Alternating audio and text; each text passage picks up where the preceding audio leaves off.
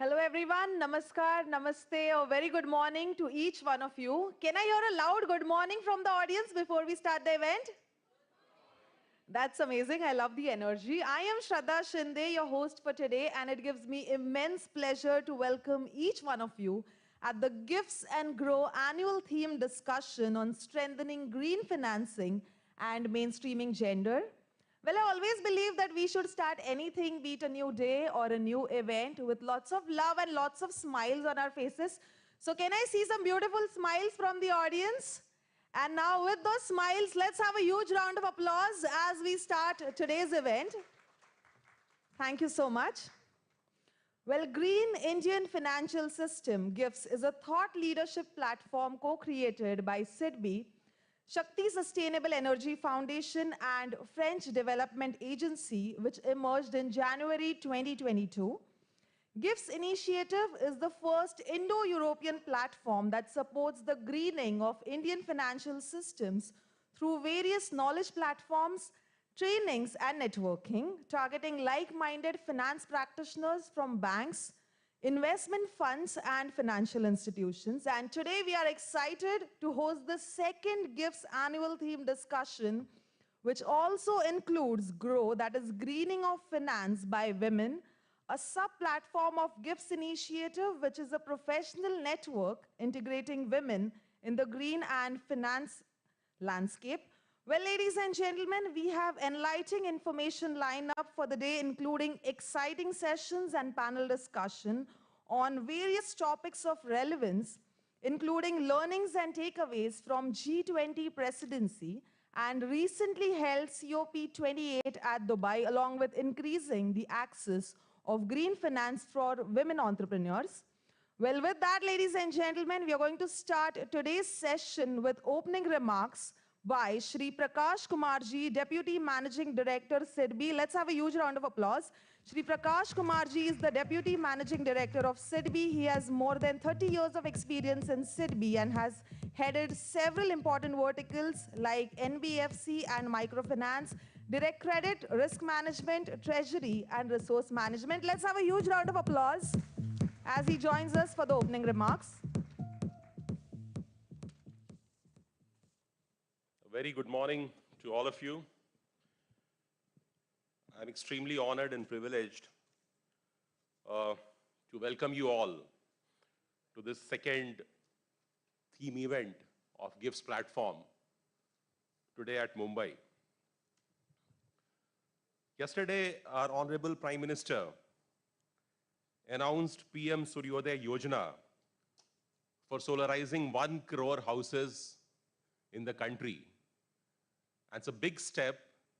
It's going to give a huge boost to the solar installations in the country and taking this country towards this greener future. As you all know, India is inching towards a greener ecosystem, and SIDBI represents the MSMEs. So we are proud to say that MSMEs, which contribute 30% of the GDP of the country and around 45% of the exports, they have a huge role to play in this initiative.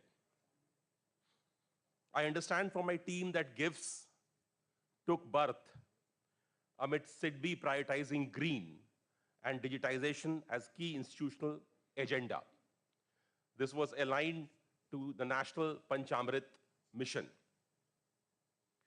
While we have been into energy efficiency since 2005, 2006, when we started funding MSMEs for their energy efficiency initiatives, the first time we got into greening around year 2021, when we decided to set up a green finance vertical, and we took the required leap in the emerging areas.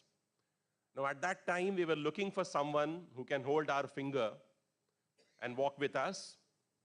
And as they say, when you are thinking like-minded, walk in.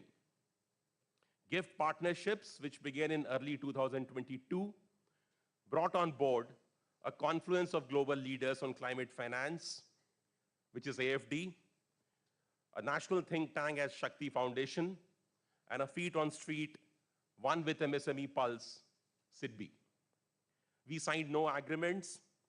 It was all passion to take small green steps for banking good, enterprise good, and above all, nation and global good.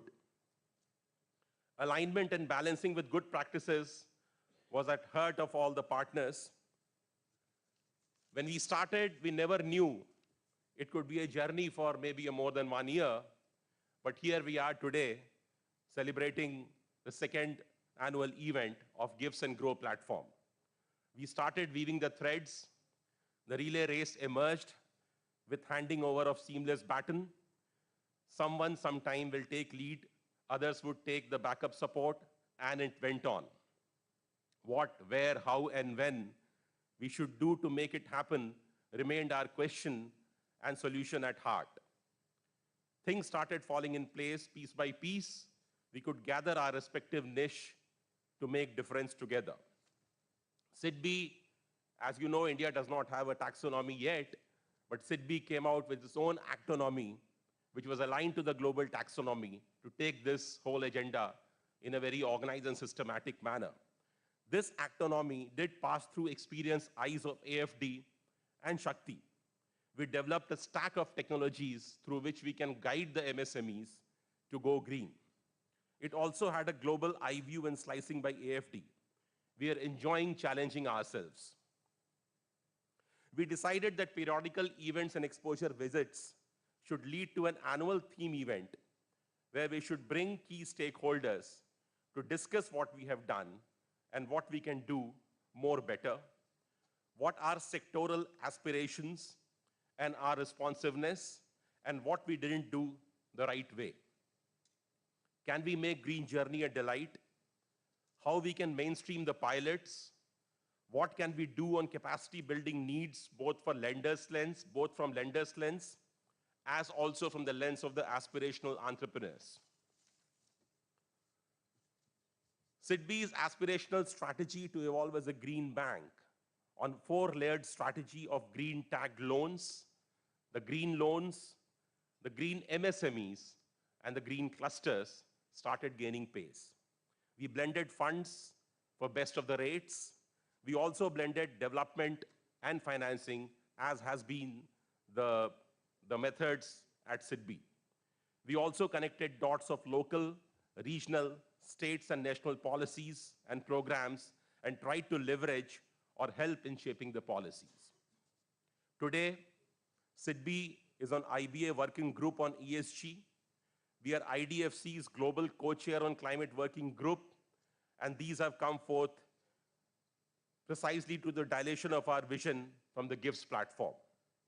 We became 41st signatory institution in UN Women, and this also came from the insights gained from the GROW, the Green Financing for Women platform of the sub-platform of GIFs.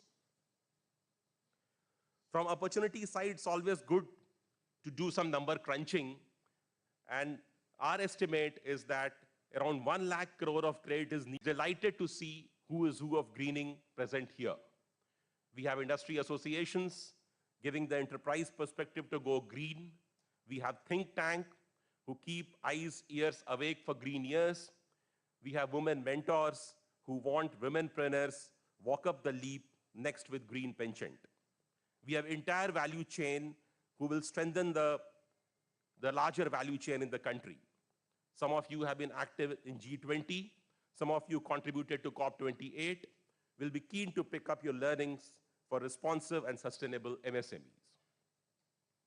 We at SIDBI are proud to say that we are turning carbon neutral by the end of this year, 2024. We have taken several cultural steps. Your presence and thought-provoking inputs shall fast pace our agenda of going green.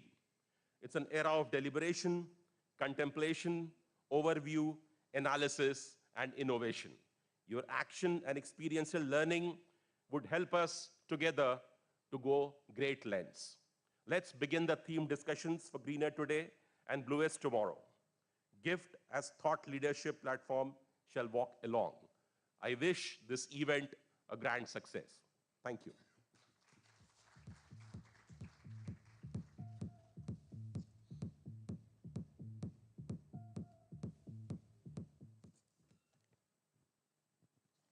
Thank you so much, Sri Prakash Kumar ji, for the welcome address. Well, with that, ladies and gentlemen, we are now going to move ahead with the first session for today. And from what I heard, we are now going to begin with one of the most prominent issues, that is gender streaming at GIFs. Our first session for today is all about women power. Our first session for today is Voices on Grow by Women Entrepreneurs. Well, with that, let's put our hands together as I welcome Ms. Kritika Jerome, Shakti Sustainable Energy Foundation. Let's have a huge round of applause for her. Ms. Kritika manages Shakti's Clean Energy Finance Program. A climate finance professional, Kritika has over 7 years of experience in financial services and public policy. Women's leadership and participation in inducing a faster and more inclusive transition within India.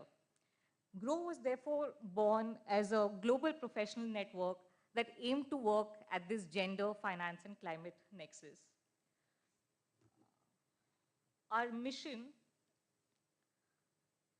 our vision was to foster women's participation in greening the financial system, and we formulated our mission as leveraging and promoting women's participation, leadership, and knowledge for greening of financial system. In order to create a gender equitable green and climate finance sector, we formulated some outcomes. One of them was increasing women's participation and visibility for the green and climate finance sector, which directly feeds in increasing women at leadership roles for these organizations that are undertaking green and climate finance. Also, to improve the gender integration or considerations within green and climate financing. And finally, to improve the access, the usage, and quality of knowledge available for women in green and climate finance sector. In order to do that, we are undertaking key activities like creating a GROW member and expert database, curating targeted networking sessions, curating knowledge sessions, as well as facilitating collaborative models. As part of that, one of our flagship initiatives last year was the Investor Entrepreneur Matchmaking Series. And today, we have 4 of these tremendous women entrepreneurs here to share their insights and experience with you all. Before I invite them on stage, I would ask them to touch upon 3 key questions. 1, what are some of the high points that make you truly proud of your journey? 2, what are some of the challenges that you face or have faced as a women entrepreneur? And 3, how can a platform like GROW help you in achieving your goals and in advancing your business? Without further ado, let me introduce our first entrepreneur, Chaitya Ahuja, founder and CEO of Brown Living. Chaitya is a social entrepreneur who truly believes that common good trumps self-interest. She also believes that if we can change the way we consume today, it is possible to delay the adverse effects of climate change and global warming. She wanted to make these changes easily accessible to consumers today and help them to reduce the individual impact of human consumption on climate change. This led her to create Brown Living, India's first plastic-free and chemical-free online marketplace for all things sustainable. Chaitya, over to you. Thank you. Thank you for that lovely introduction and giving opportunity to come here. I wanted to ask some of you a very quick question. How many of you have actually invested in a sustainable business? Sustainable environmentally, not financially. 1, 2, just 2, 3, 4. I think the ratios look pretty bad here, but I think this is exactly why I started Brown Living. I come from a pure play marketing and FMCG background, and I realized that consumers like myself were facing huge challenges to live a sustainable life, and making biodegradable mobile covers. There are lots of these products that exist in today's time, but they're not able to scale because there's lack of funding. There's very little brand trust in the product, because people might think, oh, they're just in the name of green, they're selling me anything that they want. And so brands end up spending a lot of time and money in getting the right certification. When you're making a few lakhs in profit in a quarter, you don't have the kind of funds to allocate to a certification or to getting access to short-term capital loans. So in most cases, some of these companies will create these innovations and they will try to work with corporates. And then those corporates would say, hey, this is expensive, can you scale it down, or can you strip off some features? And that essentially makes the product as bad as a non-sustainable product. And which means that in the process of scaling a product or a material or an innovation, a lot of these businesses tend to make changes which actually make it worse than a plastic or a mainstream alternative. These are very technical details that I'm sharing, but the reason why I'm sharing them is because this is the challenge why a lot of sustainable businesses today are not able to scale. They will either shut down, they'll run out of money, they'll not get the right traction, and which would mean that we will probably in the next 5 years not see some of them even existing in the future. But is that okay if we're talking about greening the world or supporting businesses that are in this space? The solar revolution that's happening today, and we just talked about how we're getting so much investment in the solar and energy space. This has happened over 30 years. It's required a lot of policy changes.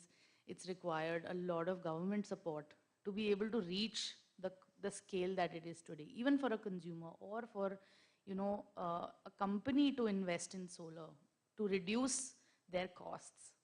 Only if it reduces costs is when it actually gets them, digitizing them by virtue of like using the right communication, access to something that you've never connected with. And what we really, really need is real money. Most VCs stay away from investing in early stage startups. Most of them stay away from climate. While they would say they're investing in climate, they're really investing in technology. They're not investing in solutions that actually solve for climate. And there's hundreds of examples I can give you, but I think that I would really urge all of you to rethink your investment strategies, rethink where you're allocating funds, and support people who are doing the right thing. That's it from me. Thank you so much.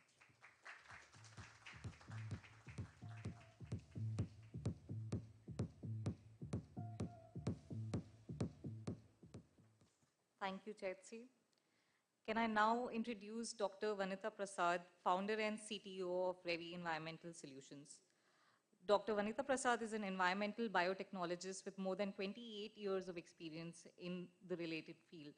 Having graduated in science from University of Delhi, she completed her master's and PhD in biotechnology under Department of Biotechnology and Central Scientific Industrial Research, Government of India Fellowship.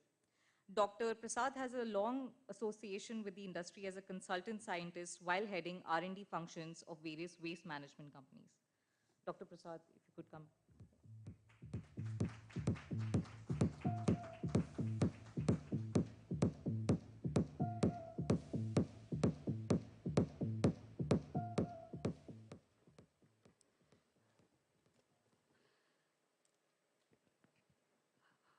Good morning, everyone. I am really thankful to the team who is supporting us. I think the first speaker has mentioned most of the difficulties the actual founders are finding when they are doing some innovations on real lab. The products which she was mentioning, something like that I was doing from past 30 years. So my PhD was into biohydrogen. And right now, when we are talking about hydrogen mission, we are still talking about the electrolyzers. The materials which will be used in those electrolyzers are not there at planet Earth. And still we are putting a lot of money into that, and biohydrogen has not been supported or funded to do pilots. 30 years back, as a CSIR fellow, I had a patent, but it is not commercialized yet. So that is the hard fact as a scientist we face when we are developing a sustainable product. But I am thankful to the ecosystem which has been created, and taking advantage of that, I could able to start my startup. Again, because I was into biofuel, I understand the anaerobic digestion. I have done a lot of ETP, STP commissioning. So what I could able to create is a right kind of microbes, because we are having maximum biogas plants and still it is not functioning.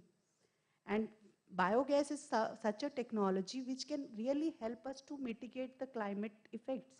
If I could able to do it 30 years before, we should not be talking about COP28 right now. My mission basically was to provide water, the fresh water and air to my grandson, if he really wants to settle in India. In Gujarat, Maharashtra, we don't have waters. This is real hard fact. But the products like biogas, the microbes, which are useful microbes, if we can provide it at a scale-up thing. I'm very thankful to the DBT ecosystem who has believed in my idea of creating a microbial consortia and a health tonic for that. So now I call myself as doctor of microbes. There has to be somebody who will be looking after to the health of these good microbes, which Mother Nature has provided. So what we are creating is the products around those particular microbes and a service where operator knows what to do, when to do. So every technology has to be user-friendly. The mobile is an user-friendly technology, and that's why our buy is also using a mobile. And that's how I wanted to empower these operators which are not having a basic education also. That is the hard fact. So in waste management utility, the main people who are working onto the ground are those people. And I can't tell them every nuances of what microbes need. So that's how we are creating that service. And we wanted to scale up our venture. First thing, the challenge which we have faced was, first thing that as a woman, what you will be able to do in this sector which is totally male dominated and your family was, kahan kachre mein kaam karne ja rahi ho? So that was the biggest hurdle I had from past 30 years. And I have to really prove myself that this is really required and this is total science. We will not be having water, then whatever 5G, 6G will come, we will not survive. And everybody is talking for past 20 years that next war will be for water. But still we are not able to do a lot of things, and that was the motivation to really start this venture with the support of BIRAC. And we could able to scale up, but finally, as she has mentioned, VCs are still not find this as lucrative because they don't understand this particular domain itself. So we need to have those kind of awareness or knowledge sharing between the innovators and the investors to understand each other's language. Because we talk something else and they talk something else, and we need to understand each other's language and come up with those kind of business model which really can take this innovation to the market. Because ultimately we need to have a financial sustainability also. Sustainability is very important, but not at the cost of only subsidies. That's what I understood when I am working. We have developed this first product, and the next products which we have developed is Palali burning is one of the challenge. We have developed a decomposer. But the challenge there is farmer doesn't want to use it because they want some subsidies. But there should be some business models which can be sustainable. Those needs to be really means innovated, that those kind of financial instruments needs to be innovated. Other thing like what she asked is what keeps me or what's the highest thing. I can say that on 18th, Startup India has recommended our name as a woman entrepreneur to meet President of India. So that is a high point. Climate Mitigation Award has been given to us last year. Then World Biogas Association has given us Best O&M Company to maintain the biogas plant. So these are the higher points which makes us believe that what we are doing, we could able to do it. Maybe it will take some more effort from all stakeholders to really create that kind of viable businesses which can solve Mother Earth issue. And I believe that BT is the next future. IT was the previous one, but biotech, because we wanted to green. I was in the green conference day before where we were talking about green chemistry. Basically, all microbes are doing biochemistry, which is a green chemistry, and we need to do more such innovations and do the products in such a way. That is one thing. And from the platform, the things is that as a scientist, we know the science in and out, but we don't know the businesses. So platforms like this gives us an leverage to really change our thinking or our mindset itself. Because as a scientist, our thinking is way different than what actually is required to take an innovation from lab to market. It's a huge gap. Then we are doing an innovation in the lab, and we need to understand that as scientists, that the innovations which we are doing has to have an economic viability.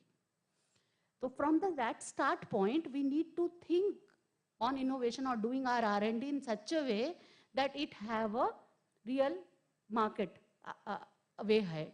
So that these kind of platforms can help us. More such interactions will help even the scientists or the innovators to really innovate products, because dying off later on, as she was mentioning, is really a bad thing, because we already invest a lot of things in R&D. That should not go waste. But if we start our research on that basis, it will be helpful. And whatever we have researched, if business innovation can be done on that side, will save that money also. So it's two-way interaction. And I'm looking forward to really scale this venture. I'm happy to share with all of you that a lot of clients have shown interest in our products. But our happy problem is that we don't have a manufacturing unit, a commercial unit to supply those products. So I'm urging for everybody here who has the power of money to really help us to scale and give it to across globe. Thank you.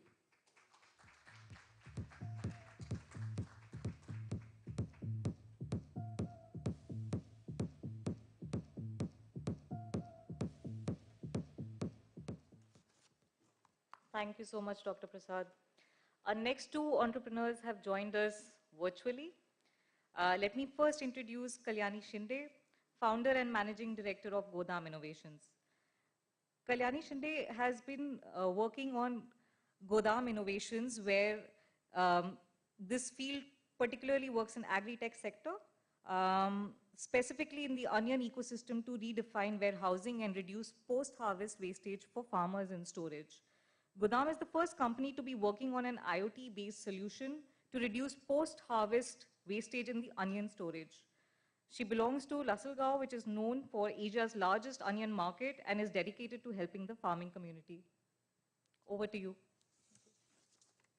Hi, hello. I hope I'm audible. Thank you so much, first of all, for giving this opportunity and also for the introduction. I'll start a little bit differently than the other two entrepreneurs have shared. I come from a family of farming background, and being a computer engineer, I landed into this space again because of the personal story of how agriculture is being impacted by a lot of factors. Climate is one of those, and my own family was suffering from this. And we are from an area where onion is very majorly produced, and we are in a country which is second largest onion producing country. So there were numbers and losses which were close to 40-50%, and everything was majorly pertaining towards storage as an ecosystem. And as a country, we are very behind right now in storages and warehousing, in the way it should be managed in this demand and supply ecosystem. And I think that is where my journey started back in 2019. I started looking at this ecosystem to help my own family, but eventually I realized how larger this problem is. Not only my family, but thousands and thousands of such families in the country from a farming background, even from people who are working in the entire ecosystem for storage, are facing these kinds of challenges. So I think for us, the idea was to come up with a product which can really be a very plug and play, easy solution to actually solve that problem. A little bit of background I'll give you about the problem which we're trying to solve is we're reducing post-harvest losses, which number is right now around 40-50% in the storages. So we had to figure out what to do in the storage space, whether to recreate a new warehouse, which is an entirely, cold storage, microclimate, all tech savvy, everything. But at the same time, when we went on field, studied this on grounds, on roots, we realized that there is already around 80% of the infrastructure which is already existing is traditional storage practices. So we cannot tell them to, close their traditional practices and construct a whole new warehouse, which is not going to be economically viable, looking at the cost of the crop and all of those things. So then we realized, how do we create a solution which can work and use the existing infrastructure which is already present in different parts of the country. And that is what exactly we did. After a lot of research, we found out that one major problem which we as a company is solving is, how do you know where wastages happen in the warehouse? And when we actually asked this question on field, it was very, very, human sense based and very, I would say, a very older practices, traditional practices have been going on when smell comes from the crop. And, based on that, they were making the decision. Until then, they were already losing 25-30% of their crop. So I think we started with a very core basic problem to solve. And we did a lot of research to figure out how do we identify wastage. And with a lot of trials and with a lot of research, we landed upon doing gas monitoring, monitoring the gases which are emitted by the crop so that we can do early identification of wastage at a very early stage. So today, if they know by smell coming, the wastage is around 25%. But if my device is there in a place which is an IoT-based electronic device, which we have innovated, which senses the gases emitted by the crop, we are identifying wastage at an as early as 1 to 2%. So that's the kind of difference we're trying to create in the storage ecosystem. And so on and so forth. Right now, we are on a verge to deploy our device in around 10,000 metric tons of crop in the country in different major onion producing states and regions. So a little bit about what my learnings in this journey has been, that as a company, we're trying to target post-harvest losses, but we are at the end, we are losing food, we're losing crop, which does not even go to the end consumer, but even the farmers are not being able to use it. A very less percentage of that crop which goes waste, which is around 40 to 50%, is used for some either dyeing purpose or either for some animal feed, but that is also not used at an extent, so it's all dumped. If you go to remote areas where onion is majorly produced, you would see there are dump yards in these villages or locations where the crop is being dumped. So it's very disheartening to see that the amount of investment and effort you're putting in growing that produce, but eventually you do not have the right infrastructure to store it for 6 months when the market demand is going to be there, and then you end up losing such huge quantities of your crop. So I think the target, the area where we are focusing towards is post-harvest. Onion is one such crop we started with, but as a company, we'll be focusing towards other long-term storage crops. That is one of the major learnings which we have had. Secondly, I would say having a target product which we developed, which was solving a core problem, not trying to solve anything and everything in the ecosystem, because we need to realize the kind of resources we have at our disposal and what all can we use. So we really picked a problem to solve which can have a larger impact, and then we keep on adding features and adding solutions to that once the ecosystem is built and the community is built around that. Thirdly, I feel a larger learning which we have is about unlearning what we already know about the ecosystem. It's a very important step as an entrepreneur or as founders. I personally have learned that whatever we know, whatever assumptions we have of the ecosystem, if we unlearn that, we will actually be able to learn a lot about the ecosystem, from agriculture, from climate, from product technology, product market fit, all of these sides. I would say as a woman entrepreneur, the challenges which I've personally faced in this journey were initially a lot of such questions about what are you doing in this ecosystem has been put in for a lot of time, because I am building a tech product in the agri space, which is very heavily dominated by male. Till today, whenever I go and we attend any conferences or events, I'm the only woman there sitting on the table. So this is very, male dominant area. So I feel for me to crack through that code has been difficult, but now with certain perseverance over some time, I have been able to do it. Secondly, I feel because I have been a single founder for quite some time, and from a fundraising perspective, if investors are sitting out in front, I would like to say that there's somebody out there who's trying to put their blood and sweat to build something with a vision, along with not I'm just not trying to build some platform, but I already have a product. I have a tech in place which is going to really create impact. So I really feel that other than looking beyond whether she's a single founder or a woman co-founder, whether she'll be able to do it, looking at the resources, what you can provide to her disposal so that she can use it and build a team and eventually, create something new of this is what another challenge I faced from an investor's perspective is what I would say. And I think looking from the platform as grow, I feel that there's a lot of work around exposure which needs to be done, where we as founders have to be shown out there, because as and when we are seen, it is sort of like a validation, I would say, which shows that, oh, they have been spotted in this platform, they've been a part of this program. I think that adds to our visibility, which we are very much lesser as compared to the male founders or male entrepreneurs in the business, because they are very used to attending events and getting invites for other programs. But I think you already are doing a great job at that, and I really hope that we can continue doing this so we can build to our profile. But all in all, I think we are going to create impact in the climate space, as well as we are reducing food waste, and creating solutions which are over the board. We're creating solutions which are right fit for a right core problem, is also somewhere helping the entire climate issue. And eventually we will help the farmers in producing better crop, better quality, and also reduce the use of chemical fertilizers, pesticides, which is soil, which are so causing problem to their soil right now. How the soil health is degrading year on year. We're also trying to create impact there by collaborating with other partners, not our solution, but other people who are using biofertilizers and organic materials. So that's what we envision to do. Thank you so much for having me here.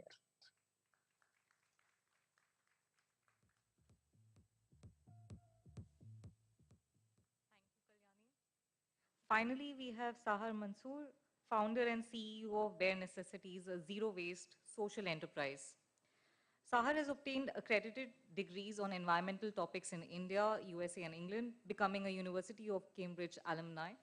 Her business offers zero-waste personal care, lifestyle, home care, and educational products and services, including online sustainability courses called Zero Waste in 30 and Sustainability in 30. Her work has been recognized by Google India, Al Jazeera, NDTV, Vogue, Elle, Femina, India Today, among others. Over to you, Sahar. Hi, everyone. Thank you so much for having me today. I think some of the amazing founders that just went shared a lot of really deep insights into, the daily lives of a female founder. I just want to kind of highlight a little bit about myself first, and then get into the three areas that we were, requested to discuss about. So for me personally, I actually started working in this space by following waste pickers all around Bangalore city. I kind of noticed the conditions in which they were segregating all of our waste. I noticed the amount of amazing, cool, emerging Indian brands that were coming up, but how everything was packaged in plastic loaded with chemicals. And Bare Necessities was created with the premise that we can create products that are designed not to land up in our oceans and landfills. So we create everyday necessities from the minute you wake up to the minute you sleep in the personal care and home care space.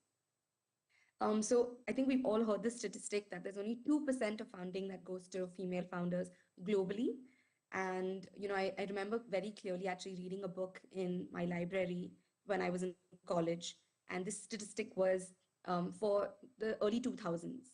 And fast forward, 23 years, and that number is just 2.5% globally, the amount of funding that goes to female founders. And I think, if you want to be a little generous and add founders, enterprises or startups that have a female and male co-founder, in India, it's about 18%. But still, that is significantly less. And I think statistics kind of speak a lot about kind of what the state of this ecosystem currently is. I would say in early days, again, I'm a single female founder. I'm also in Bangalore, where predominantly funding kind of goes towards tech enterprises that are also largely male dominated. And I think early days, I also had to educate investors around sustainability. That meant, people would ask us, okay, why does your lifestyle range of products have such a low repeat rate? But then you have to try and explain that, we're selling a reusable. So the idea is that, you need only one water bottle or XYZ. So it was a lot of educating of of investors, not just consumers, around sustainability. I think that was kind of my initial kind of experience.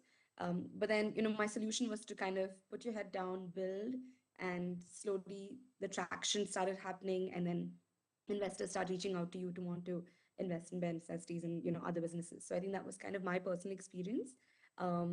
In terms of accolades, the team was very generous to introduce us and kind of share a lot of the accolades already. But I think the media was really my ally, and having kind of got a lot of these good amount of press mentions and being on covers of magazines, something that I had never thought I would be, for being an entrepreneur in this ecosystem, etc., really helped to kind of basically raise awareness and get more customers to know about what you tried to build in the first place. But I would say my most gratifying accolade, so to speak, would be really working with the women who work in our team. I want to just share maybe one story about someone. Her name is Shabreen. She started off on our manufacturing team. She became head of the manufacturing team. She, took a computer course on the side. She became assistant operations manager. She bought herself a bike. She learned how to ride a bike, bought herself a bike, and she bought her mom a house, all in the span of 4 years working at bare necessities. So I think something that I'm most proud of is the amount of livelihoods that we're able to support and create. And we largely employ other local women as well on our team. In terms of just what Grow has given us and me personally, it's a place to really facilitate connections, to network, to have this kind of cheerleading attitude, to just creates this celebratory environment to celebrate other women and the amazing work that they're doing. And I think it's also bringing a lot of collective awareness and advocating for channeling funding for women in climate, which is something that is super super important now more than ever. So I'm really really grateful for the community that the amount of events, programs that they're organizing specifically for us in the ecosystem is, I think, a great way to meet each other, help each other out, but also just celebrate each other on a daily basis. So thanks so much for having me, and thank you so much for organizing this amazing event. And I can't wait to see more and more partnerships and what all of this kind of accumulates into as well. Thank you. I want to thank all our entrepreneurs and ask them if they could quickly stay on. We have a couple of questions from Mr. Raman Chairman Sidby and anyone else in the audience. Thank you.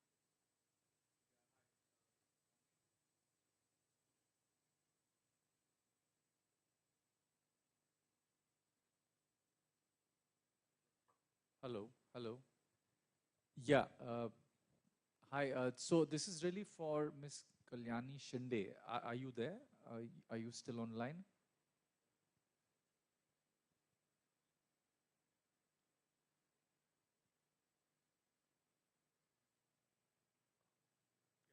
Hello. Yeah, hi. Hello. Can you hear me? Yes, I can hear you now. Sorry, there was an issue at my end. Please, please, please, if you could ask your Yeah. question again. So thanks so much for joining. Yeah. The sense I'm getting is you've already used this IoT-based, sort of Yeah. sense the sensory and other such data points that are coming from either the crop or post harvest. Yeah. It's something that you've already done for your own family business, and how many more people have you tested it with, just to get a Yeah. sort of customer feedback? Yeah, sure. So my own family, though, of course, I started with them. All the trials and errors we did with them only. But I think I really looked at how to redefine storage for them. We changed a lot of things in the structure frugally with a very less investment. Of course, the product and prototype was placed there to take their inputs and feedback in while we were developing from prototype to product. But I think we've already deployed to close than more than 3,000 metric tons of crop in different locations for more than, I would say around close to 40 warehouses in different capacity at a 50 metric ton to even a 500 metric ton storage. A lot of the feedback which we've received is around increasing their shelf life majorly, because whenever we've told them there is a wastage, there was some action taken on the crop which has increased their shelf life, and that is the agenda, 6 months storage, increasing the shelf life.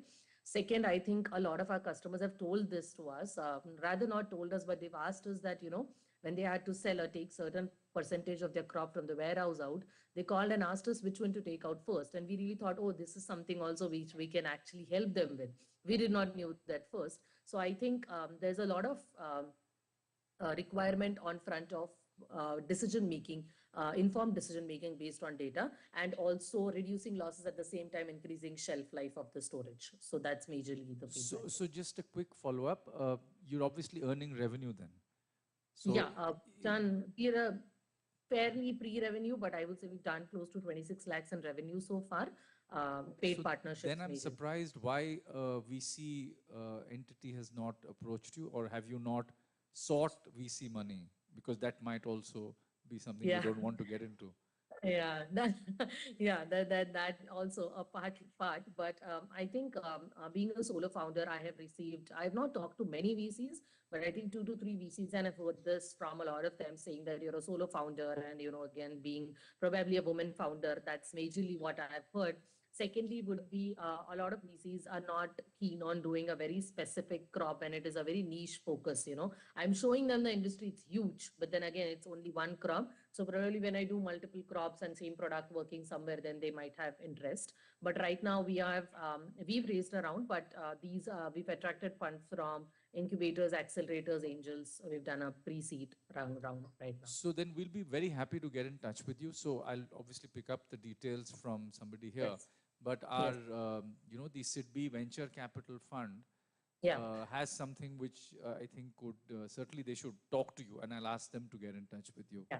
Thank you. Yeah, sure. Thank you. Thank you so much, sir. Thank you.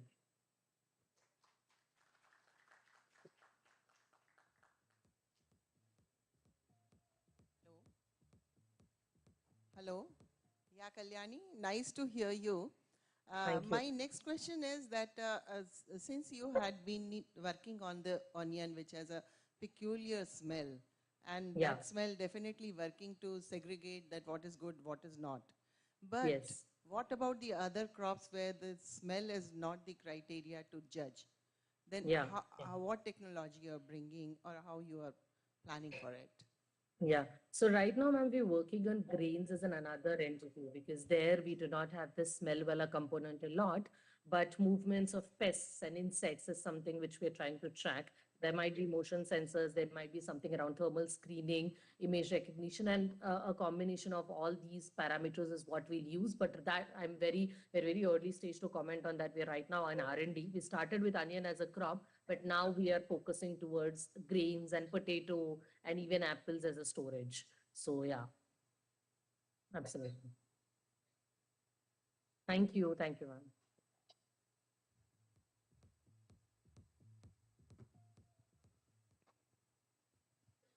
So green morning to everybody.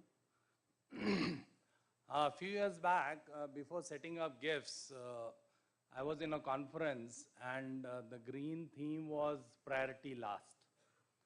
And so we mentioned that today the green may be priority last, but green will only last. And that is what it enabled us to set up GIFs platform, which is Green Indian Financial System. And then we thought, since we have been formed to break boundaries, break barriers beyond boundaries as a thought leadership platform, let us do things a bit different way. As we could hear Ms. Ahuja speaking, that sustainability is the key. It's a wonderful word. We always take it as a green word. This is a peculiar and unique word which has ability and inability built within the word. And so there is an ability to act, but inability to impact, and there is no value. Similarly, Ms. Shinde mentioned that she used to attend conference where only women were sitting. So we thought, then why not to start the conference with only women sitting? So this is what was the thought we started with. And we thought that why not to invite and invoke Goddess Saraswati for inauguration of this program, because the daughter grow has become bigger than father gifts, which is the starting of the platform.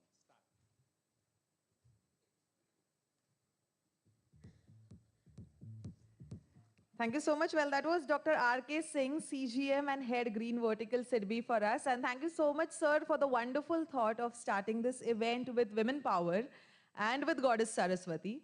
Well, ladies and gentlemen, in our culture, whenever we embark on any new journey, we also light a lamp. And today we are going to start this event once again by lighting a lamp. And for the same, I would like to welcome on stage Mr. Siva Subramanian Raman, CMD SIDBI. Let's have a huge round of applause. I would also like to welcome Mr. Sunil Nair, CGM RBI.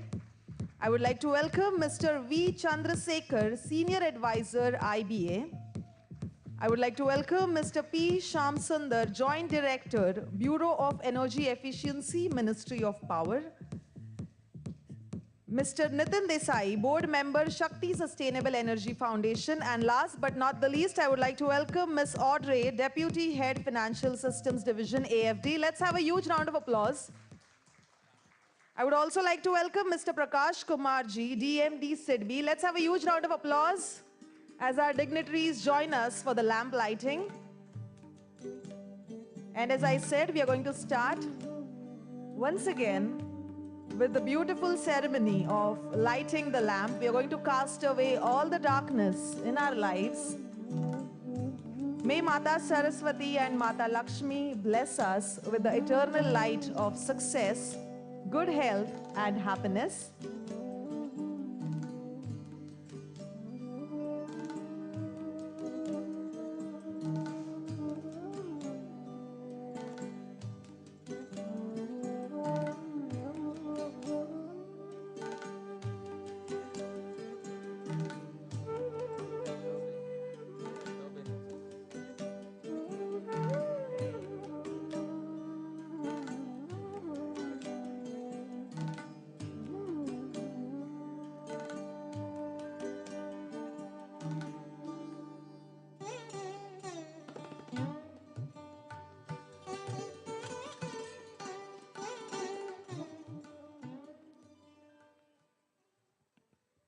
Thank you so much. With that, we have done the lamp lighting. Let's once again have a huge round of applause. And we are now going to move towards our next session for today on policy perspective on climate financing landscape India, developments in the banking sector and regulation. For the same, I would like to welcome our speakers on the stage. Once again, starting with Mr. Siva Subramanian Raman, CMD SIDBI. I would request you to please join us on the dais. Next up, I would like to invite Mr. Sunil Nair, CGM RBI. I would also like to welcome Mr. V. Chandrasekhar, Senior Advisor IBA, and Mr. P. Shamsundar, Joint Director, Bureau of Energy Efficiency, Ministry of Power.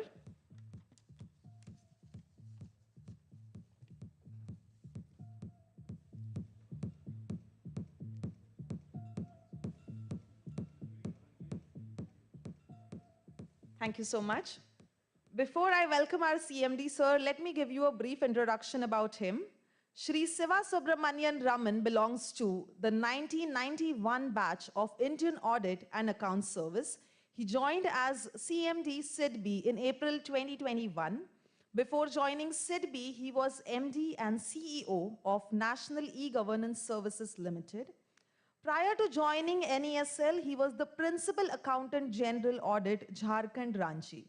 He worked as First Secretary at Indian High Commission London for auditing the accounts of various Indian embassies in Europe. Let's have a huge round of applause as he joins us on the dais for the welcome address.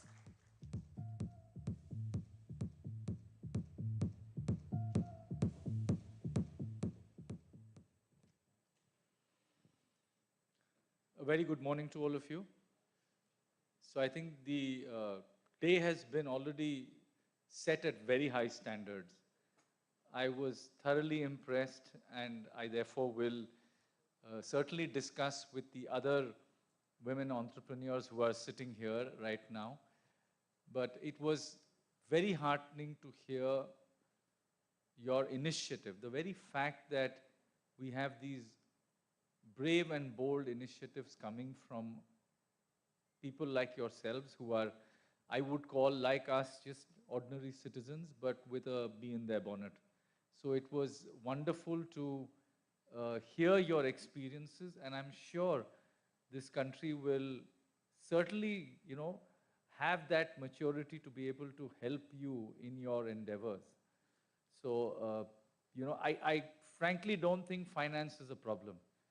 So somebody did mention that, it's the lack of finance which sort of thwarts these attempts. That's never known to be the case. Even in India, I think we have more than enough money going around. It's just that somehow the money doesn't seem to get directed into the right areas. So we'll certainly make that happen. But it's great that between us, that is AFD, Shakti and SIDBI, we've continued this great progress on GIFs. I still recall that AFD held a wonderful conference in Paris, and both Mr. Nair and myself, we were there. Mr. Nair, of course, is more green than I am, but the fact remains that we learned a lot, and it was a wonderful experience sharing and hearing from a host of other people as to what is happening. And I can only say that it spurred us at SIDBI to go ahead with so much more work under what we today call as a green vertical. So the very fact that we've set up a green vertical, I now realize that many banks are probably now in that process of setting it up in their respective banks. And this is something which certainly puts focus on the issues. It helps us to get into multiple conversations. So whether it is trying to get the EV community together, I still recall joining Dr. R.K. Singh and his team in a few sessions that we held during, I think it must have been over 10 months, that we held several stakeholder conferences just on the electric vehicle or the mobility space. We are focusing on the two-wheeler and three-wheeler because as SIDBI, we believe that anybody who works is an entrepreneur. So an auto rickshaw driver or a delivery person is equally an entrepreneur in our eyes. And therefore, the attempt is to try and make their world and convert them into agents of green mobility. We've got somewhere. So I think, as much as we know that whatever we've done is only a drop in the ocean, but we should also, take confidence from the fact that a few initial successes that we have got have certainly helped increase and encourage more people to join. So I have met personally, some of the manufacturers of EV vehicles. I have met a plethora of NBFCs which are creating platforms. And it's these innovations which I really look forward to. And I'll just very briefly touch upon the kind of innovations that we are seeing in the EV space. And I'm, for the moment, stressing upon it because the challenge in the EV space is gigantic. I mean, I never knew it till somebody wrote it down on a piece of paper and showed me that our commitment as a country to what is known as 30 by 30. That means by 2030, we have committed that we will have 30% of all vehicles as green. I don't know whether anyone in the audience would like to take a guess. Maybe you are the audience which knows. But, the number today, as we speak, is 5 million vehicles are at a max, are electric vehicles. Our target, if I were to take the 2030 target and I were to multiply it with the numbers that we have today, we have got 30 crore or 300 million vehicles in India. So a 30% of that would be 90 million vehicles. So as on date, against 90 million, we're at 5 million. And those numbers are only going to grow. So what is it that we are doing together as government, as banks, as manufacturers, as platform providers, aggregators, NBFCs, you name it. I mean, we have a huge task ahead of us.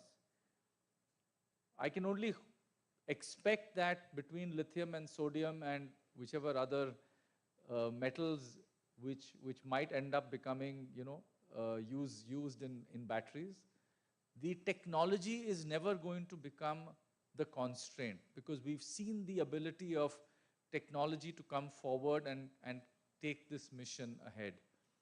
What I honestly believe is the lack of coordination between a lot of us within the ecosystem, where money needs to flow more easily and at more affordable cost. So the EV costs about 1.5 times that of an ICE equivalent. And the rates of interest being offered are unfortunately 1.5 times more than what is offered to an ICE vehicle. So at 18 or 20%, which is what many of the NBFCs are offering. In fact, unfortunately, banks have not even probably got into the act of financing EVs. It's not possible for people to make that viable. I mean, if I'm a two-wheeler rider, I'm paying 18 or 20% as interest cost for the 2 lakh rupees that I have spent on buying a EV vehicle. It doesn't work out. So what are we doing to make sure that the benefit of having gone into EV actually flows to him? So one of the interesting highlights of that entire discussion was, how do we get the carbon credits that accrue to the owner of an EV to actually flow to him? Because as a single person, there's no way that he can actually go to an international market and sell that carbon credit. It's just out of the question. So therefore, we need people who have carbon credit platforms to come in to help us sell the carbon credit. But we also need aggregators who will hold the carbon credits with them and make a meaningful sale on some platform. So we're talking about aggregators who will pass on the benefit of the carbon credit today to the owner of the vehicle, and at some later stage, maybe 2 years or 5 years down the road, will be in a position to actually sell those carbon credits and get the return from it. So there are multiple decisions that need to be made. There are, workflows that need to be designed, and I think as financiers, we have our work cut out. So that's just one space, which is EV, but I think a very, very happening space. We also have, of course, as mentioned, the solar rooftop. That is something which we've seen a lot more traction, we've seen a lot more success. And I think across the country, many, many banks have come up with excellent schemes to be able to fund solar rooftops. We, of course, have made it a mission that every MSME in the country, so we're talking about 2 crore MSMEs that are GST registered. So let's at least start with that very large 20 million MSMEs. We have another 70 million MSMEs which are not GST registered and therefore a little more difficult to deal with from the point of view of becoming borrowers. But nevertheless, the country being large, targets are large, and therefore we really have to do a lot more. We need to sort of run in order to remain in the same spot. So that is another very important area. And circular economy, I was very happy to see one of the women talking about her venture in Bangalore and how we need to be able to encourage and support so many more such ventures. Circular economy is something which, as most of us as Indians, we instantly sort of resonate with, because we all know the value of saving everything that comes in our hands. And I think it's wonderful. I mean, somebody was telling me that the sari is probably the most sort of recyclable or has the highest value of being in the circular economy, because a sari can be passed on for probably generations. So, it just tells us that there are many things which are probably there in plain sight, but we don't see them. And there's a lot more that we can do as an economy, supporting many, many small businesses that are already in the space of recycling so many things. So how do we reach them? There is a problem of reach, but we need to be able to solve that. So these are just 3 areas which I think we at SIDBI are working a little more closely with. There is another very large area of trying to attract global capital. That is something which we have at SIDBI put aside 500 crores from our balance sheet to be able to create something called a green fund of funds. So we've already been very successful with what's known as the startup fund of funds, where nearly 10,000 crores has been committed to about 130 what is known in India as AIFs, alternate investment funds. And we hope that we should be able to replicate, because those AIFs have in turn raised 50,000 crores. So it's quite a catalytic effect that we've already seen through our actions as the manager of what is known as these startup fund of funds. So we would really like to replicate that in the green space, and we certainly are now talking to like-minded people. It could be sovereign funds, it could be multilateral banks, it could be a variety of other institutions who we know would like to get a flavor of India if they're not in India. And if they are in India, they certainly would like to participate in a larger program of impact. So again, we are just one institution. There are larger institutions which also have now come more seriously into this entire space of climate risk financing. So let me stop there. Look forward to some great deliberations and discussions today. And I think I'm often accused of being there in every event which is, starts with the name green. But I think it's one of the ways that we try to go forward and, give more importance to events like this. Thank you.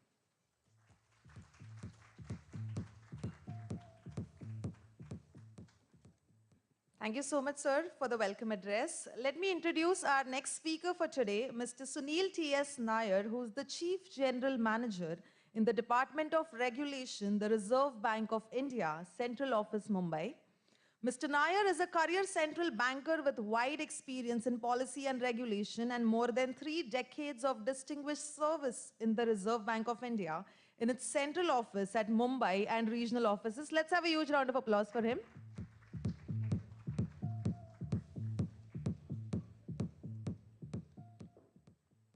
Good afternoon, everyone.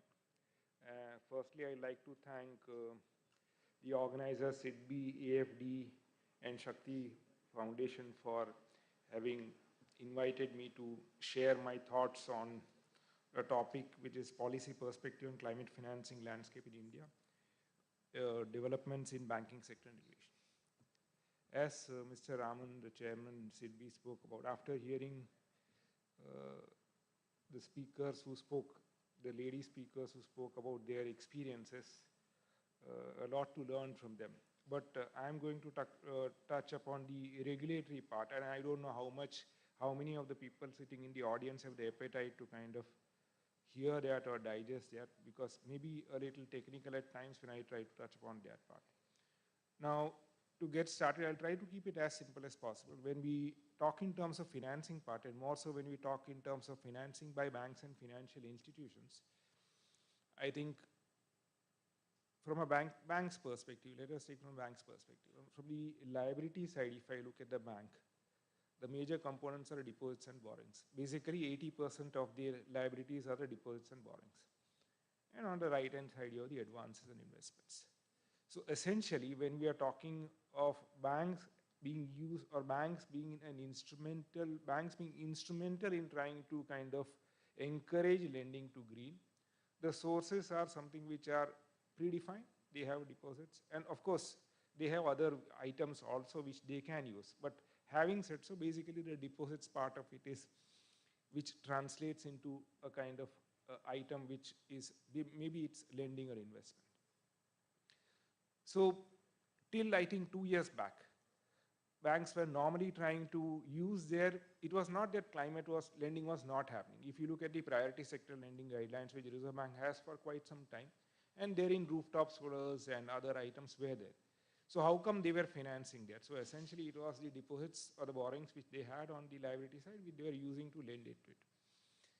But after some time, I think a couple of years back, when we tried to carry out a survey of the banks, we found that many of the banks, or not many of the banks, some of the banks and FIs had started money raising using green deposits. And in that survey, actually, we discovered that some of the banks and FIs wanted to raise money using green deposits. So when we found that in market there are players who have done it and there are players who wanting to do it, we thought that there is a need for some kind of framework. Now, why the need for a framework? Because essentially when you are raising money in form of green, you need to ensure that money goes to the green part of it. So to avoid the green washing part of it, since there was no taxonomy in India, and there is no taxonomy in India as of now, except for the sovereign green bond, which government raised 16,000 crores a year back, and they plan to raise some more. They have defined a taxonomy, so-called taxonomy, I won't say strictly a taxonomy. So when we found that banks were raising money, they were deploying money in green areas, in absence of a taxonomy, we thought that there is a need for coming out with a framework. So that's why we came out with a framework on green deposits in April 2023. And if you look at that framework, what it essentially says that it defines as to who all can raise money. Now, believe me, like if that framework was not there in place, and if some smaller entity, some bank or some NBFC tries to raise money and they try to deploy money in green, so-called green sector, and some kind of client drags them to a court and leads to a litigation kind of an issue, then the question obviously comes is who is the regulator for this entity? And then the court will definitely, the obvious question will crop in is that you are the regulator for this entity. You knew that market players were raising money in form of green deposit. You could have kind of visualized that there could be an issue of greenwashing, then why didn't you kind of come in and have some kind of a framework in place? So essentially that framework which we have defined is trying to define as to who all can raise money, where all they can deploy money, and what kind of rate of interest and stuff they can offer. What are the basic requirements? They need to have a financing framework, they need to have a third-party verification and stuff like that. So it defines very broadly and very clearly as to if somebody embarks on this journey of trying to raise green deposit, they should have those things in place. And believe me that when we did the survey, we had some 7 or 8 people saying that we were wanting to raise money. But after that, after having come out with a framework, I think I have only seen 2 of the bankers who have kind of indicated. One is a small finance bank and one another bank which said that we want to raise money. So I don't know they have developed a cold feet or what, or maybe the framework kind of has made them hesitant. So what I'm trying to say is when we talk in terms of banks and FIs, essentially there is no embargo per se that you need to raise green money and in form of deposits and then only you can lend. There is nothing stopping an entity from lending to green areas, be it your EVs or be it renewable sector, because there are PSL guidelines. Then often heard demand is, why can't you expand the priority sector lending basket? Because as of now, you only have the rooftop solar and renewable energy.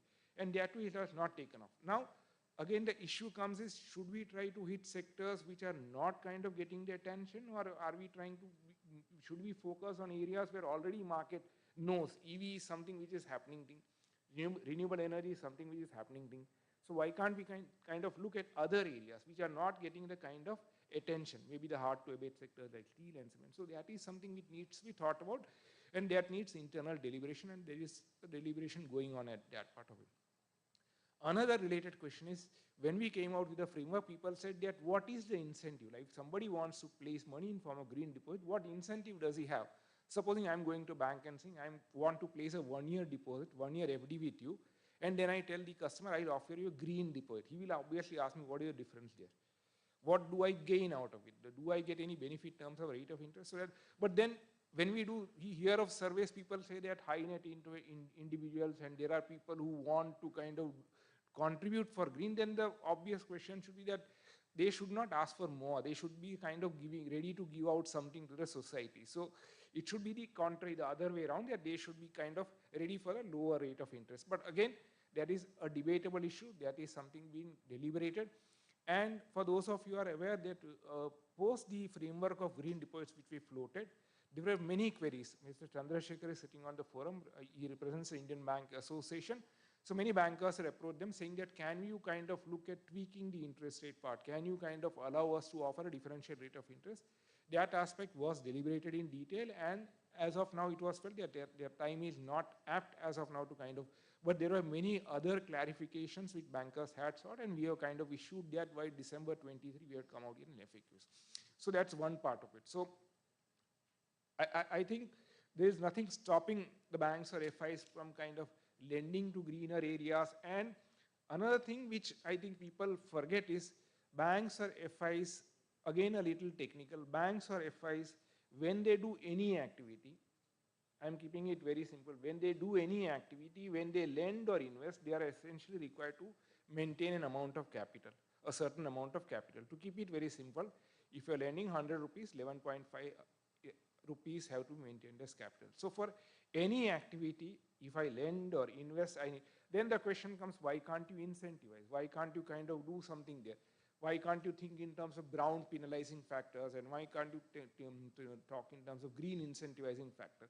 Now, capital is something, till now, as we speak, the capital which we speak of as of now is a backward looking kind of an indicator. When I kind of prescribe a capital requirement for any particular activity, I need to look at backwards, look how it behaves, then there is a concept of probability of default and loss given default, and then I arrive at expected loss. A little technical, but what I'm trying to say is, now we take a step forward and we are talking of climate.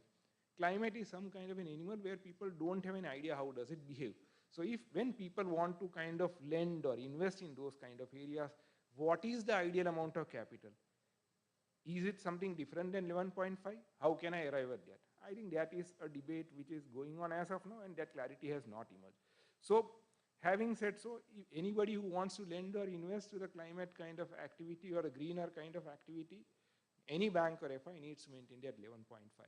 But debate again there, that can we kind of penalize somebody in terms of an add-on factor when I try to kind of lend to a brown area, or can we kind of bring in a incentivization when they lend to the greener part?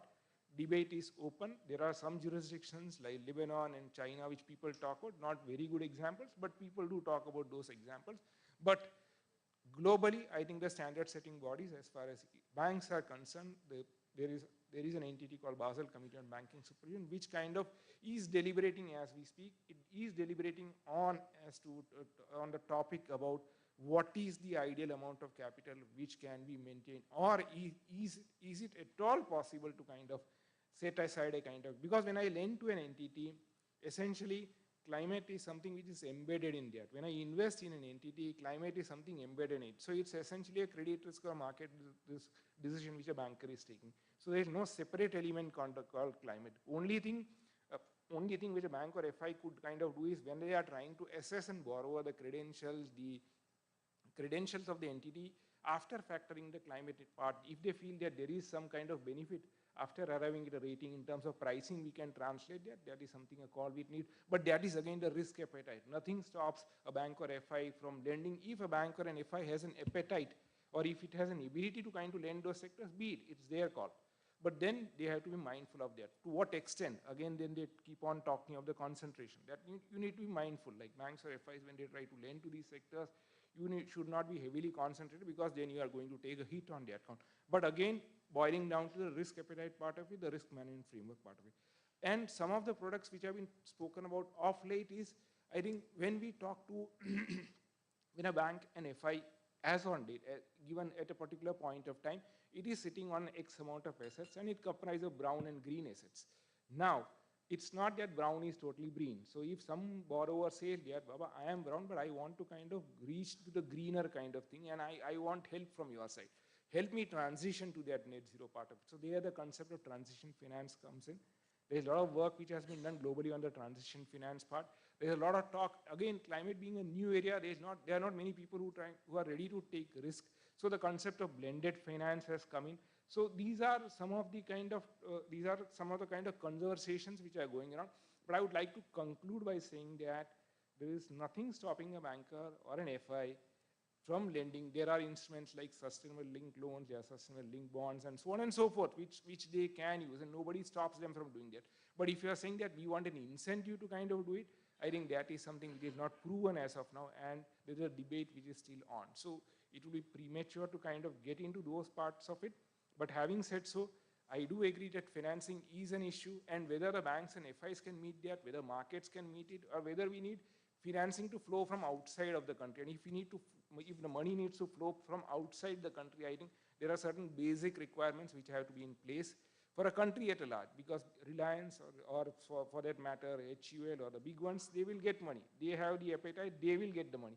When you are talking of the country as a whole, when you want to transition, as the country as a whole has to transition, there are certain basic pillars required, be it in form of taxonomy, be it in form of disclosures, be it in terms of scenario analysis, be in terms of data, and all those things have to be in place so that country at large will benefit in attracting money. So it's not banks and FIs alone who can, but there's nothing stopping them from doing that. They will continue to do that. But the financing requirements are so huge that I doubt whether banks and FIs can on their own kind of take the mantle. I'll stop there. Thank you for your.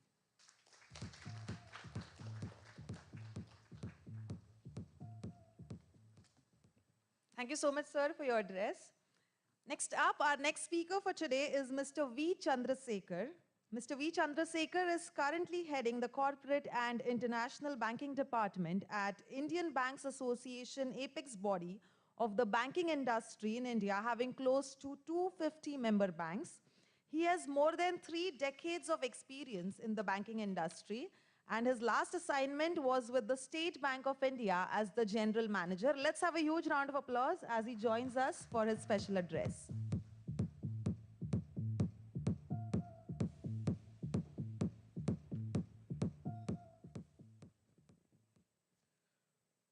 Good morning, Mr. Raman, Mr. Kumar, Mr. Sunil Nair, Mr. Shyam Sundar, and dear participants.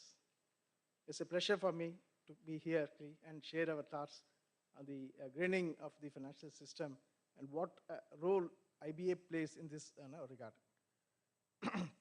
See, we have been associated with all the sponsors of today's meeting for a long time. Essentially, I'll just give a sense of what IBA is about, and then probably you'll be able to appreciate what I'm going to say later on. So IBA is essentially an unregistered association of persons, actually. And it is neither a regulator nor a controller. So we don't have any powers over anybody. It is a voluntary association, actually, where banks come in together, ideate on certain common issues that are being faced by the banking community, and then they use the collective wisdom to arrive at certain solutions. And if that solution requires some representation to either the regulator or to the government, actually, then we take it up on behalf of the banking industry. That's the role of IBA. So the IBA's role, as such, is actually I cannot issue any directive to anybody, any of the member banks, actually. So they are not bound to honor whatever we are saying. Actually. So it's a pure voluntary mechanism that whatever IBA is doing for the banking industry to be adapted, it depends upon the will and pleasure of the banking community. That's when I just want to put it across upfront, actually. See, as far as the role in climate finance is concerned, actually, more than 3 years ago, actually, the Government of India constituted a task force for recommendation on green taxonomy. Okay? And IBA was asked to be sort of a part of the task force, but not contributing much actually at that point in time, to know about the banking side of what the green issues that are coming up, actually, what the banking side thinks about it. Actually. So essentially, our role in that entire task force was to tell if this is what you are thinking about, this is how the banking will react. Actually, that's sort of a advisory role that we performed in that task force. Actually, and we understand that the task force has already submitted its substantial report actually on Indian taxonomy, and that is under the consideration of the Government of India. And after that, actually, the COP26 is the place where major activity took place when our Prime Minister announced various issues, actually, various commitments on behalf of India. And then also announced the Panchamrit, actually, which is 5 basic principles for green lending. Okay. Then he also announced the Mission Life, actually, which states about the importance of renewable energy and then recycling and other economies. So these are the things that set the context for the Indian banking industry to take up the green financing. Okay. And all of you know the banks have got an important role to play in the building up the nation, and also to further the green efforts actually of the country. So essentially the entire climate-related activities were a part of a risk management group, actually, for which I'm a convener. There was no separate group earlier, actually, to deal with the climate financing issues. Actually. Then as things evolved, actually, then we saw the commitment of the government, actually. We also saw the need for the banking community to get actively involved into the green financing activity. We then formed an ESG committee, It's chaired by Mr. Raman actually, who is chairman of SIDBI, and Mr.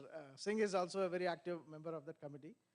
The committee consists of almost 17, 18 banks from all the sectors of the banking community, public sector, private sector, foreign banks, small finance banks. So the host of banks are members in that. This committee looks into various aspects relating to the green financing activity.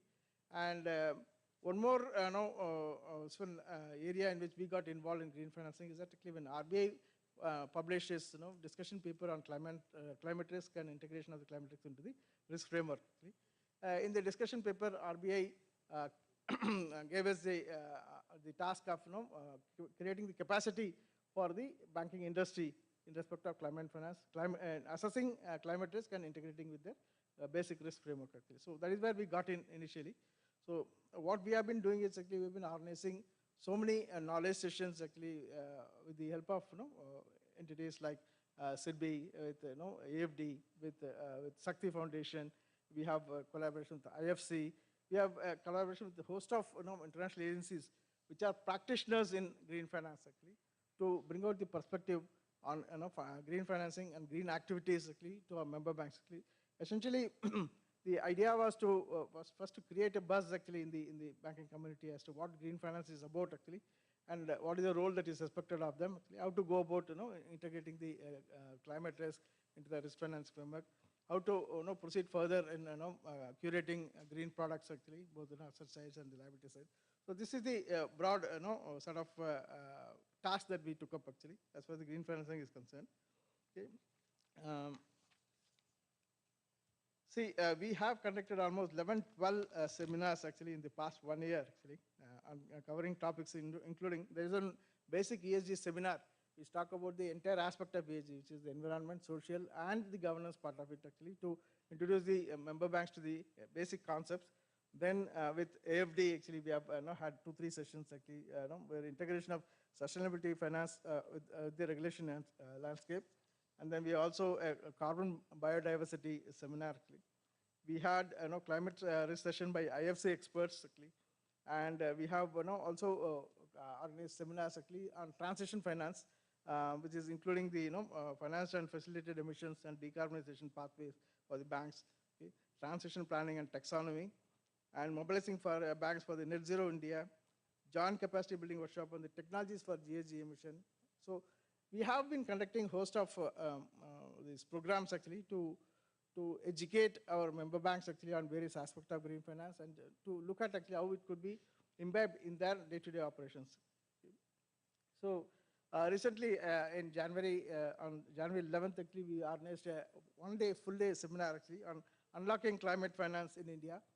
This seminar concentrated more on actually how to finance the climate change actually. So how to mobilize actually, what are the challenges actually, and how a bank can go about it. So that is another aspect actually where we are involved in helping the banks to finance the climate change actually. There is a lot of representation here from some of the entrepreneurs actually regarding the difficulties they face actually in mobilizing funds.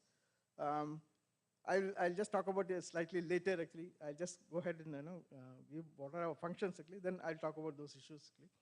Other than that actually, the Ministry of Steel has formulated a task force actually. They formulated a series of task force on greening of steel, and IBA is involved in one of the task force which deals with the financing of this transition actually.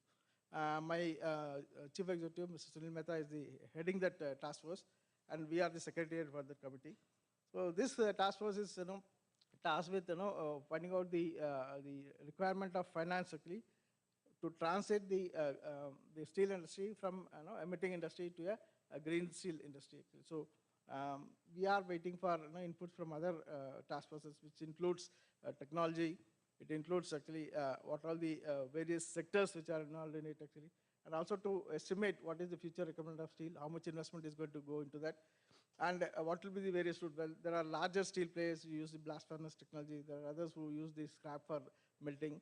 So we are looking at all these aspects actually to quantify what is going to be the need for finance going forward, maybe in another 10-year framework, and then also to find out what are the best available technologies as on today for greening the steel. These technologies are adapted both in terms of greenfield projects as well as brownfield projects which are existing. Then what is going to be the financial requirement actually, and how to finance it? What are the various schemes that can be thought about? So these are the broad scope for this Ministry of Finance, Ministry of Steel's task force, and we are also engaged with it. Another aspect is actually the ethanol blending by the by the oil marketing corporation has been introduced by almost 2 years now. We have been involved in this activity from the financing side. Like we have devised a tripartite agreement actually, which will be executed by the oil marketing company, the ethanol producer, and the financing bank, whereby we'll ensure that the financial flows out of this supply, it goes to the bank actually, and the bank's loans are required properly. So that has facilitated actually more and more projects being financed actually. So that way we have been involved in the ethanol blending project also. And as far as the EVs are concerned, Chairman was very eloquently giving out various aspects of it. The EV finance as of now at two levels actually. One is at the manufacturing level and another at the retail level actually for the buyers. So at the manufacturing level, things are maturing. Actually, there are a lot of people coming in investing in money. And there are large corporates actually. I don't think, as he said, actually they don't find any difficulty in accessing the finance. But if you look at the retail side of it, actually, because there are two competing products, one is the IC engines, other one is the EVs, and typically the price of an IC engine is much, much lower, and it has got a wider network of supply of petrol and gasoline, whatever is required for that. So the challenges that the EV manufacturers are facing is twofold. One is that actually it's a slightly costly proposition. Second thing is the network for servicing these cars is not that actually prevalent in India. Charging stations are not there wherever they are required. And also, the battery technology is not available with India. Actually, I understand much of the batteries are being imported, are being manufactured under license. So we don't have a battery technology of our own. So these are the challenges. From the point of view of the retail, this one actually we have been engaged with our member banks as to how we can carry this forward actually, and what sort of schemes can be evolved actually. And also we are also looking into our member banks financing the charging networks actually. That is very much essential for this activity to prosper. So these are the areas in which the IBA is engaged with the banking industry actually, as far as the greening is concerned. Okay? And the third aspect is actually the National Green Hydrogen Mission, launched by the MNRE. So IBA has been involved in this activity right from the beginning. So when the concept was propounded, actually, essentially we are looking at being an exporter nation for hydrogen. We are targeting the buyers actually in Europe actually, who don't have the facility. India having a large coastal line actually, and also the technology, we feel that we could be a supplier of hydrogen actually. From net import of energy, we could transform into a net exporter of energy. That is the idea the National Green Hydrogen Mission has got. So we have got engaged with the Green Hydrogen Mission. We spoke to our bankers actually, what are the various issues in this one, how we can go about, and we have been interacting with the MNRE on a continuous basis. Actually, we are a part of the committee that has been formed by the MNRE in this regard. And then the solar part of it actually, as Chairman mentioned, yesterday the Prime Minister has announced installation of rooftop solar in more than 1 crore households. That's a very enormous activity. It's not a very easy thing to do. But then we have been engaged with MNRE and also with our member banks as to how we can go about this actually. We have formed subgroups actually to look into it. Even actually last 2 days there have been intensive discussions between MNRE, Minister of Finance and the member banks. We have been a part of this discussions actually. So we will evolve suitable systems actually to address these requirements. How to scale it up? That is going to be the largest this one, challenge that is being faced by the member banks, because we don't have sort of a marketing team actually as such. Essentially, the banks actually do business that comes to us. But then if you are going to install rooftop solar on 1 crore households, and that too the target is before 31st March, then that requires a different approach actually. So we are looking at how it can be approached actually, how we can at least achieve a substantial portion of this one. So that is where we are also engaged as far as this rooftop solar is concerned. Okay. Some of the challenges that we face is actually the as Mr. Nair said actually, the lack of a green taxonomy. What is happening is actually we have certain indications what taxonomy is actually, because government has come with the sovereign bond issue. The green deposit framework is there. The climate risk paper tells us actually what is going to be the approach. Actually. So broad indicators are there, but then the certainty is not there actually, because the banks, the problem is actually they are all now technology driven actually. So any changes in their system, leads to a substantial disruption in their activity. So they have to change. There has got to be a certainty, but which direction it is going to go. And that is the place where actually the banks are holding up actually right now. They are waiting for a clear-cut direction and the taxonomy. What is green? What are all the things that can be considered as green? And once that definition is there, actually, then member banks will definitely move in. Already many of my member banks have formulated policies at their board level. Policies are there. Products are being evolved, actually. So we are just waiting for the direction, actually. Once the direction is there, the banking industry will get headlong into this greening activity. There's another issue is that the lack of data.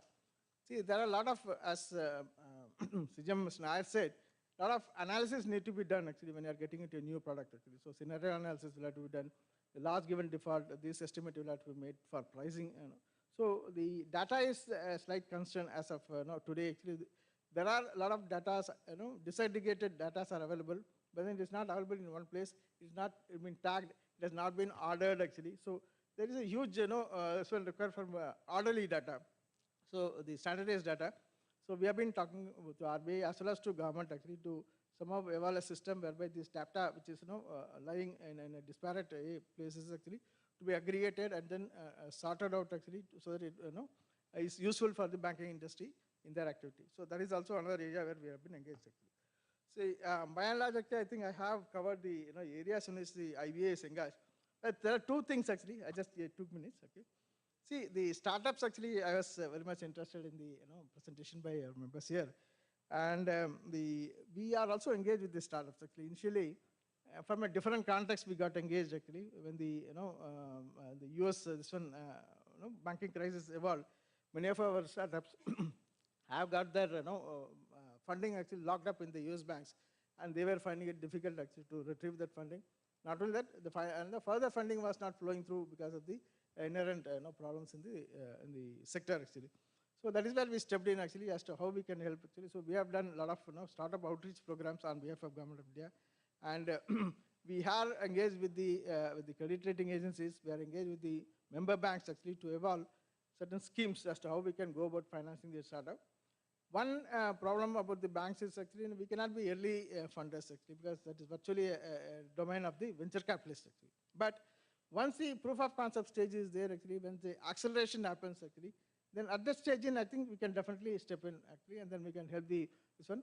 What we are trying to do is essentially the bank goes by the credit rating that is given by the external agencies, and that is required because we will have to allocate capital as CGM Mr. Nair said.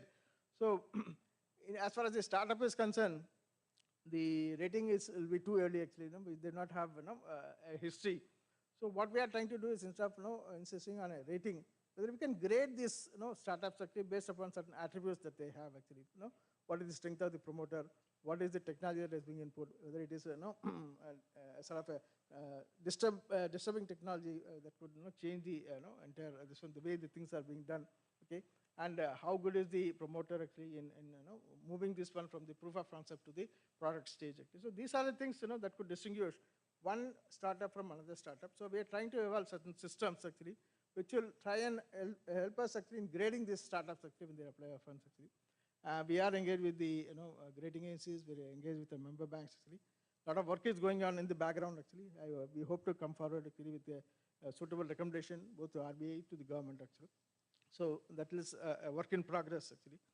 And green hydrogen, madam, actually I'm really impressed actually that you have. I have never seen in any of the seminars on green hydrogen, the possibility of production of green hydrogen from the bio-waste actually has never been spoken.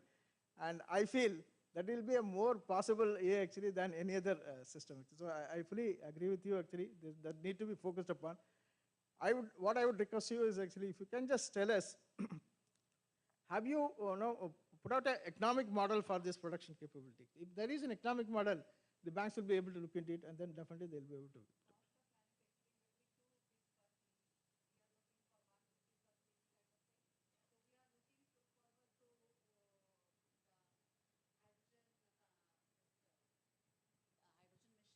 has created the hubs, correct? So I'm trying to be with the Gujarat cluster.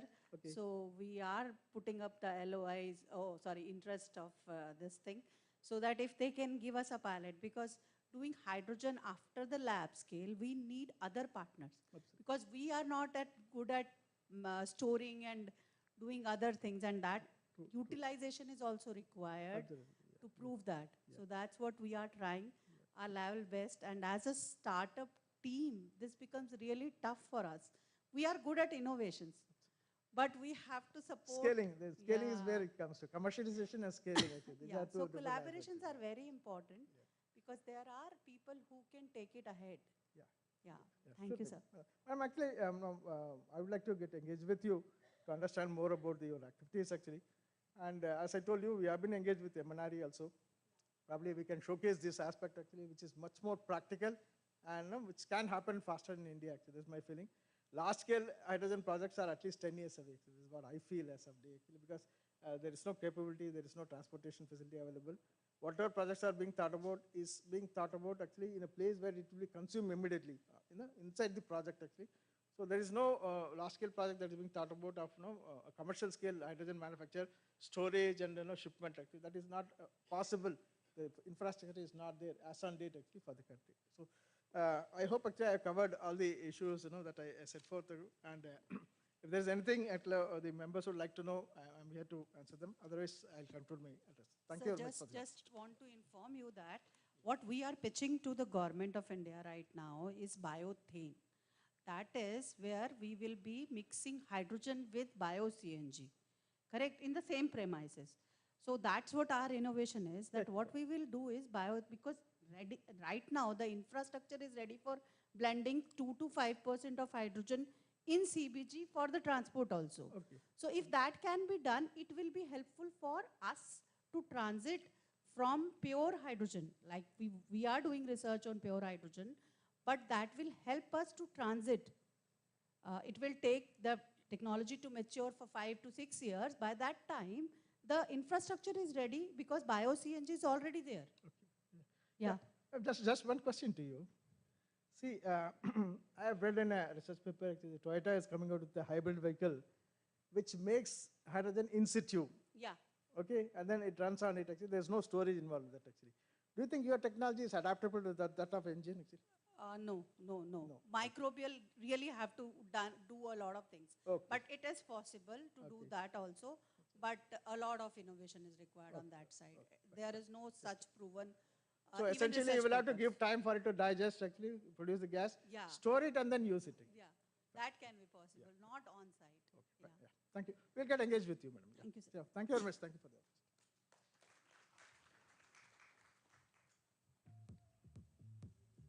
Thank you so much, sir, for your address. With that, I would now like to welcome our final speaker of this session for a special address, Mr. P. Shyam Sundar, who is the Joint Director in Bureau of Energy Efficiency.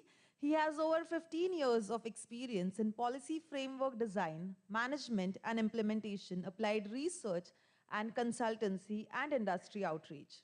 He's also overseeing programmatic project implementation under multilateral and bilateral cooperation, UNIDO, ECCJ, METI Japan, GIZ, and Germany. Let's have a huge round of applause as he joins us for his special address.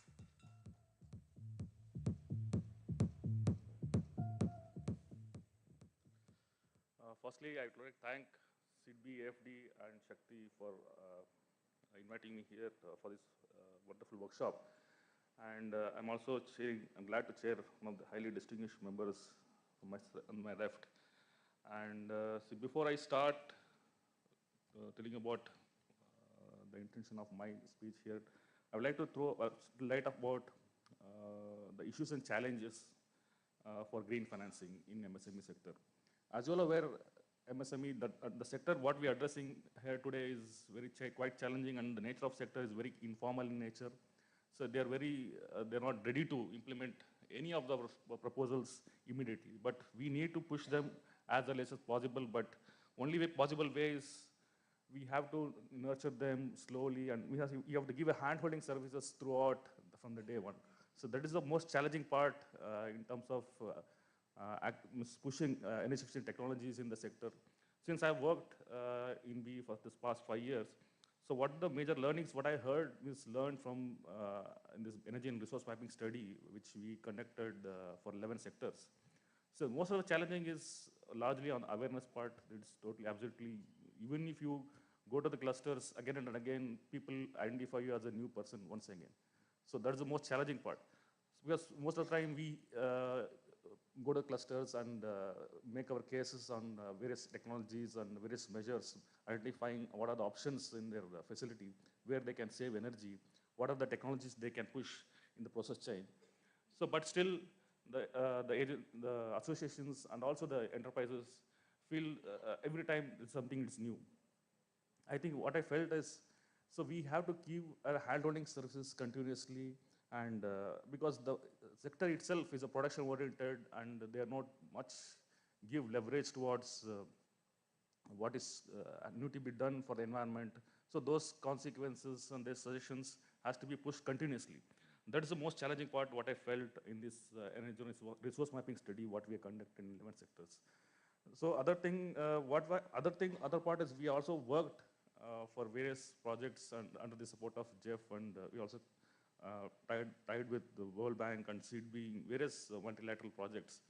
So in the project learning experience, what I felt again, some of the clusters were very proactive, because especially if you consider Thangat ceramic clusters, where the association was so proactive, and the structure is so well versed that even a small introduction about any measures that is if introduced to the association, it is taken by large, and it has been implemented in entire the clusters. For example, we pushed a small initiative just to take up this small technology of BLDC fans.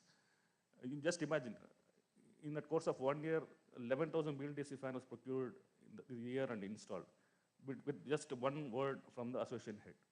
So like this, the association member has to be very proactive, and they have to be well versed with what is the need for today, and also what we are tackling, the issues that we are addressing for next 20 years from now. And though we have set a goal, means continuously setting a goal in like a Panchamrit, also in COP 26, 27, 28, but these needs to be translated effectively in the clusters so that they can converse with the policy making bodies and also the financing bodies, so that they can come towards what is the best option that they can offer, or they can take forward. So what I could sum up here is the need for our is definitely is the hand-holding services on introducing them to a list of technologies, and also the financing options which is they can go for. And the second part is ease of doing business. This initiative we have been pushing since 2 years from the support of DPIIT, because we learned that there is a lot of cumbersome process in terms of reaching government benefits to the stakeholders, because it reaches very late, and because of a lot of process and lot of documentation process is be happening. So in order to ease this process, we have initiated this ease of doing business. So we have removed as like various blockchains in the process, so that the end user gets the scheme benefits as early as possible. And the last thing is we introduce a lot of things to the cluster at various point of time, that we have an inter-subvention scheme or a subsidy scheme. But what I felt is we need to understand the mutual departmentals offer, what they offer for the sector. So we need to go as a package to the cluster. These are the set of benefits that is coming up from Minister of MSME, Minister of Petroleum Natural Gas, MNRE. So you have to introduce them with a package of offers. So then only it will be more by large, will be beneficial for them to understand, because we doing this exercise largely for a specific technologies or specific set of technologies. So I feel we need to introduce them with a package of offers that is the need of our. These are the three things I felt. One of the additional what I felt is, and the association more or less works as a governing body for the association for welfare of the manufacturing units in their members. But the association has to act like a facilitator. That will be the key factor in terms of pushing more technologies in the cluster. And also they should facilitate the best available financing options for not only for energy efficiency and also for RE. So that is one of the factors that will be the most needful for the MSME sectors.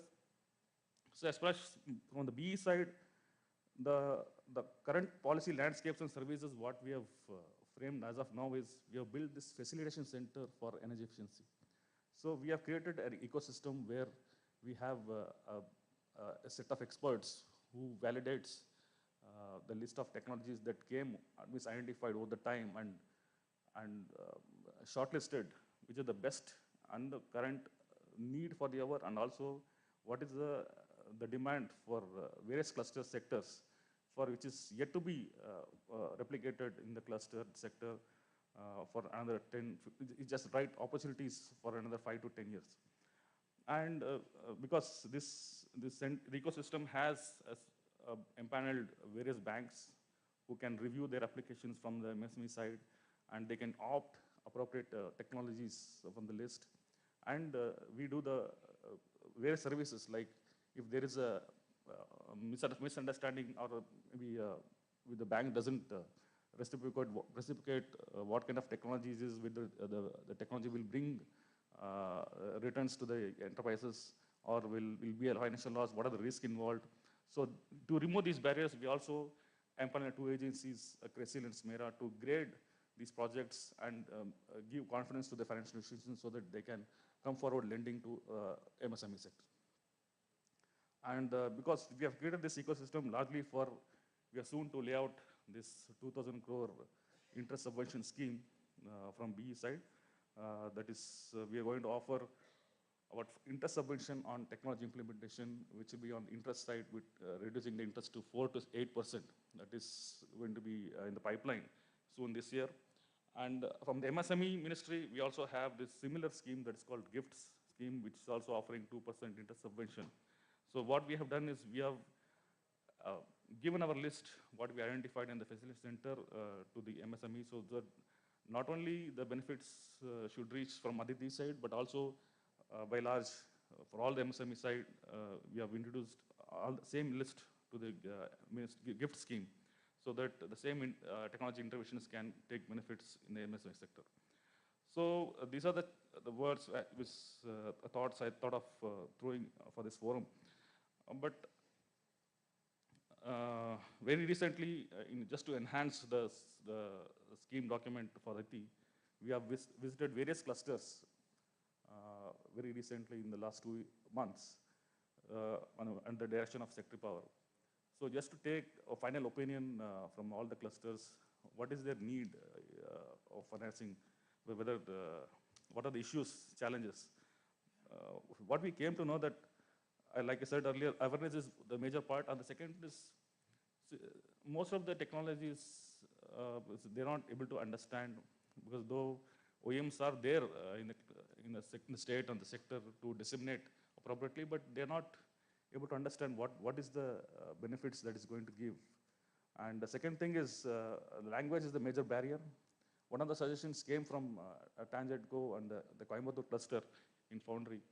What they said is, they straightway told, sir, we don't need your continuous process, but if you have any process or any schemes that is coming out, please advertise in their electricity bills. That is well enough for us to understand, so that we can timely look what is the benefits coming out from the government side. Because in fact, when I introduced them about gift scheme, they're still unaware about the Z scheme, which is implemented by MSME. So this is the status of awareness in the cluster, because I feel there's a lot more to do on the awareness part. On the same, we have to invest more on the awareness on the investment side. So that's it from my side. Thank you.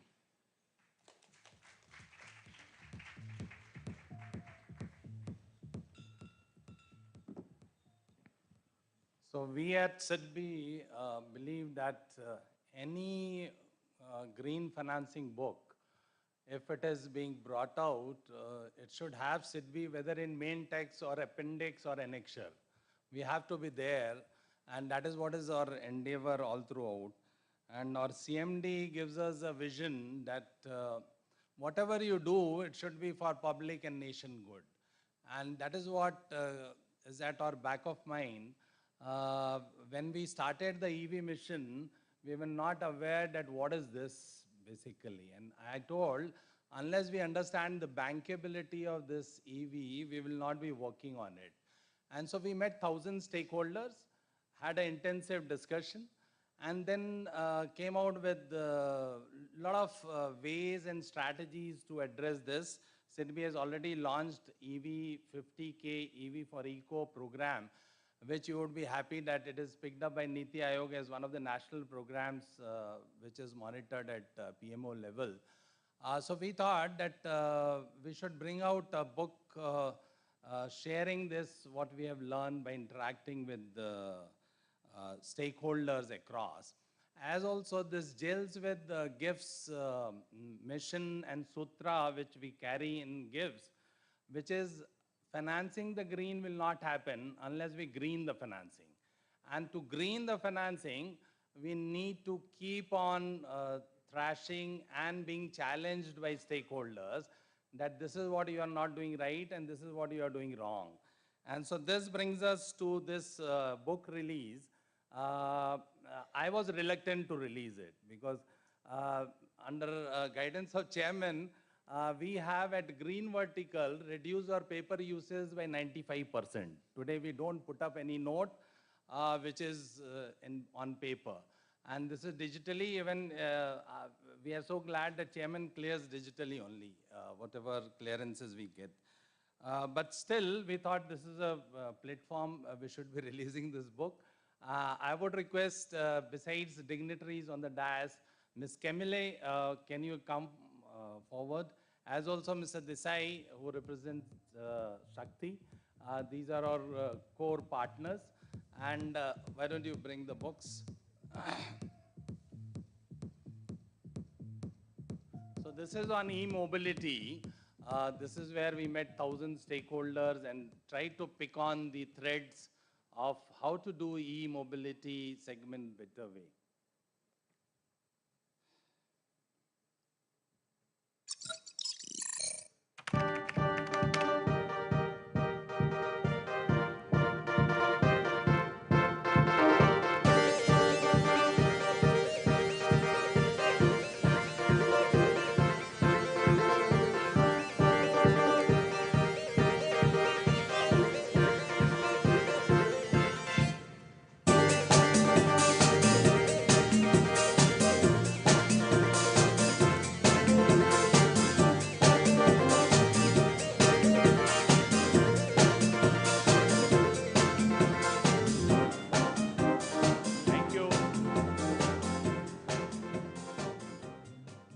On stage, sir, please.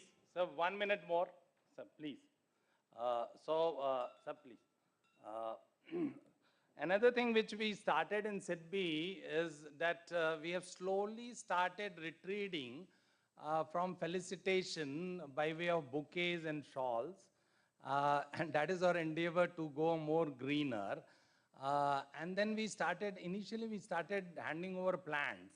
But then we could find that plant remains there only. Suppose I am traveling from Delhi to Mumbai, I will not carry the plant, right? And second was, how do we make the soil breathe? So the idea was, we picked up that we should start honoring the dignitaries by assuring that we'll do the plantation in their name, right? And so we have started tying up at regional level to engage and maybe create a jungle which we can call enterprise jungle. You'll be happy to know that we have planted 70,000 trees in Ladakh. Before this, one innovations always happen, like innovators are sitting in disruptive environment. And in last program which we were doing, my team forgot to get this printed. And as always, we don't nowadays print. Then he told, sir, I forgot to get this printed, which we have to hand over to felicitation of the dignitaries. So I said, let's WhatsApp. And so that was one, we did it on dais, where we felicitated the dignitaries by sending the WhatsApp. Though this time we are not doing so. but that is what is on agenda next, which we would be doing. So I would request to felicitate dignitaries through this from our side. We are assuring that we will make India greener and will make the soil breathe more. Thank you.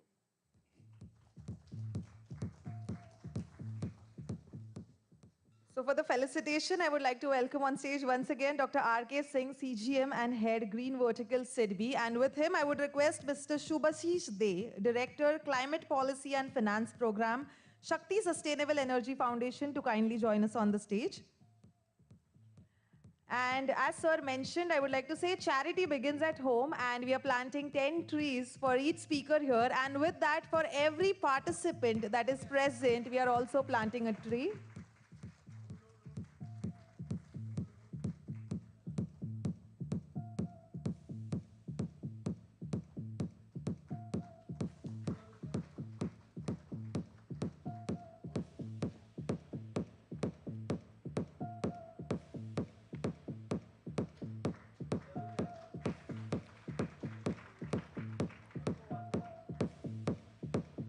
A big thank you to all our speakers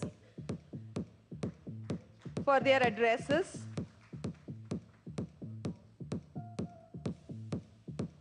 Thank you so much. CMD sir, I would request you to please stay back for the next session as well. I would request all these speakers to kindly take their seats.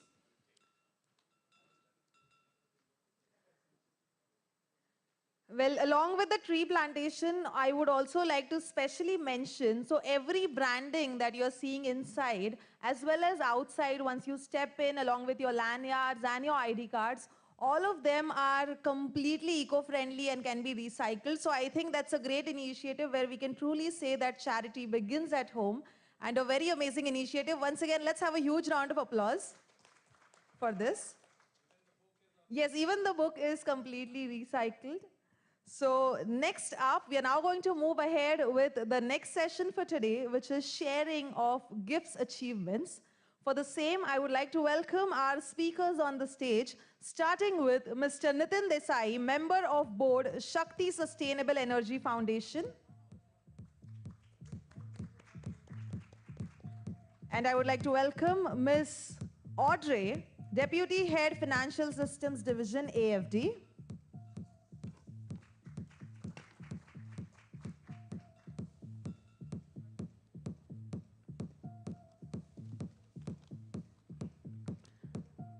Our session will majorly include GIFs report card, introduction to the G2FG platform and Grow network. I would like to welcome our first speaker of this session, Mr. Nitin Desai, Member of Board, Shakti Sustainable Energy Foundation. Mr. Nitin Desai is a distinguished economist and a well-known voice in public policy, both nationally and internationally, in the area of sustainable development. He served in the Planning Commission from 1973 to 88 and later served as the Chief Economic Advisor and Secretary, Department of Economic Affairs in the Ministry of Finance from 1988 to 90. Let's have a huge round of applause as we welcome him for his address. Nitin sir, I would request you to please join us for the address.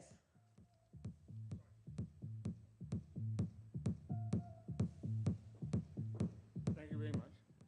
I'm very happy to be here on behalf of the Shakti Foundation, which along with CADB and SIDBI has been sponsoring this program. As you probably have heard, I've been in this business for a long time, close to 45 years. And to me, it is a great delight to see and hear the people who have been speaking here today. Because when we started at the earlier stages, the whole focus was very much on just telling people about sustainable development, telling them about climate risk, and just raising awareness. And what I really find very good now is that the attention has shifted from just raising awareness to action, to finding out what is it that is standing in the way of action on these issues. And this is what we have really heard from the people who are here. And in many ways, if I had to look at what we saw from the young ladies who spoke about as part of the GROW group, spoke about what they have been doing. I hope that the next thing that we're taking up, which is what I need to mention here, something we say called G2FG, something which brings MSMEs into the same type of innovative, advancing exercise.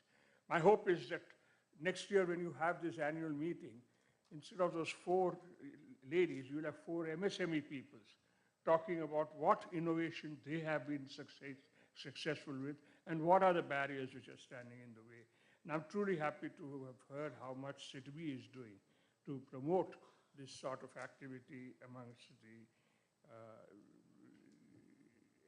MSMEs. In many ways, GIF itself is a networking exercise.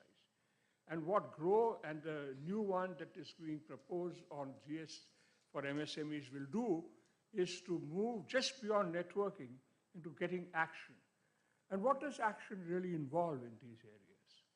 If I look at the way in certain other sectors which has worked, take for instance the expansion and explosion of the IT, the infotech industry in the Silicon Valley. 3 things came together. The 3 things which came together was 1, the source of technology. Like the young lady who spoke about the work that she's doing on gas.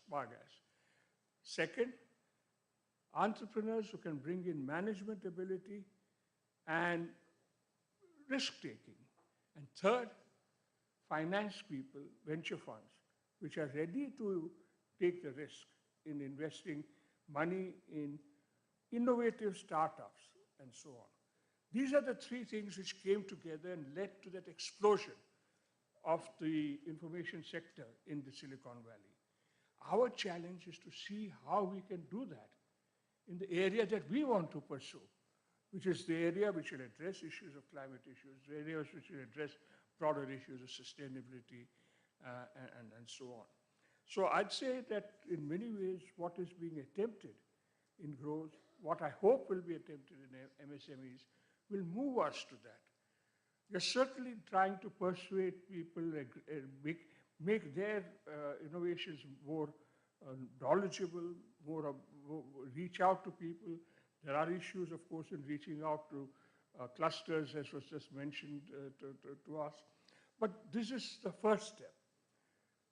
But it is also necessary to then work with people who are entrepreneurs, who will then take on new experiment. You see, the young ladies who are there are not originally entrepreneurs. They were people who are concerned about issues and who therefore developed certain technologies. And yes, there's a certain amount of entrepreneurship they will have. But this linking, and particularly when you get into MSMEs, that's a very different thing because they're already entrepreneurs. So in some sense, this first part of connecting the technology and the entrepreneurs is a key part. But the most important one is finance. Because without that, it'll never expand. It'll never get anywhere. We have to create the sense of venture funding for this that existed in information technology then. When Lynn Page developed the Google search index, they actually, incidentally, it was something which was financed by the National Science Foundation in the United States. They just wanted to do a little thing, but they got, at a completely early stage, they got innovative funding from angel investors. And one of the angel investors was, in fact, an Indian sitting in Silicon Valley. So it's not just funding when everything is organized. It's funding at the angel investing stage. And this is what I think you have to really work with in SIDBI. And one of the things I would urge you, since you are a government organization, is that angel investing doesn't work unless you accept that maybe more than half the things that you invest in will not work out. That's a little tough in a government sector, I'm afraid. But it is a fact. Now, if that doesn't happen, can we do some other way? in which we can get this angel investing working. Well, these are things which I suppose you'll have to look at more thoroughly. But essentially what we are hoping to do through this is to move, to get the MSMEs also as involved in innovative work as we saw with such, which was very exciting, hearing all the ladies talk about what they've been doing in GROW. Shakti, which I'm involved in, was something which was set up 15 years ago. And 15 years ago, when we were working, most of our funding was for just raising awareness. We've gone much beyond that. And now we realize that our funding has to be essentially for innovation. And what is one important dimension of what you will be doing with MSMEs and with the people who are working at the ground level is the future is not just mitigation, not just carbon reduction. The future that we require is something which combines mitigation with adaptation and resilience. It's not just trying to reduce the climate impact. It is also trying to see how are you going to live with the climate impact which is unavoidable and inevitable. How are you going to bring resilience to the type of extreme weather events which you are going to see more and more? So in many ways, what you are trying to do in this exercise, with the people who are working at the ground level in MSMEs or as women entrepreneurs, is in some ways even more important than what is being attempted and in the larger enterprises, in the larger setup and so on. Innovation, as in this, as in the case of IT, is not going to come from the big guys. It's going to come from the people who are working at the ground level, particularly when you come to adaptation and resilience. So let me just say that I look forward to what you're doing, and I look forward to hearing you next year, this time from the MSMEs, not just the women entrepreneurs. Thank you very much for being here.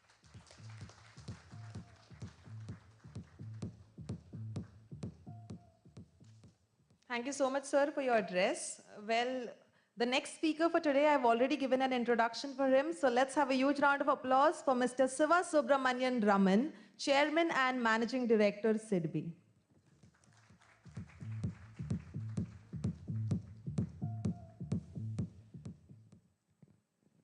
So it's great to share the stage with our partners, AFD and Shakti. Let me speak about a few projects that we've undertaken.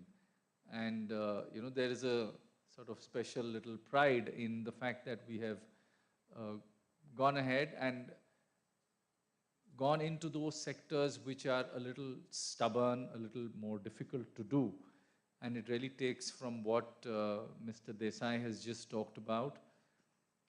How do we start getting the MSMEs involved in first awareness? So I think the word awareness will be used many times today, as it has already been done so. And I think there is no underestimating the amount of resources that we have to apply in making that awareness happen. We did a very small experiment, and actually it's an ongoing experiment with Dun & Bradstreet. We just created a very simple mobile-based questionnaire. So it works on a QR code. So you get a bunch of questions in a large event like this. So we actually ran this at the events held with the Faridabad cluster as well as the Coimbatore cluster. And these are, let me say, probably the largest clusters that we have in the country. I might be missing another couple, but they are well-established large clusters with probably over 2,000 members each. We found in our response of the members when they clicked on the QR code and then they answered those questions which were then collated. We found that over a period of about 8 months interim, so we did this once and then we went back to them again after about 8 months, we found that there was a vast improvement in the awareness levels. And this was nothing but a bunch of very simple questions which all of you could easily conjure up in your mind. That do I have an STP? Am I, sort of employing people of, the gender bias? What do I do with the wastage that comes from my factory? So, fairly simple questions. And I think it just taught us that continuing subliminal level awareness is very important. And that's what we hope to do across many more clusters. Very briefly, I'll also talk about the ongoing, and therefore I'd be very happy with as many people from the participants we have here today who would raise their hands and help us further in what we took a certain joy in helping Moradabad smelting units. So this is really, I think all of you would be aware that Moradabad is the largest brass units. So from the smelting to the creation of very beautiful articrafts, let me say it's bronze and brass based products that are created. They are not just artifacts, but they could even be large products created for industrial purpose also. So it's just not the handicraft bit. But what we found is that over 5,000 cottage-based or home-based entities exist in Moradabad, and all of them are doing that smelting of metals with coal-based furnaces. So obviously, you can well understand that the life expectancy at Moradabad is not very high. And these are reasonably sort of poor people. It's not that they cannot survive, but their businesses don't really yield them that kind of value add because they're doing a very basic job and then handing over the metal to the persons who add more value to the process. But what we did was through our own funds, we took up 100 of these units and we converted them from a coal-based furnace to a gas-based furnace. And I can only tell you that it took us an enormous amount of time. It must have been over 15 months because the struggles are several. So the very fact that they are in a house means that they cannot be termed as commercial, and therefore the local pollution control board does not issue a permit or an approval for them to get gas as a commercial entity. So, you need a clearance from the pollution control board for them to be considered as commercial entities that can receive gas and then, look at them as commercial entities. Now, in India, there are so many entities that just work as families. We've never thought about calling them as commercial entities. So, we are really not concerned also whether they have a GST registration or they pay income tax. These are not considerations which are very important because we're talking about cottage-based industries and there are several, millions of them in our country. So when we went through this whole process of trying to convert them from coal furnaces to gas furnaces, we encountered several legal, at a micro level. So it's not that this needed for us to go to Lucknow and get a state government order released, but short of that, there were immense number of problems. So of course, we did manage to convince the authorities and we managed to get, I think maybe 50 or 60 of them have now been done. But the dramatic change in their lives is really what we're looking at. Now, this is something which has to get scaled up because we need to, cover all 5,000 of them. It's going to take time. It's certainly, the money is again, as I said, not the issue here because there is, the conversion of each entity is not very difficult. But convincing the gas supplier was another huge task because you have a person supplying gas, he's at one corner of the Moradabad city, He does not wish to lay pipelines that come closer to where these units are lying. So, you know, it's just a challenge at every level, but I think we have to some extent solved for it. We have therefore taken up energy audits as a way to discover the problems that exist for MSMEs in their respective clusters. Again, this is a drop in the ocean, but we are going ahead and conducting energy audits in about 15 odd clusters. These are not very large clusters, because in the larger clusters, many of these problems have already been solved. So we are taking up lesser known clusters, and we're trying to run energy audits which will give the MSME a guide path or a particular way of going forward, that you are now at this level of energy consumption or energy intensity, and therefore if you were to buy machine XYZ and change processes of ABC, you might be able to get more environmentally acceptable. And I'm saying this more for the reason that at any point of time, a lot of the MSMEs in our country are going to face that sort of, stop sign, where because they are not environmentally acceptable or environmentally and or socially acceptable to their buyers, those buyers, under pressure of international regulation and standards that have already come out in the world, you'll find that a lot of foreign buyers and also equally Indian buyers will stop, giving them their custom because they're not up to a particular standard.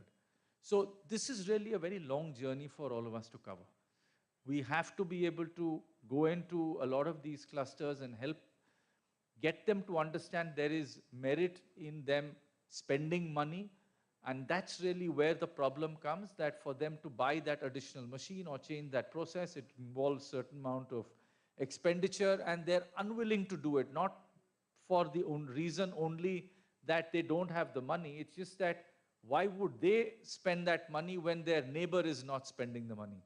So, it has to be done in a very collective manner so that all of them together understand that they all have to adopt this process. So, I think the challenges are there. We certainly look for more and more partners on the ground to help us. We would be happy to get alerted to several problems that exist, because we ourselves don't know the entire landscape. So we are happy to use this forum also to spread the message. And I must say that with the help of Shakti, which has been there in India, as I learned now for all of 15 years, but in 15 years, I think you've really made a mark, and there's a lot of engagement that Shakti has, even with, several government in the ministries, because I do remember having this discussion on the taxonomy, and I think we haven't solved that problem, but I think Shakti is at least working towards solving that problem with the Ministry of Finance. And of course, we look forward to continuous engagement with the AFD. There are many, many useful aspects and dimensions of the problem which AFD can bring to us. And we certainly are looking forward to lines of credit from the AFD so that we can apply them more effectively to solve the problem of greening the Indian financial system. Thank you.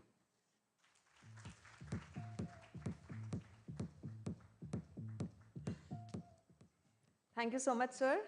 With that, we move towards our final speaker for this session. I would like to welcome our speaker, Ms. Audrey, who's the Deputy Head of the Financial Systems Division at the French Development Agency. Audrey commenced her professional journey as a financial auditor, accumulating 4 years of valuable experience in the field.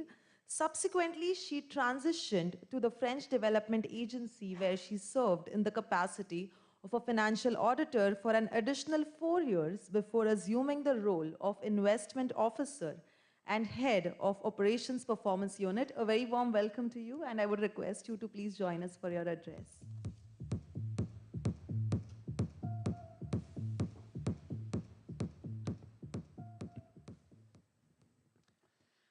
First of all, I would like to thank you very much to be here.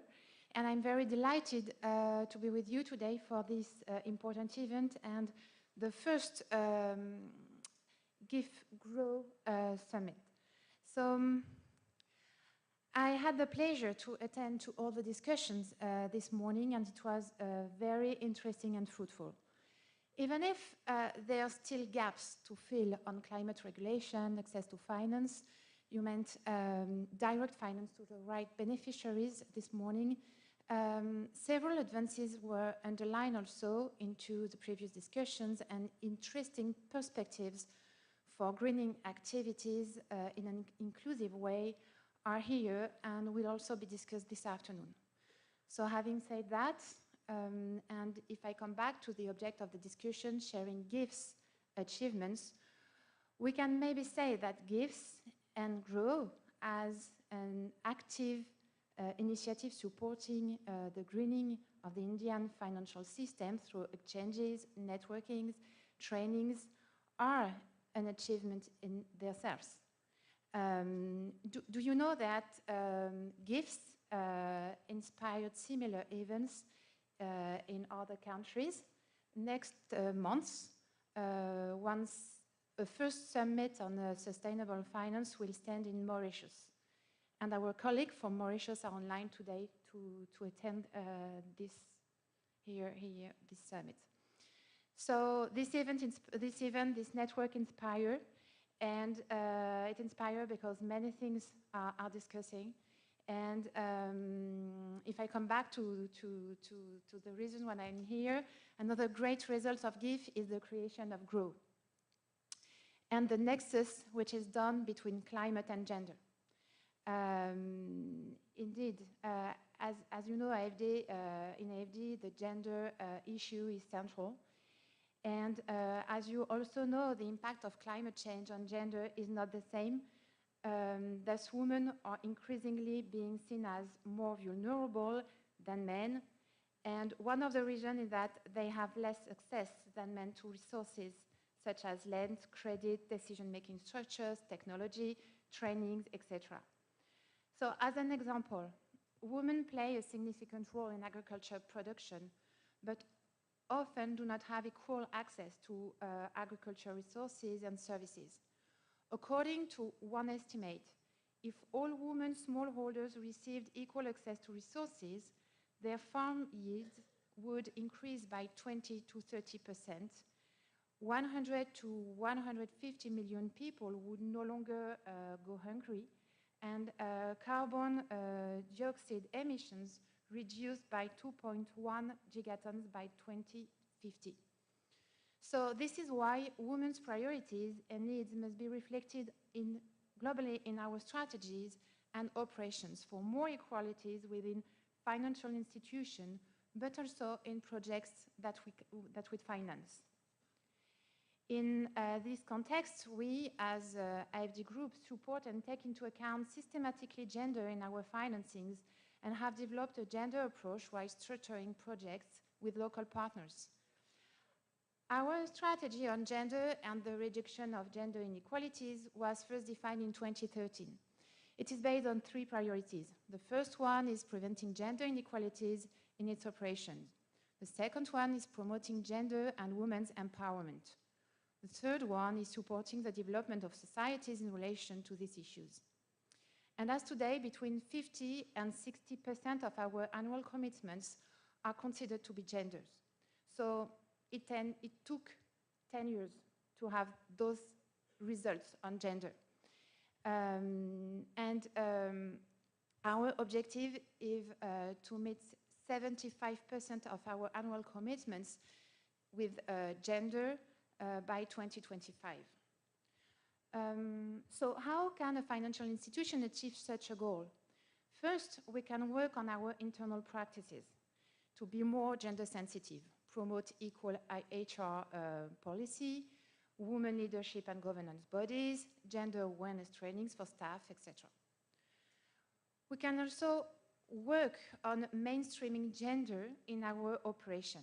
It means that gender is mainstream in other sectors and other countries of our operations in order to strengthen the transformational approach and maximize their impact on gender by spreading it.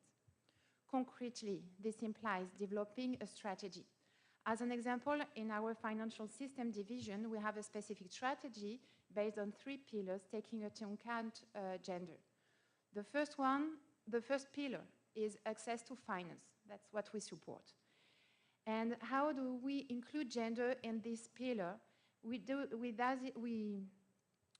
it at macro level initiative working with regulators, but also with think to do tank like CGAP, also with international organization with ILO. We also work at a meso level finance level, so through dedicated credit lines to increase access to finance for women. So we have some example in Egypt, in Peru, in Morocco, well, around, almost all over the world. And at a micro level with also a microfinance institution, most of the time at the moment in Peru. Our second pillar is working on transition. It means that we support transformation in financial actors' practices to promote a sustainable finance model which aims to reduce social and gender inequalities, mainly through a technical assistance program. And our third pillar is consolidation. So that means that we work on to strengthen the architecture of the financial system to ensure its stability and its inclusiveness to reduce any factors of neoliberality. And I think that there's a fourth important, sorry, I'm very sorry. And well, this was the first point, developing a strategy. The second one is developing a methodology. In our project cycle, when we have to discuss and build a new project with our local partners, for each step of our project cycle, in our procedures, gender-based actions are integrated. So it means that for each project, an evaluation of gender equality is done and conduct to a score that permits to a classification of the project. The third point on how we can achieve it in our operation is developing dedicated financial tools, such as credit facility, as we dedicated to gender, to, for example, women access to financial services, but also to support women access to essential goods and services such as housing, energy. We mobilize also grants to adapt financial systems to lower the price, but also to build some technical assistance program. And we support innovative financial tools such as sustainable social green bonds issuance, or sustainability-linked bond issuance, also inclusive insurance mechanisms. And I think that the fourth point that is really important to mainstream gender is developing partnerships. We really encourage peer-to-peer exchanges. We have mainly 2 networks, well, one network and 1 club in which SIDB is involved. The first network is FIX. FIX is a network of almost 500 public banks, and these banks have signed a joint declaration on gender equality and women's empowerment. They also have worked on contribution to gender-sensitive climate change policies and on the nexus between gender and climate. Within IGFC is a club of around 20 public development banks, and they have elaborated a gender roadmap.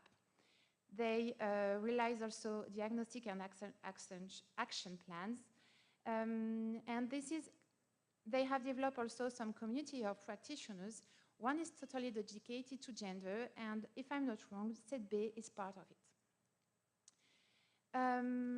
So to conclude on this gender approach, I would say that integrating gender in our operations and also in our internal practical takes time. and it is important to build the approach step by step. It has many benefits and lead to better return because investors strengthen their requirements and look for more responsible, sustainable, and equal partners because it will increase your reputation. You will get some more clients. And I don't know if you know that McKinsey study concluded that gender diverse companies are more profitable. And in that way, they have concluded that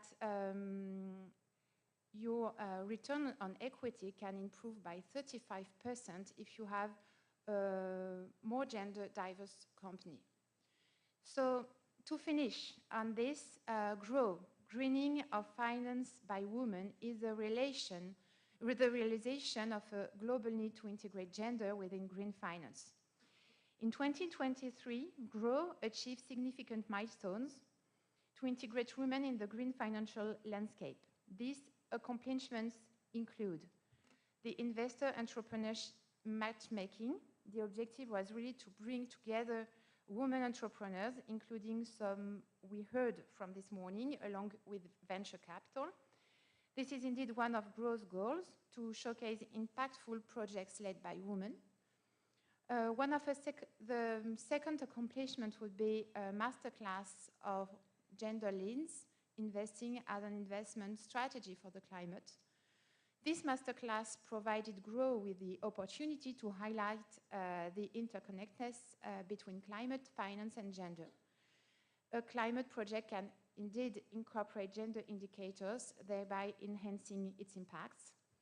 The third one was a virtual meetup post-COP28. And what we can say is that they also have forged new strategic partners to enhance the network's impact. So in 2024, GROW is now embarking on new and ambitious initiatives to amplify its impact and influence. There's an ambassador program which might extend the network's reach and engagement, a report on the state of women in green and climate finance, so that this is a major document to communicate on the topic and enhance common knowledge. They should expand partnerships to still strengthen the network footprint and influence, and they will also organize some workshops and events. So congratulations for this significant work on inclusive climate finance. And also I hope that the future technical assistance platform, Greening the Finance to Finance Green, currently in development, will also be a good support for GIFs and GROW for the next years. Thank you.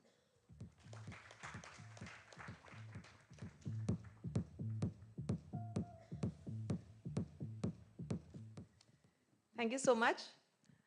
Well, I'm sure everybody in the audience must have observed that we have all the founders of GIFs here, starting with SIDBI. We also have Shakti Sustainable Energy Foundation, and we have French Development Agency.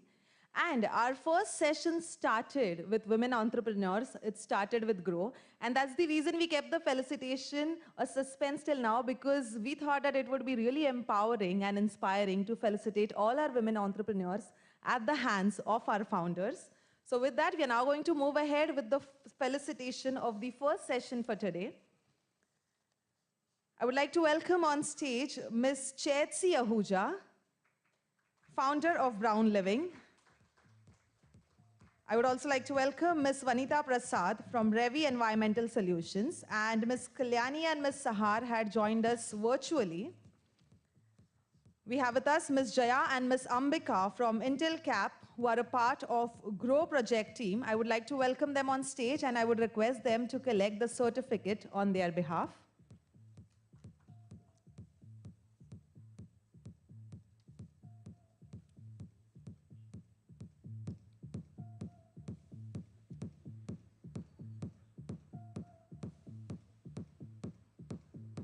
Once again, I would like to remind everybody that SIDBI is going to grow plants. They're going to plant the trees on behalf of each speaker and on behalf of every participant that is present here. And that's our way of caring for the environment.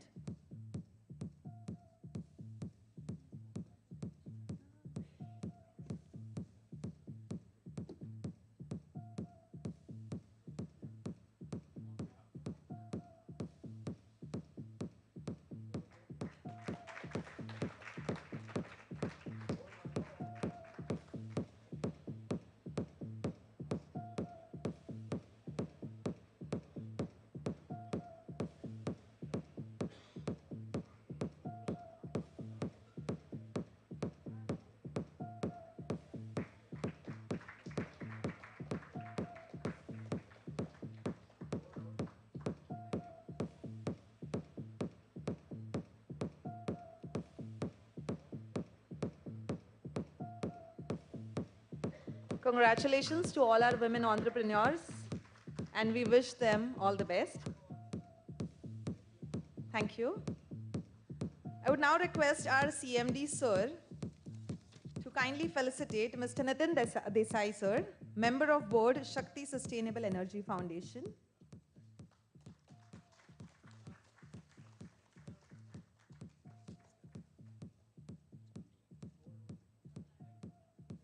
I would now request him to felicitate Ms. Audrey, Deputy Head Financial Systems, Division AFD.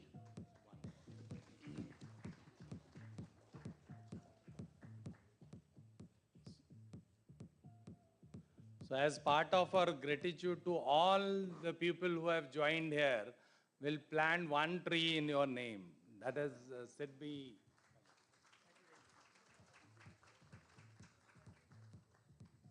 Thank you so much. Once again, I would like to remind everybody that the entire branding of the event is also recyclable and is completely eco-friendly. Once again, a big thank you to everybody. We are now going to break for lunch, but I would just request everybody to please be back by 2:30 p.m. so we can start the next session on time. So that is one request from our side. Thank you so much and enjoy your lunch.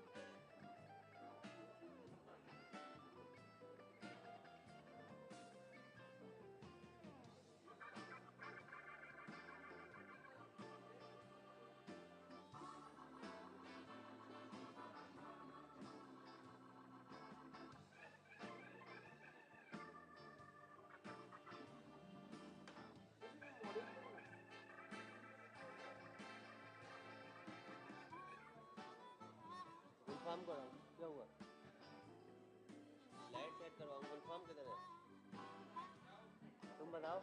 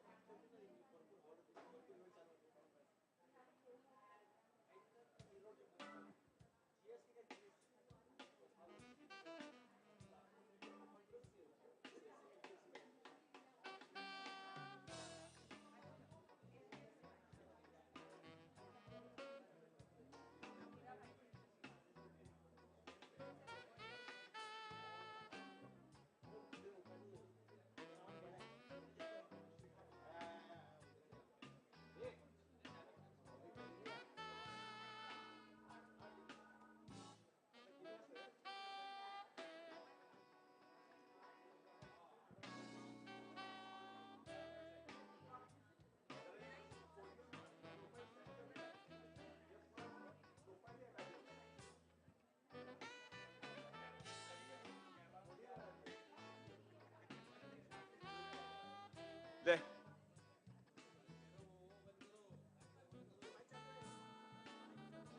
Aba.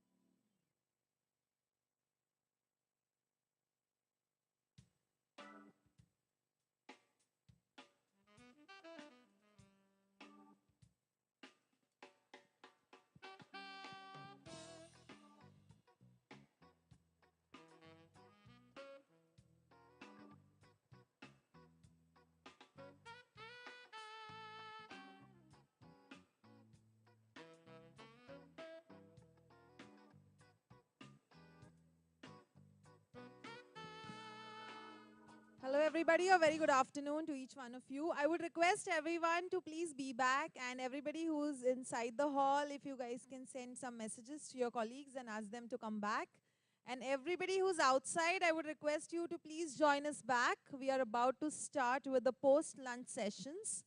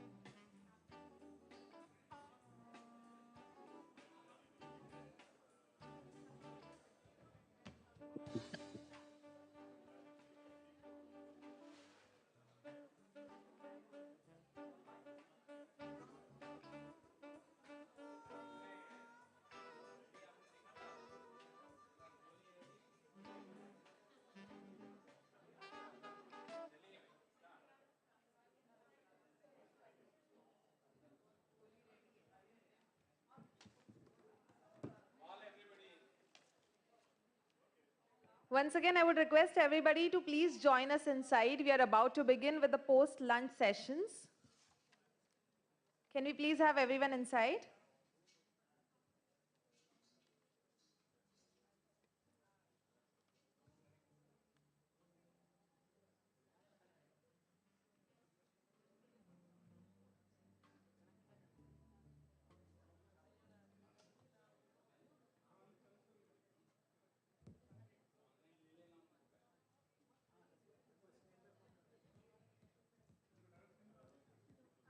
Good afternoon, Rajiv ji.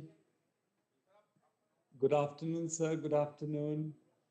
So ultimately, both of us are Both joining. of us back in Delhi. Yes. One out of laziness, the other forced eviction. Well, that's amazing, sir. We can hear you. Thank you so much. Our next speakers are Oh. already here with us on Zoom. You know, Well, now that I must tell you the story. I was 10 minutes late and I missed my flight. And Mr. Bhardwaj, who had already boarded the flight, was evicted from the flight because the flight never took off. So both of us back in our offices and connecting with you online. I think then that's wonderful, perfect timing. Well, thank you so much. With that, a very good afternoon, ladies and gentlemen, and once again, a very warm welcome at the GIFs and Grow annual theme discussion. Okay, so I'm sure everybody has had their wholesome lunch. So the most important question is, everybody awake? Can I hear a loud yes? Okay, that's amazing. Our next session for today is Industrial Association Perspective. What are their green aspirations? Industrial associations play a key role in the overall development of the MSME ecosystem, and understanding their view and perspective on MSMEs is critical for the inclusive and holistic development of MSME sectors. Well, with that, I would like to welcome our speakers of this session. Today we have with us Mr. Rajiv Chawla, Chairman IM SME of India. We have with us Mr. Anil Bharadwaj, Secretary General FISME. So both of us have joined us online. Next up, today we have with us Ms. Madhu Tyagi, Board Member, Covey India. Let's have a huge round of applause as we welcome her. And we have with us Dr. R.K. Singh, CGM and Head, Green Vertical SIDBI. I would request you both to kindly take your seats on the dais.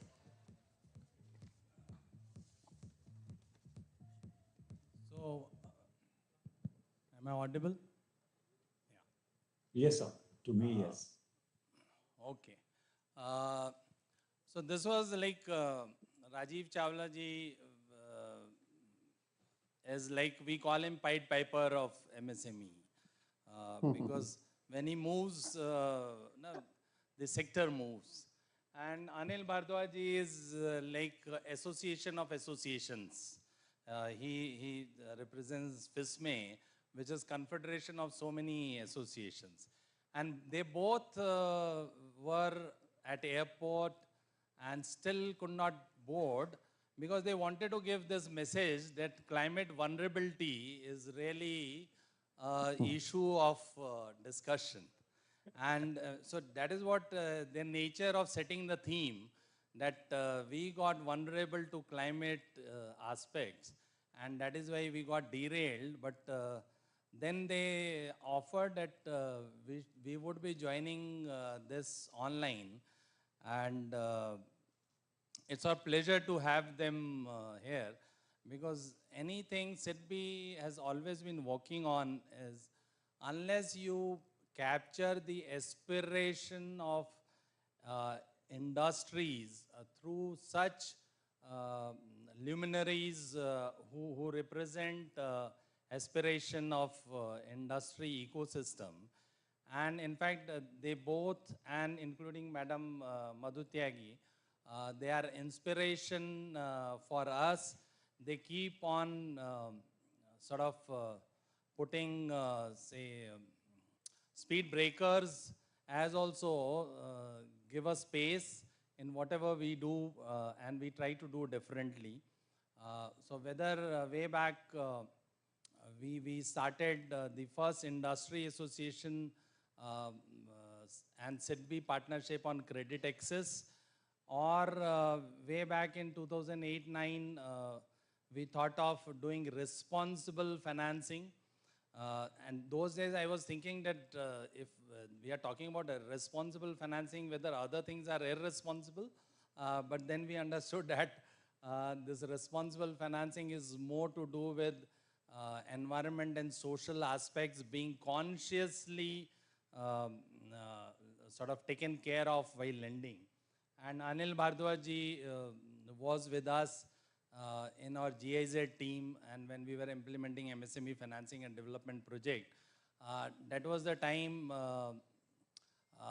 that was of 2006 and all, we were learning the nuances of environment and social risk framework. And since then we have worked with a lot of multilaterals and industry association. And I tell our AFD colleagues and KFW and World Bank that SIDBI is not looking at money per se. We are looking at honey, which is in form of good practices. Because if this honey is with us, it helps us or it pressurizes us to up our benchmark, right? We know that somebody is there to look at us and challenge us that you are not doing right.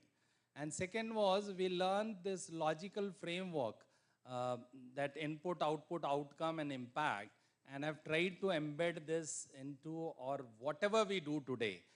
So with this, and since if you remember this startup discussion, it happened with the first session, then they told that we used to be lone female, say, representative on the dais. I said, okay, we will not keep Madhu Tyagi ji alone out here. So we joined out here. And so we can start? Yeah. Thank you so much, sir, for setting the tone for this session.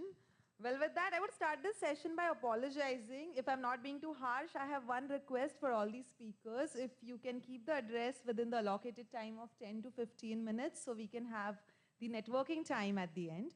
Well, with that, I would like to welcome our first speaker for today, Mr. Rajiv Chawla, who is the founder and chairman of Integrated Association of Micro, Small and Medium Enterprises of India, IMSME of India, one of the largest SME network and a globally recognized institution that provides ready-made solutions to entrepreneurs along with financial support and incentives.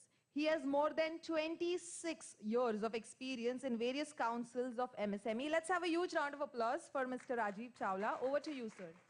So 15 minutes is only starter bite of Rajiv Chawla ji. No.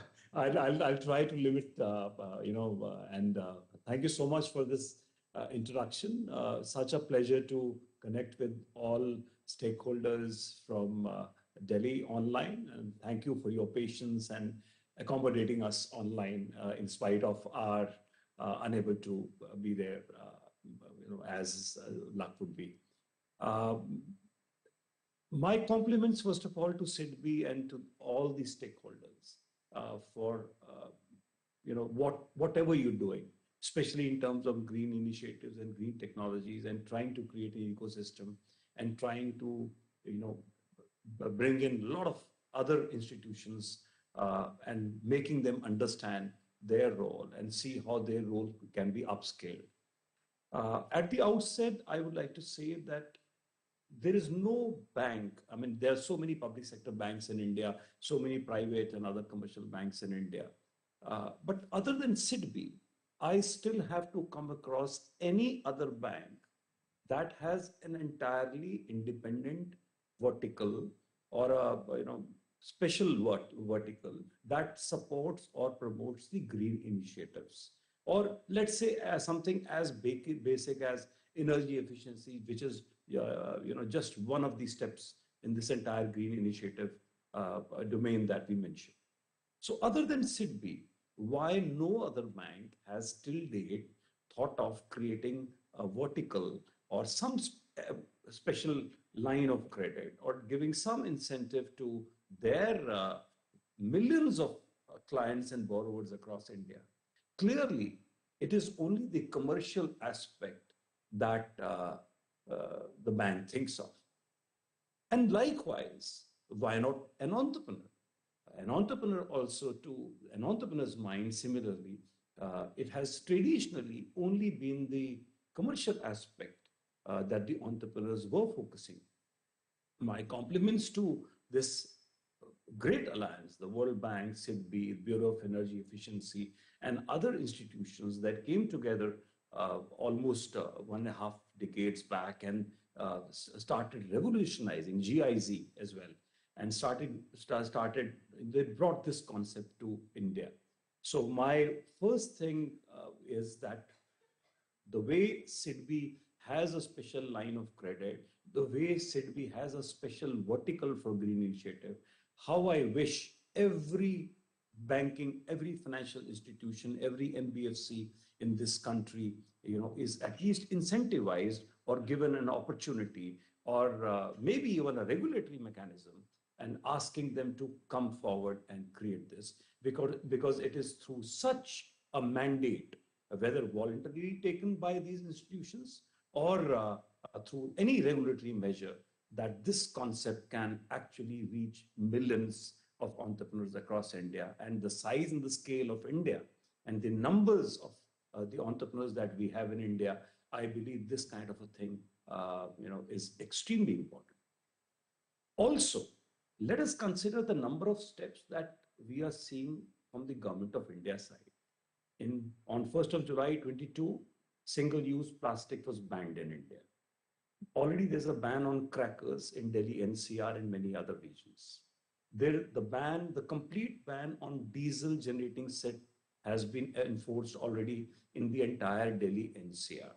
A lot of fossil fuels for furnaces already banned in India.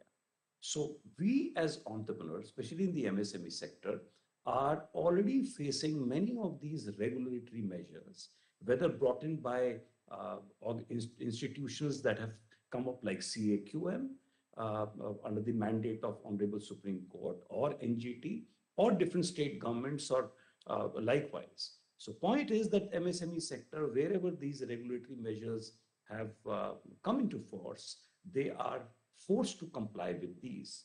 Point is, do they also get some kind of a hand-holding, transition support, or in terms of some special line of credit or concessional rates of duties or concessional GSTs? I doubt. So therefore, I believe that while on one hand, the government of India is committed to touch the net zero by 2070, as the government has already promised, and we see many more compliance related regulatory steps in times to come, we also want that some kind of support, institutional support, comes to the entrepreneurs for this transition period. I am very happy to note that the government of India has very recently, under the RAM scheme, launched 2 great incentives for green initiative. One is called a gift scheme, under which 2% interest subvention would be available for green initiative. We really welcome this step, and this would be the first such subvention across the board for green initiative coming from the government side. Second is the SPICE scheme, again under the RAM, where 25% capital subsidy would be provided to entrepreneurs entering into the circular economy or making investments there. So these 2 schemes have recently been, just a few weeks back, 2-3 weeks back, have been announced by the government. And we see that the impact of these schemes, should soon be there at the grassroots. And maybe in times to come, these incentives are further enhanced.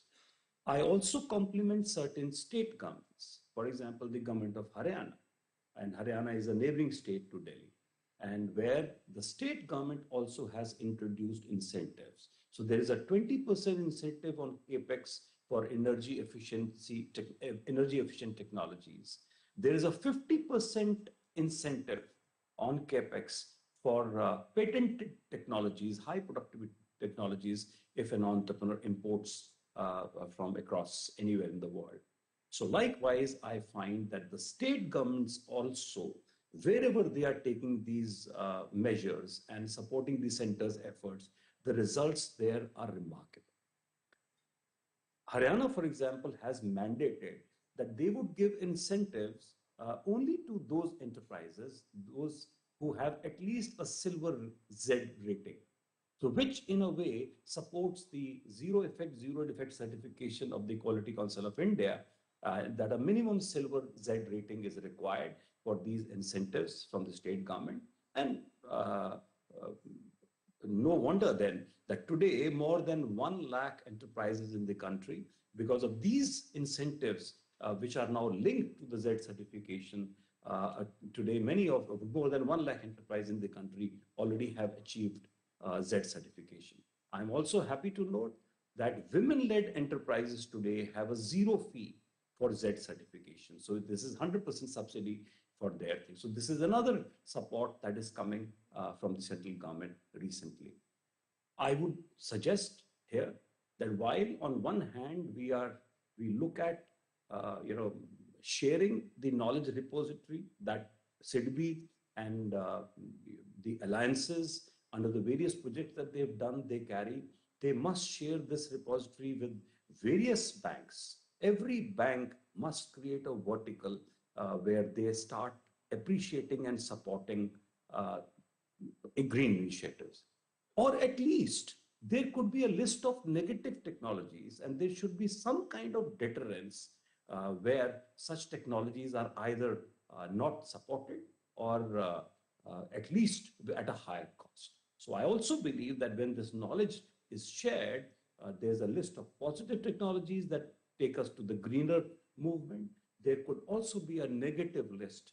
And the point is that hundreds or thousands of entrepreneurs who every month are entering into the field of manufacturing or any other enterprise business anywhere in India, they understand right from day one that these are the technologies that these are more modern, more eco-friendly, and these are the negative technologies. So therefore, I also suggest that a complete collaboration between institutions, industry associations, and the banks, financial institutions, it's extremely important because idea is to give a 360-degree support, one-stop solution to the entrepreneur, maybe in terms of aggregating these right technology. So identify these technologies, aggregate the demand, negotiate the best pricing, supported by some kind of a fair or incentivized line of credit in terms of interest subvention or some other measure. I believe when an entrepreneur goes to the market or wishes to expand capacity, enhance business, or there's a new entrepreneur today, point is all the mistakes that I would have done in the 35 years of my business, if there's a new entrepreneur coming some in the market, let them also not go through the same hits and trial method. Let there be a guided, tried, tested, credible, ready-made support for such entrepreneurs so that they don't waste their time, energy, and money, and that there is a one-stop solution where all these things can come together. So with these opening remarks, I thank you all for giving me this opportunity. Peace.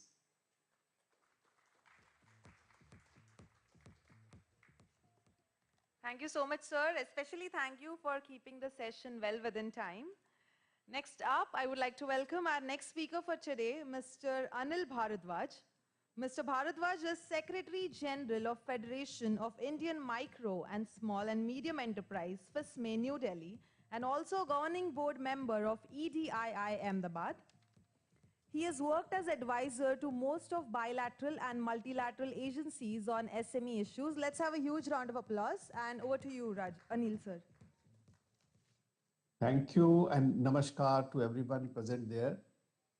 At the outset, let me place my sincere thanks to SIDBI for this opportunity. I feel sorry for not being able to join you in person.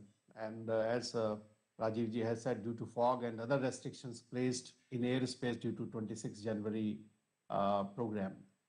I'll try to make up as much as possible through this interaction. Friends, Harvard Kennedy School professor Danny Roderick recently, in a very important article in Mint, which was a syndicated column, so it appeared almost in all major newspapers around the world. He wrote about 4 major economic challenges that countries face right now. And the first itself is a climate transition, which means decarbonization of economy is imperative to prevent a dystopian future of humanity. So instead of awaiting global consensus, individual countries have already started taking decision, and CBAM is before us and other countries are following. In another very interesting development, which is a very recent vintage, Danny Roderick joined with Joseph Stiglitz, who is, as you know, is a Nobel laureate.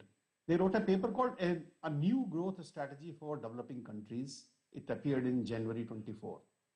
And what they say is that green transition makes development of new technology imperative. So while green transition is important, it is also important and it is imperative that you require new technology. And third, that structural transformation in economies are required for green transition. As you know, changing from fuel, particularly from coal, for example, to green energy sources is going to require huge amount of investments. And they say that additional funds that may be needed may range from 2% of GDP in 25 to 4% by 2030. So we are talking about huge amount of investments. In this context, I would say that SIDBI has taken, along with the bilateral and multilateral agencies as its partners, pioneering initiative in the sphere of green transition for MSME sector. Now, the first question that comes to mind is that what is that MSMEs need? And we have been discussing this with clusters, especially those who are in exports and who are part of supply chains. And this is what the feedback from the ground is that I would like to share with you. The first question that comes from them is that they need experts' assistance to calculate the carbon footprint in one's product. So we may be saying that, this technology, that technology, but the first question itself is that how much carbon footprint my production generates. And you need an agency which is credible, who can certify, and whose certification is also acceptable in the major markets. You would require then the second question or the second part will be that how to reduce carbon intensity in the production processes through adoption of green energy, implementation of better improved manufacturing or process or technology, by choosing low carbon intensity supply chains, and maybe others. I would suggest, or this is what has come from the ground also, is that currently, as we know, that 62 clusters account for 80% of exports from India. So let's first of all map all these 62 clusters for the carbon intensity. That would throw us tremendous amount of insights that what should be the next steps. And support that would be required would be in the form of, say, studies, because information is expensive to create, and it could be considered as a public infrastructure, and it has attribute of, say, public infrastructure, and financing of adoption of energy efficient processes that also alluded by Rajivji, financing of green technologies and capital goods. And we also need cadre of energy auditors who are ready to particularly go down to the smaller towns and smaller cities. In metros, you can still have good energy auditors, but it's very difficult to find them in clusters. One success story I would like to share with you, particularly in exports, and that is of Tirupur. So Tirupur accounts for 55% of India's knitwear exports. And through investments in zero liquid discharge, green energy, and tree plantations, Tirupur knitwear cluster is compliant with not only the ESG, environment, social, and governance standards, but it has become carbon negative. That perhaps is the only and the first cluster. And there are a lot of interesting insights that the cluster can share with others. So the association specifically has requested for other clusters that subsidies could be thought of or financial assistance could be thought of in common effluent treatment plants, individual effluent treatment plants when installing, and also wind and solar power capacities. They have invested heavily in wind and solar power as a cluster, and they formed a special purpose vehicle also for this purpose, and that's how they achieved the carbon negative status. So for the, I would like to share these initial thoughts with you and can come back later. Thank you.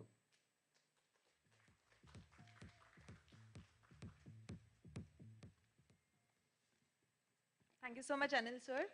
Well, with that, we move towards the final speaker for this session, Ms. Madhu Tyagi, a first-generation entrepreneur who started her journey in early 90s when Indian economy was opening up to the world.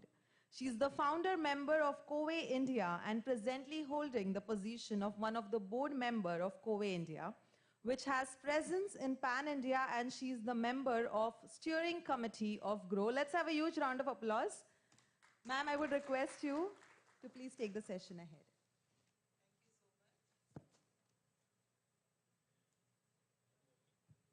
Hello. Thank you so much for giving this opportunity to be here and speak about the green initiative by the industries. Finance I'll be not telling because a lot of people are there for finance. We need finance, so as industry. So I'll be talking about the industrial needs. The Confederation of Women Entrepreneur is basically the only women entrepreneur association available in India, which has its chapter in 11 states, and having variety of the product of our members, specifically to the region-based products and multi-products also, which ranges right from the agri-product to the spacecraft. Those are our members.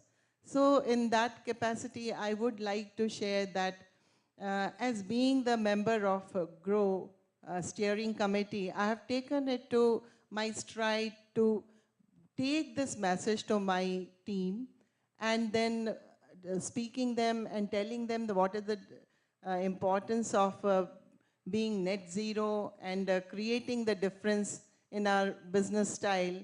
So we have decided to have our green ambassador in each chapter, those who will be working towards achieving this goal.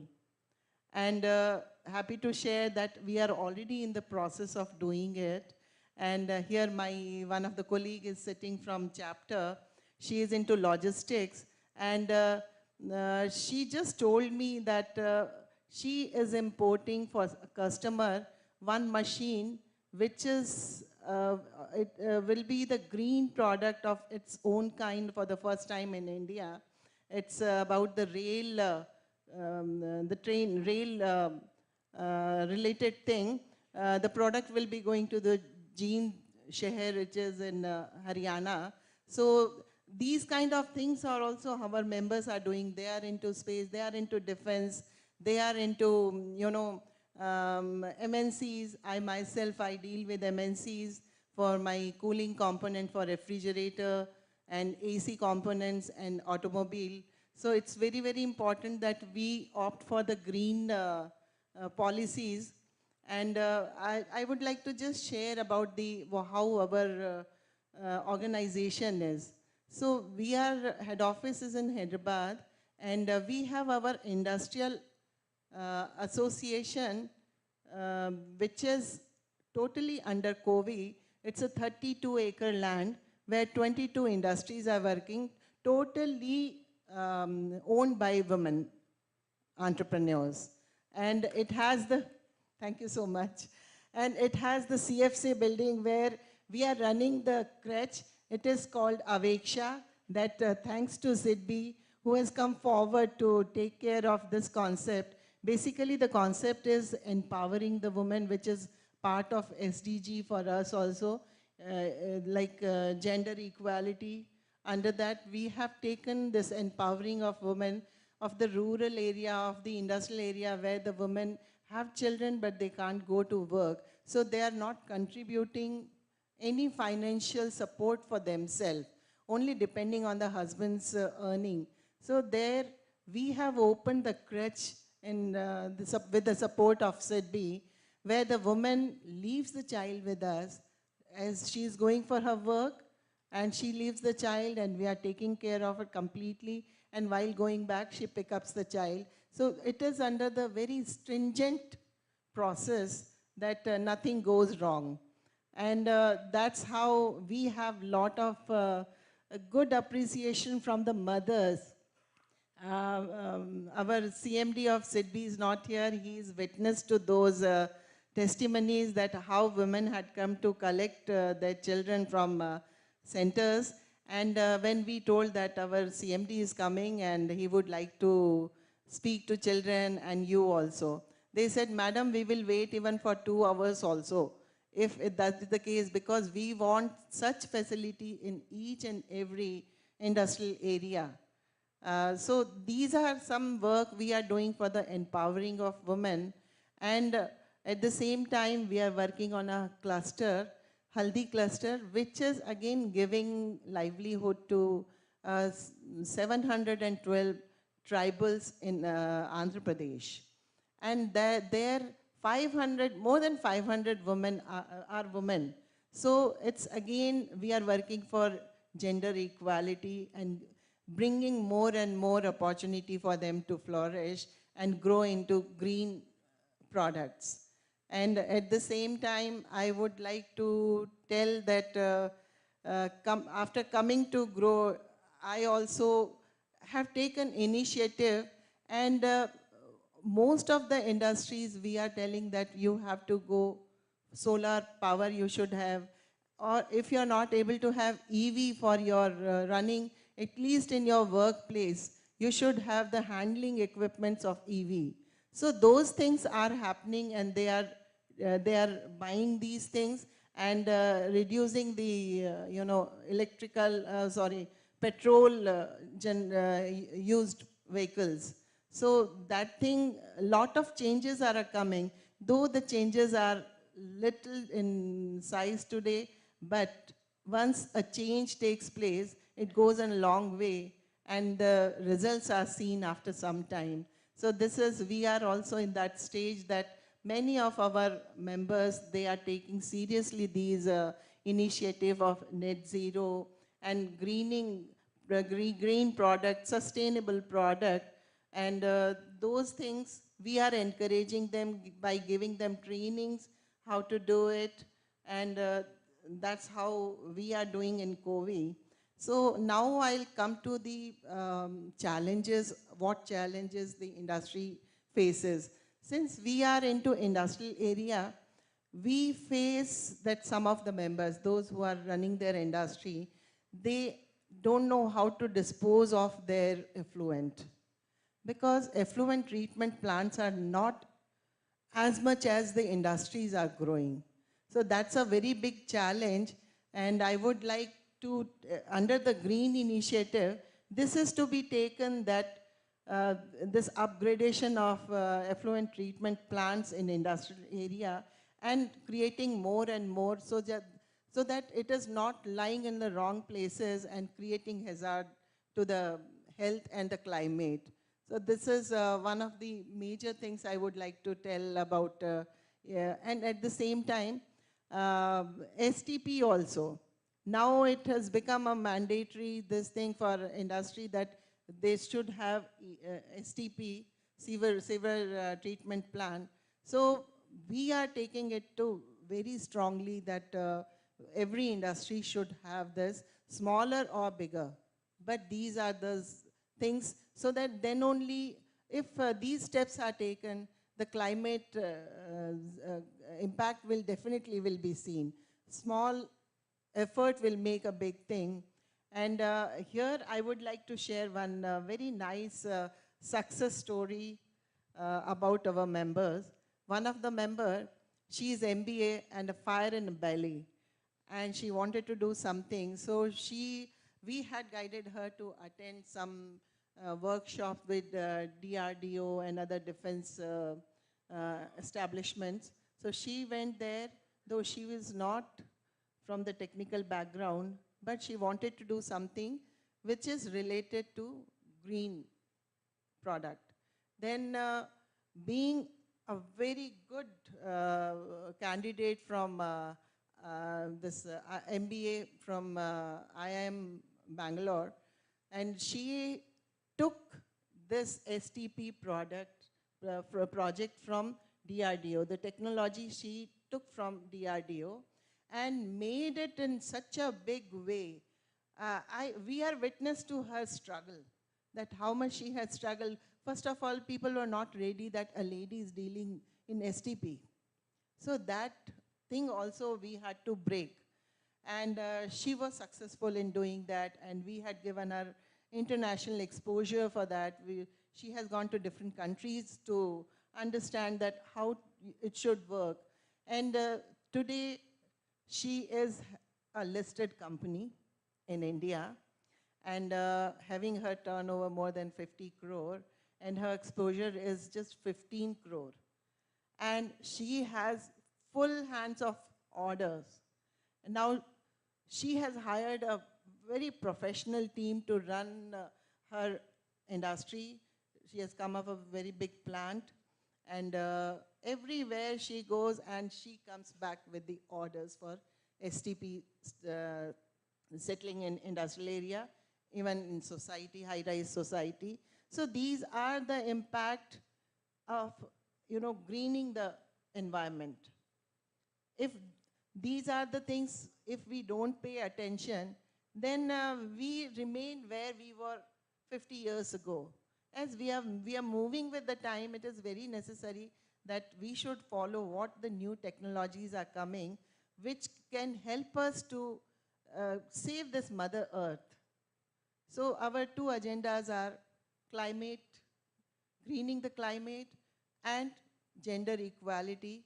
These two things we are working very strongly, and SIDBI has always been very, very helpful in meeting these kind of all our goals.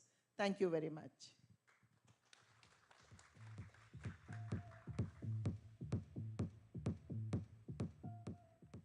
Thank you so much, Madhu ma'am. Well, with that, let's have a huge round of applause for all the three speakers for respecting the time and keeping the session well within time. Thank you so much for that. And with that, I would like to request Dr. R.K. Singh ji to kindly felicitate our speaker on the dais, Madhu ma'am. And we'll make sure that Anil sir and Rajiv sir, they also receive it from our end. Yes, can we please have you on stage?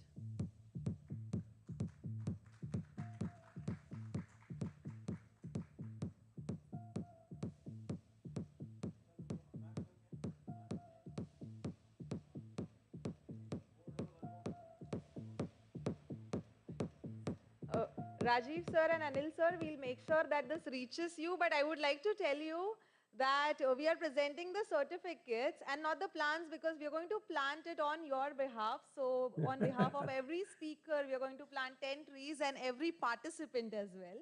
So that's the initiative that SIDBI has taken. So thank you so much. Thank you. Thank you. Really great. Really great. Thank you. Thank you all for everything. Thank you.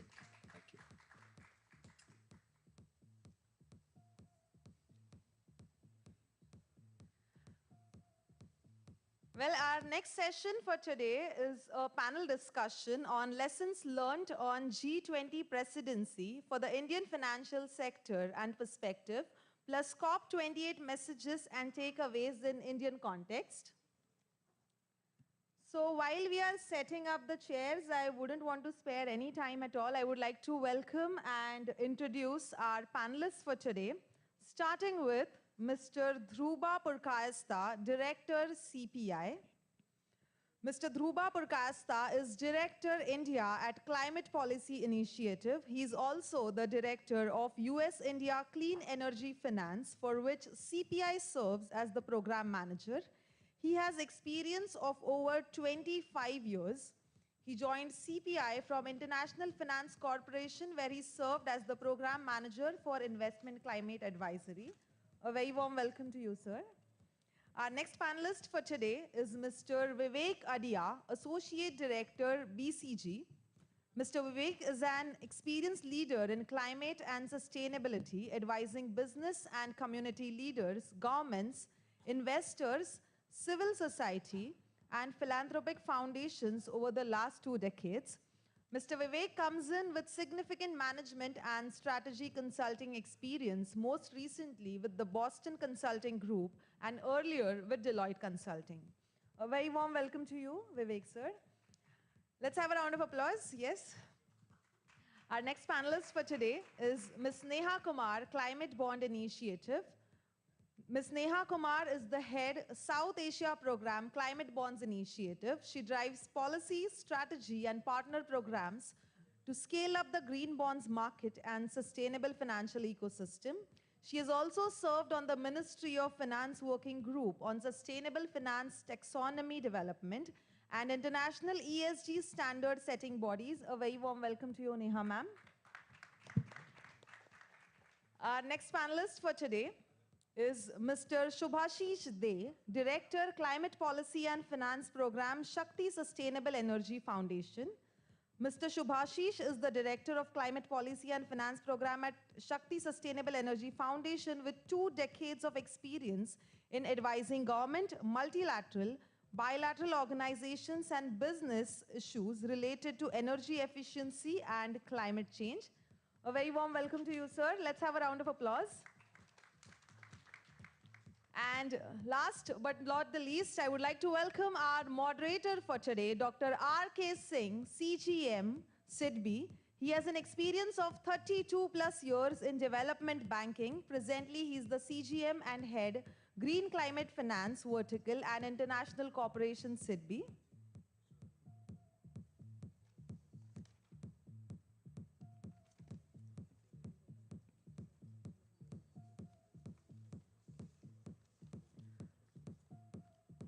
Well, before I welcome Dr. R.K. Singh, I would like to welcome our panelist, Mr. Mukund Govind Rajan, Chairperson, eCube Investment Advisors. Let's have a huge round of applause for him. And now moving ahead with our moderator, Dr. R.K. Singh, CGM, SIDBI. He has been the head of promotion and development and clusters, wherein he founded and ran for 3+ years Mission Swawalamban, that is kindling entrepreneurship culture with theme, each house, one entrepreneur. He also has been the project head PSIG program, which transited as Swawalamban Resource Facility to support financial inclusion of micro enterprises. Let's have a huge round of applause for our panelists, and I would request our moderator to please take the session ahead. So, green afternoon to everybody. The GIFs, the essence, as I mentioned, was to really disrupt the status quo. And I was quite young in 97 when I was posted in a hilly area, Sikkim. And I was telling that we should do something to bring change. And then my driver taught me that, see, landslides don't happen during, say, when the rains are there. The moment you are able to dry, means the sun comes in and it dries the background of a small pebble, it has all ability to bring landslides or the change. And that is what, when we set up Green Vertical, we were not knowing that how to push the mountain. But we had that in mind, that I have to move some pebbles somewhere and do it with passion. And here we have all these people who are the real singers, and we remain the playback singer. But we keep learning the nuances from them and keep evolving. We reached out. So one theory which we adopted was that people should not approach us and we should not be responsive. We should approach them first before they look at us, right? And this is what we, as I mentioned in the morning, We planted 70,000 trees in Ladakh. And we worked with Sonam Wangchuk. You must have heard about him. He's an environmentalist and innovator in his own right. Um, and we set up a switch center within the Himalayan Institute for Alternate Learning. The idea was I talked to him intensively and we told, see, we want to set up this switch center which would work on two fronts. One is switch on the innovation bulb in kids and switch for entrepreneurship for the college going. And to our luck, he visited us on the green floor of SIDBI in Delhi. And he told that, and that was the greatest compliment to our humble work which we do, is that you are instilling oxygen in the enterprise ecosystem. And that is what is the endeavor for us, and that is what GIFs really does.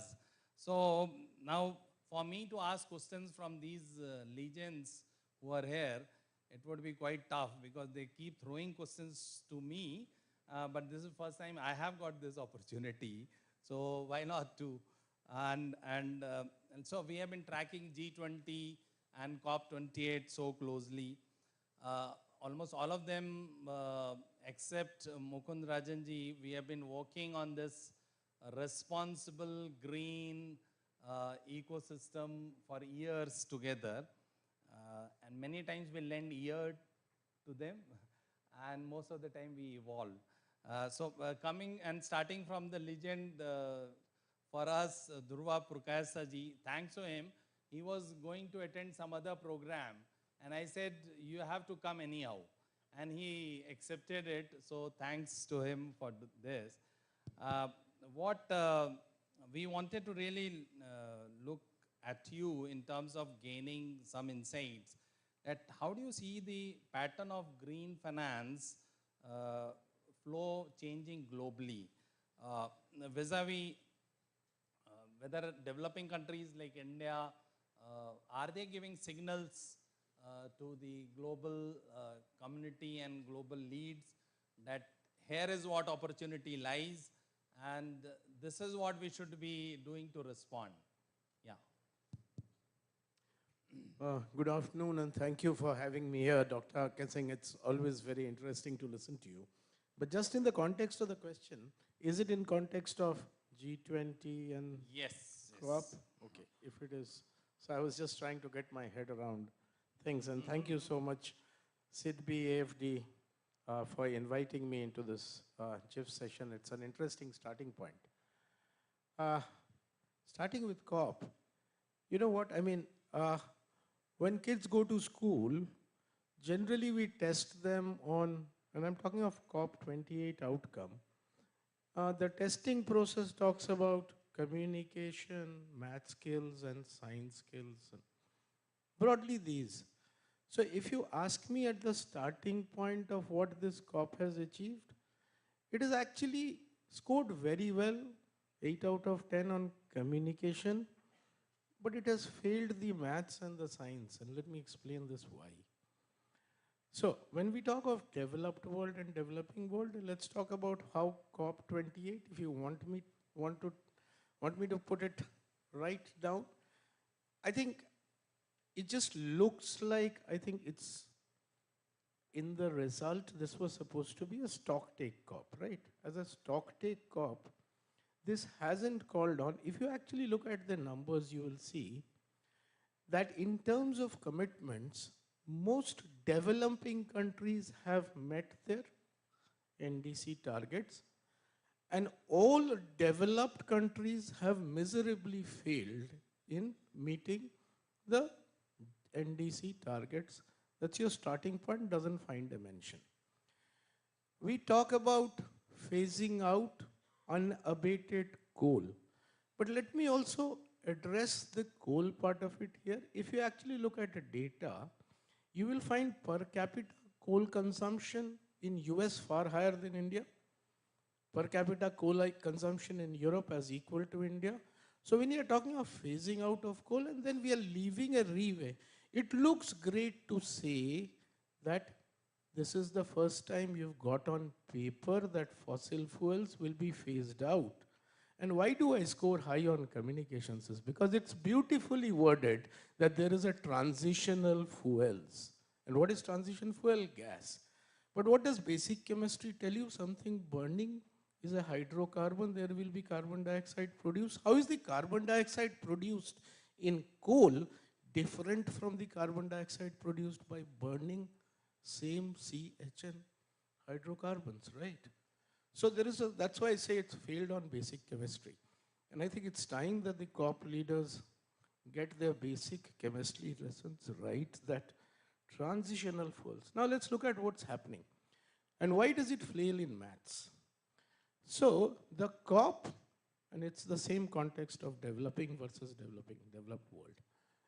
So you say 3x renewable energy, it looks a great commitment on paper that will triple the renewable energy.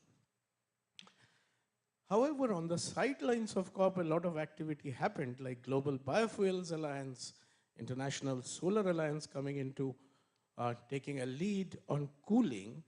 But at the same time, we carried out from Climate Policy Initiative, and we track climate finance too, we looked at pipeline across the world.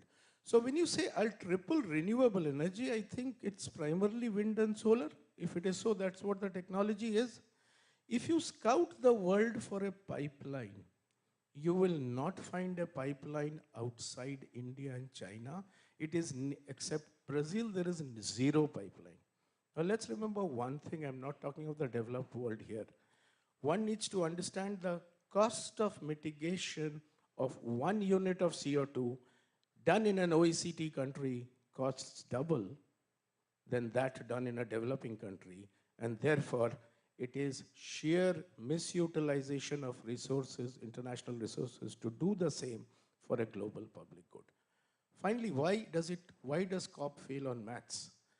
The COP fails on maths is while the G20 for the first time, yes, it's difficult for the G20 declaration, for the first time, international leaders put a number to the paper, 5.9 trillion and 3.5. That number was on paper. It was never on paper anywhere else.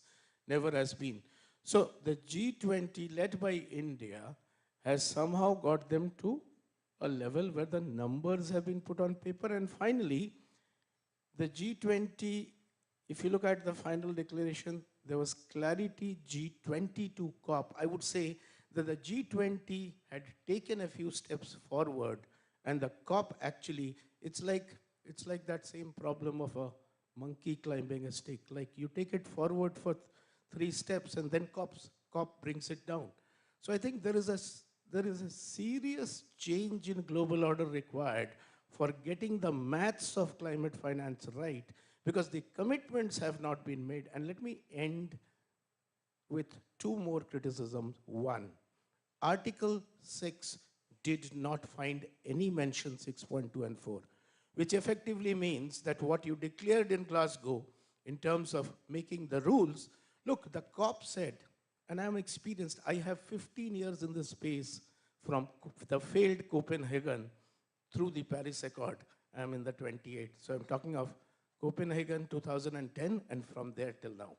So in this experience of COP, I'll say Paris was great, but this COP, communicated as a success, was a disastrous failure in terms of getting global action on climate correct. Thank you.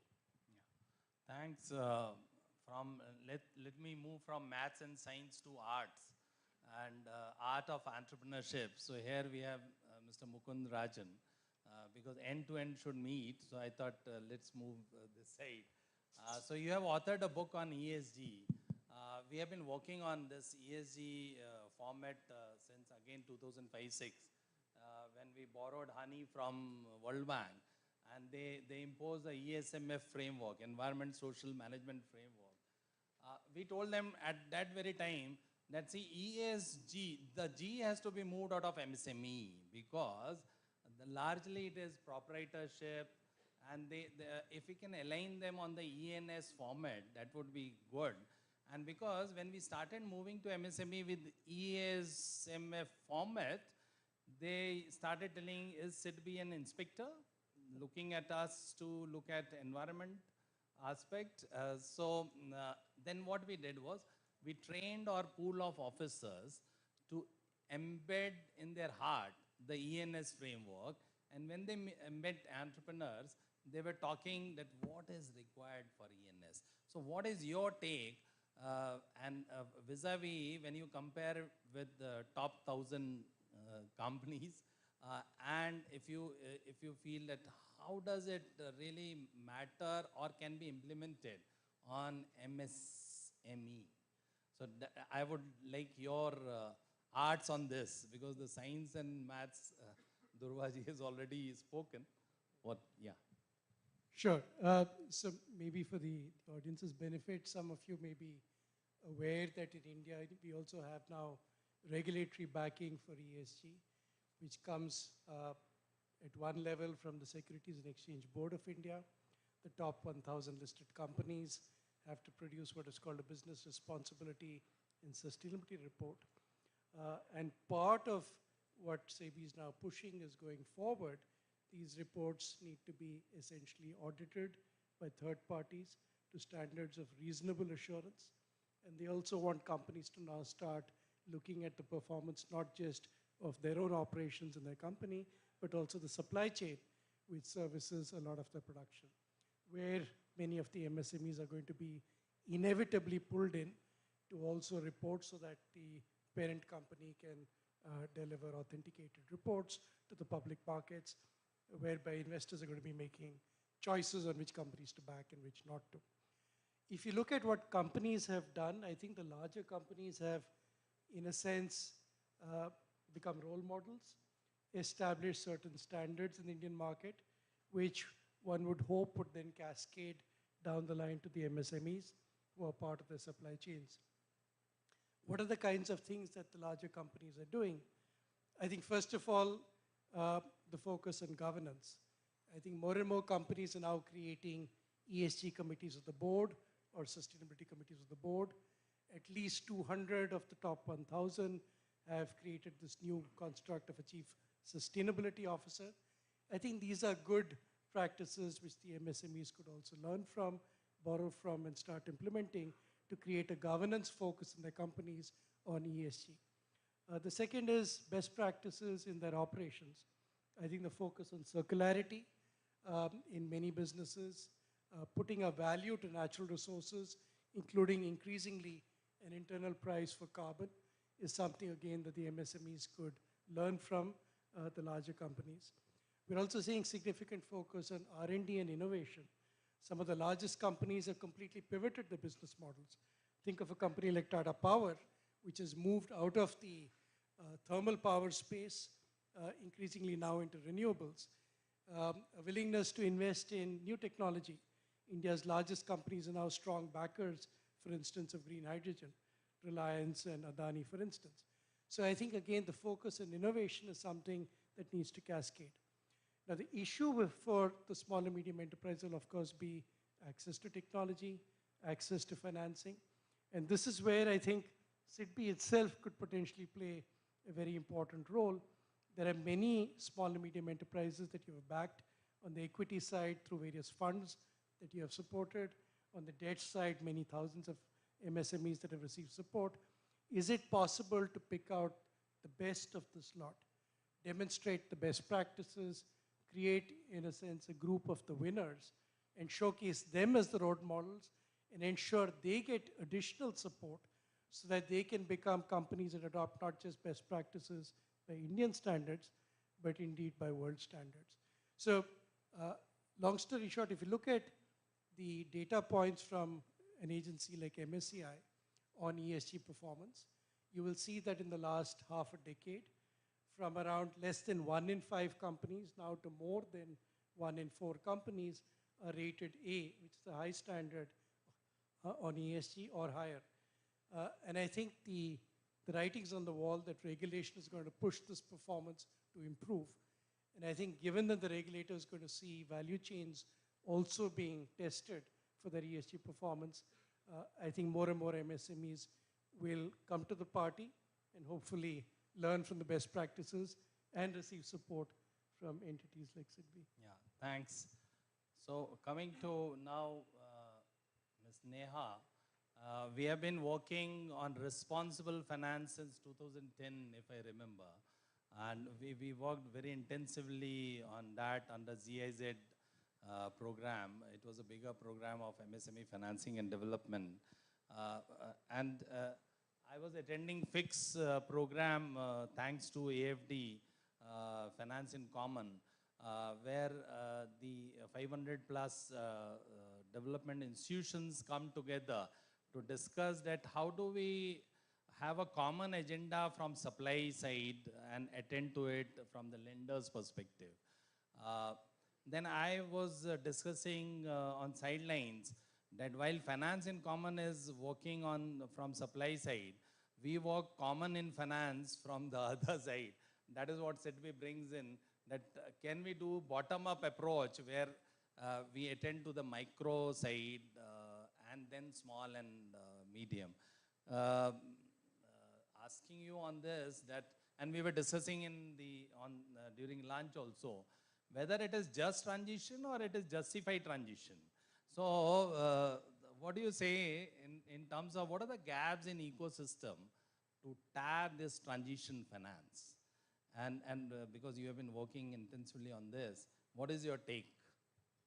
Thank you. So actually the people on the panel over here, Mukund, we also go back a long way, and I think that needs to be recognized that the arc of development of ESG and now towards climate, and then really in a forward-looking manner, the idea of transition and transition plan has taken 15 to 20 years. And this is to be acknowledged in two ways. One is that big companies have taken the lead. The smaller companies have also learned from what the big companies have been doing. So it is also reflected in the regulatory apparatus. BRSR has done a core indicator as well as leadership indicator. And SIDBI has been part of the entire story because it has tried to give something to the ecosystem which is necessary. Financial sector, I think, is catching up. It is a late entrant, and it is a late entrant not only in India, but also globally. But it is such an important segment that once it does something, the cascade impact of the behavior of the companies and the likelihood of it changing fast gets multiplied many times over. Now, that said, I have been an advocate of rapid, because it is needed, an orderly transition and just transition. So yes, decarbonization is absolutely critical. And as we grow, our carbon footprint, our GHG footprint will also grow, and we have to see how we decouple our growth with the emissions. But in developing economies, and not only in developing economies, I think everywhere, if we do not look into what sometimes some people try to say is the soft aspect, which is the social aspect, I don't adhere to that line of argument. But if you do not look at job creation, if you do not look at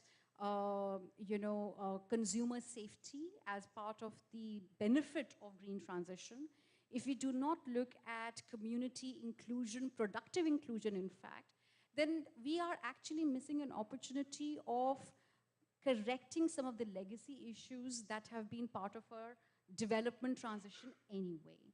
So I would say rapid and just transition, not exclusive of each other. You are saying that what is required to be done, I think one begins with the beginning. You have to understand what transition means, what are those activities.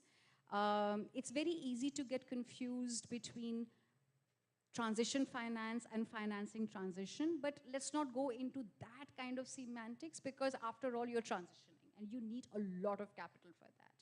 You need a capital from all sources. You need support in the form of public grants, you need commercial capital, you need concessional capital, and unfortunately, the government balance sheets will not be flexible or large enough to be able to do that. So you need a lot of public-private cooperation and private capital to flow in. And that, if I may, add to what Dhruba said in terms of maths and chemistry, I think that is also part of just transition, that the volume and the speed of finance coming from global north to global south needs to really, really multiply. It is dangerously low. If we are saying we are in it together, then we need to make available finance for transition for developing economies, and that's very much a part and definition, a canvas of just transition and not only people-centric transition. So that is something that I would like to say. I would say that it seems to me, there's one more thing that I would like to say, that increasingly these global summits need to become synergistic. You cannot have, I mean, what G20 did this time was to actually put at the center the global south narrative. That's extremely important. The cost of capital and the unavailability of capital for developing countries is you know, like I said, dangerously meager. And if you look at the year that has gone past us, G20, COP28, there was French summit, you know, all of these were somehow building or trying to build a common framework. We have come towards it, but that's what I would say that is required much more. And accessibility and affordability of capital within the developing countries will need to be supported. So I would say that given the market conditions, given the interest rates that will probably not go back to being low or negative or zero, we will need to start looking at domestic mobilization of finance through different means.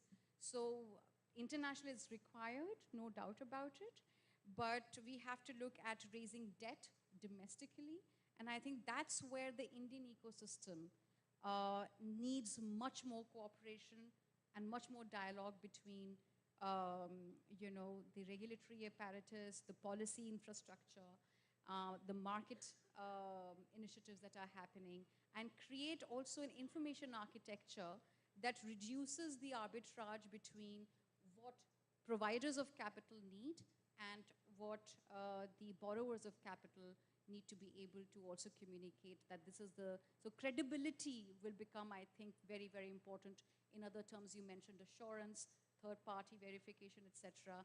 Everything that happens in climate finance space, that is the key difference.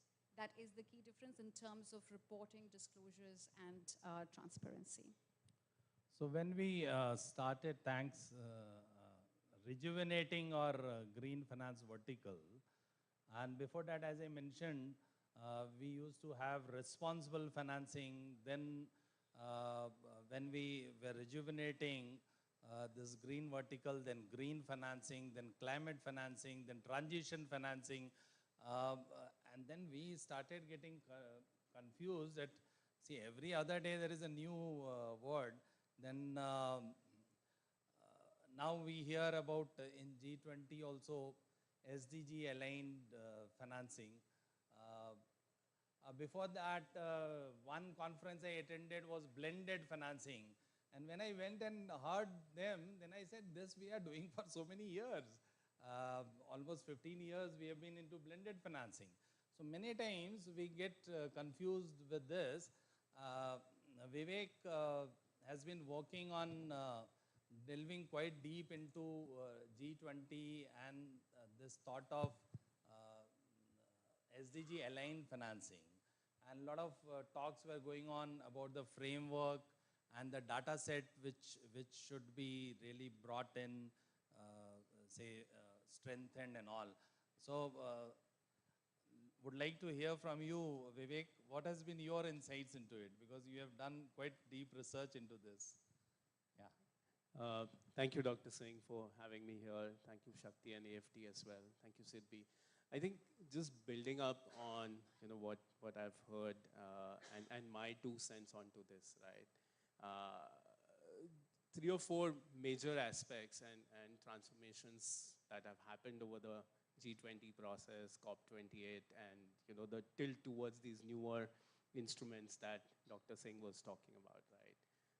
First piece is about the numbers, right? We've successfully converted the billions into trillions, right? We've always kind of stepped up the number that's required on climate financing, and we have a far better understanding of what's required and a far greater acceptance of those numbers. Like Dhruba was mentioning, we have it in the formal Delhi Declaration, we have it in many other places.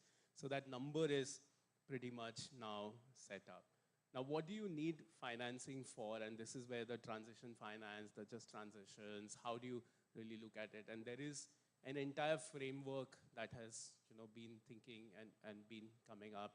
In fact, a small step in this direction is the UAE declaration that looked at some of the principles, right? How do you, and like Neha was mentioning, look at affordability, accessibility, and availability of climate finance, right? If you don't get any of these aspects, it just doesn't make sense and it doesn't flow.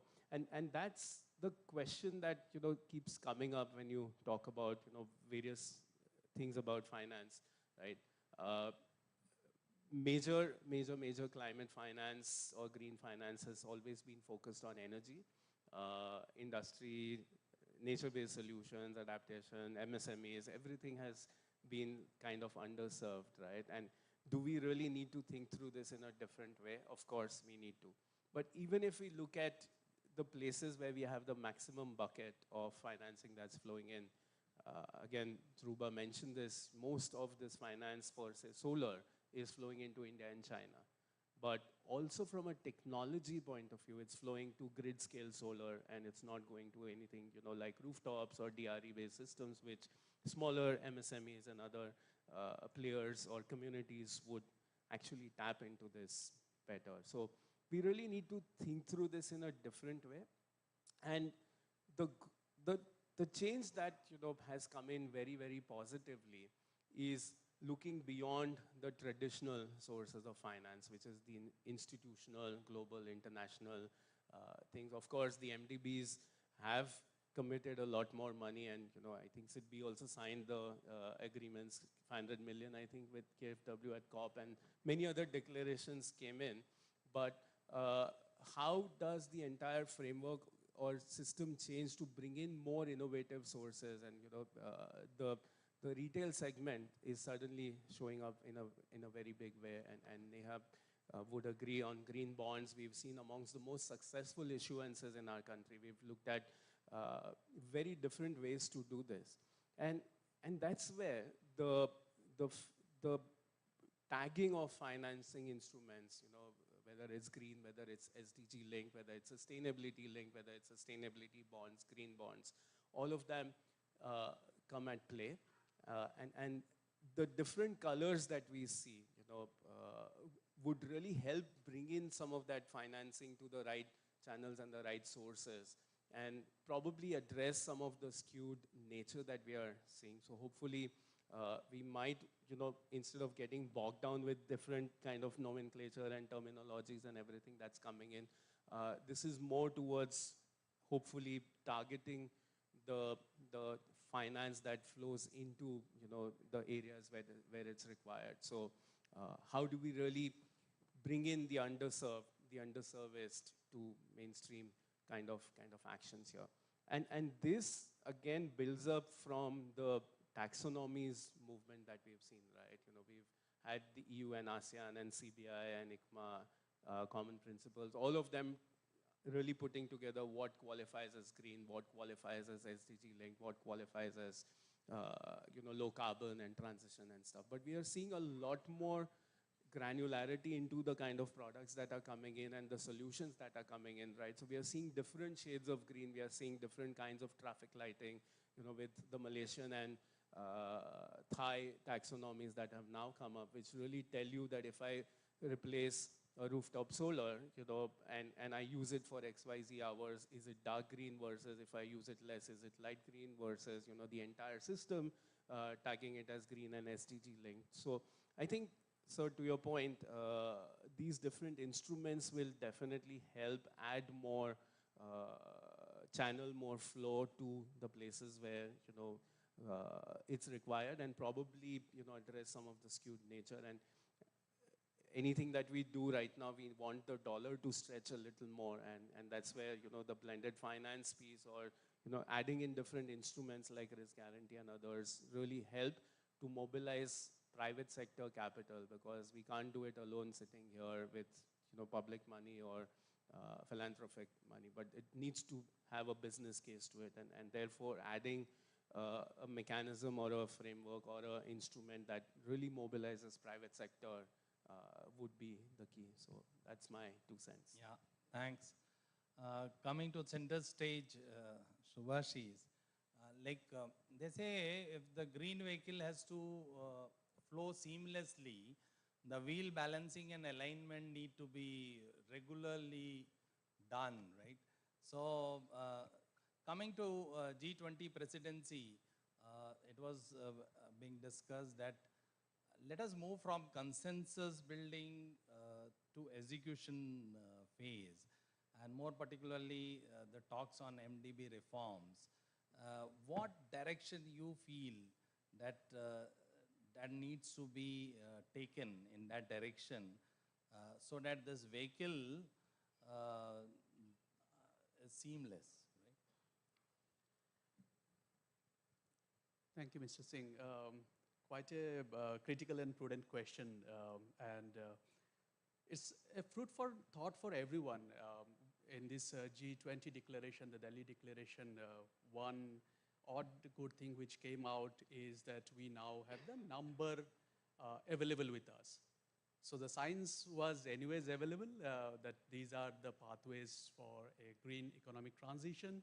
We also have a kind of a ballpark figure of the trillions of dollars which are required by developing economies to become, or rather achieve their NDC targets, and then what kind of transitional finance is required if you need to move towards a 2050 net zero target.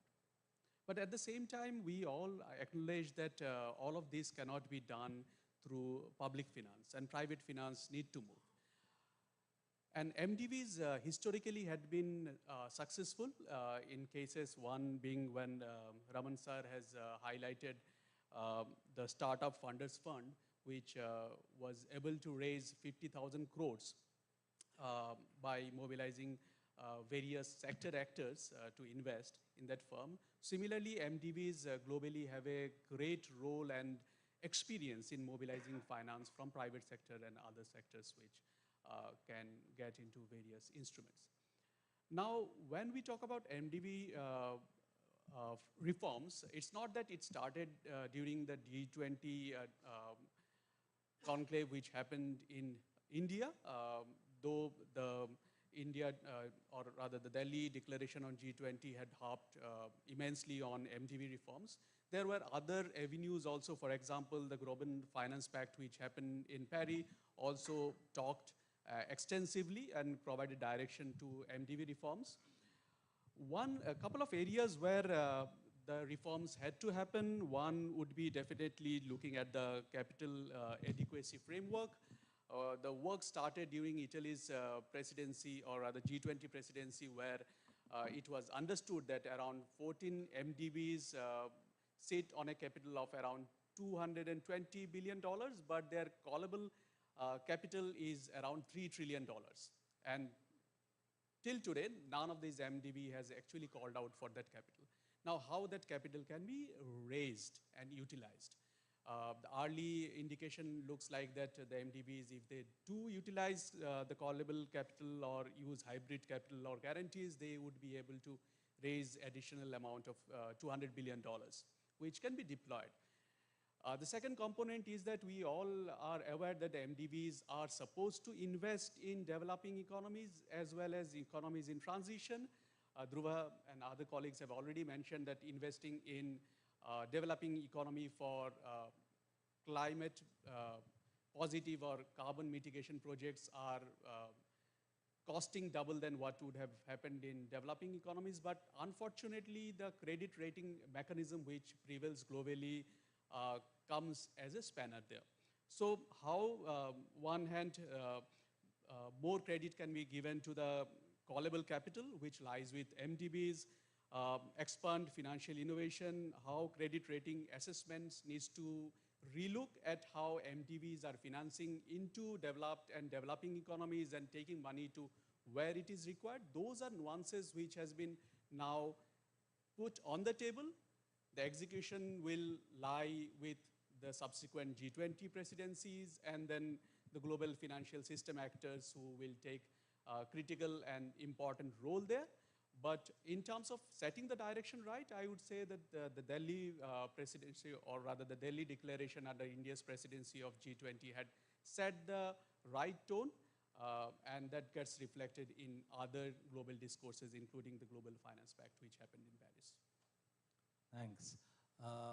So whenever we are approaching bilateral, multilaterals, as also GCF, they do ask us that how much private capital you will be able to leverage, mobilize, right? And so coming to Mr. Mukund, that what do you see that role of private capital in addressing this, the climate aspects, and how do we really contribute in giving it a fillip? No, a very important question. In fact, part of the G20 declaration reflected on the substantial indebtedness of a large number of developing countries and significant increase in fiscal deficits around the world, not least because of COVID. And therefore, there will be an expectation that government's resources will be limited, and therefore you need much more of private capital to come into a lot of the solutions you need for the climate challenge. If we take India as an example, I think here what you're seeing is, as far as utility scale renewable power, sorted technology, relatively low risk, tariffs have come down, competitive. You're finding that the big banks are relatively willing to make capital available, both on the private side and the state-owned banks. There will be obviously scope for doing more. I think there's a lot of expectation that in the coming period, hopefully there will be a green taxonomy which will clarify which are the elements that are truly considered green. The RBI may come out with additional elements in priority sector lending that can increase the funds infusion for green projects. And of course, banks themselves will have to invest a lot in capacity building. We are seeing a lot of demand, both from private and public banks, for training their frontline personnel, in having the right conversation with clients, in also doing activities such as measurement of their own financed emissions, figuring out where they are on this landscape and what might be some of the scenarios that could play out as the climate challenge becomes more pronounced. But the minute you start going down the spectrum and you start looking at NBFCs, smaller ticket loans, you look at the private equity scenario, you start seeing bigger challenges emerge. If I take private equity, for instance, and venture capital, what you see in the last 15 odd years is probably less than $3 billion that has gone into early stage investments to fund the climate transition. And the data that at least I have seen suggests that 8 out of 9 enterprises that were funded did not receive a subsequent round of funding. So there is a big problem there. It gets even worse when you look at the growth stage for those companies. There are very few dedicated funds that look at the climate agenda operating in the growth capital space in India. And I think we need to see many more funds come into that space. So you need the entire spectrum of possibilities from early stage all the way through to the big banks playing their role. And I think there are large pockets of vulnerability in India that we have today that need to be addressed. Private capital can come domestically. there has been a certain amount of risk aversion on the part of large players in India. A lot of it will have to come internationally. And I think the quicker we can develop some instruments that attract the interest of foreign investors, already the work that's being done on climate bonds, green bonds, in future carbon credits will be useful. We also need the financial markets infrastructure, including a trading platform, where all this can be traded and money taken out easily. And in India, at least, the proposition that has been put forward is, can we do something on scale out of GIFT City to create, in a sense, a sustainability exchange which allows the trading of such instruments. So I think early days, but lots of work required to be able to support the needs of the market going forward. So I've already got a message from my team that we are in red time zone. We have crossed the green time zone. But a quick one from Neha, that how do we mobilize domestic private debt market right, for the green and transition finance? A quick one.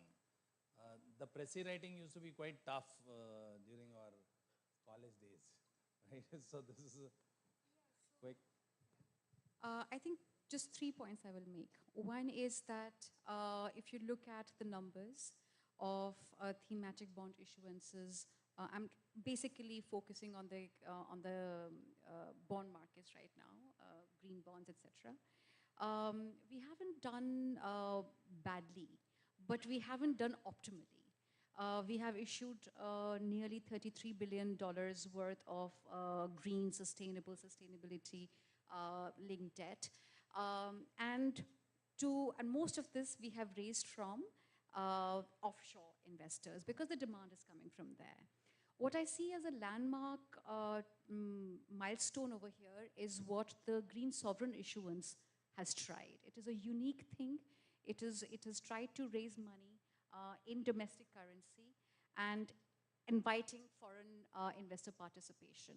The thing after this should be is that we've had a reasonable amount of success. We are in the second round of sovereign green bond issuance, and hopefully going forward, the volume will also increase. But the regulatory support and the mandates and incentives required for the corporate market to take up requires continuation and perhaps extension of what support was granted to the green sovereign issuance. For example, IRDAI has said that the insurers can actually buy sovereign green bonds. Can that be linked to corporate debt market? I mean, this is the kind of support that we quickly need to build upon a pretty decent success that we have just had. So domestic currency issuance, by the way, it is a rising norm across emerging economies. Chile has done it, Thailand has done it, Brazil is planning to do it.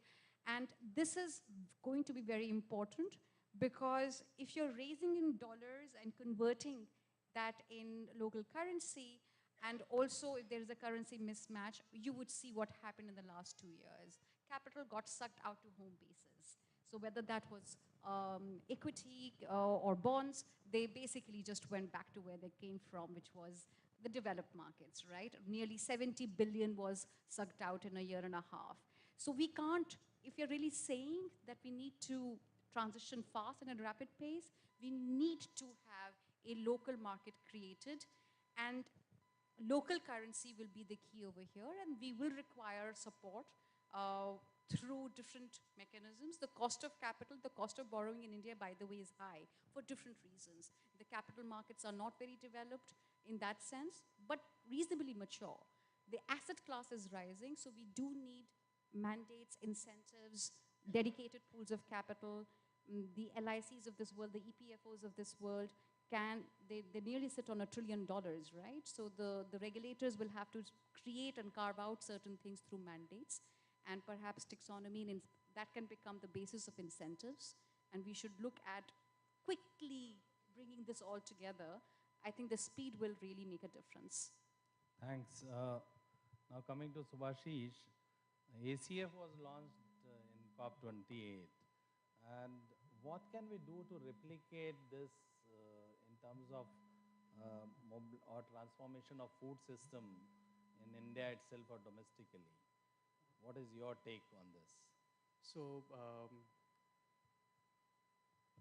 now, one good thing which happened in COP28 when this declaration, UAE declaration on agri-food systems and climate action was taken, is that before this, the discourse had always been on how to mitigate emission, mostly methane emission coming from agriculture and agricultural practices.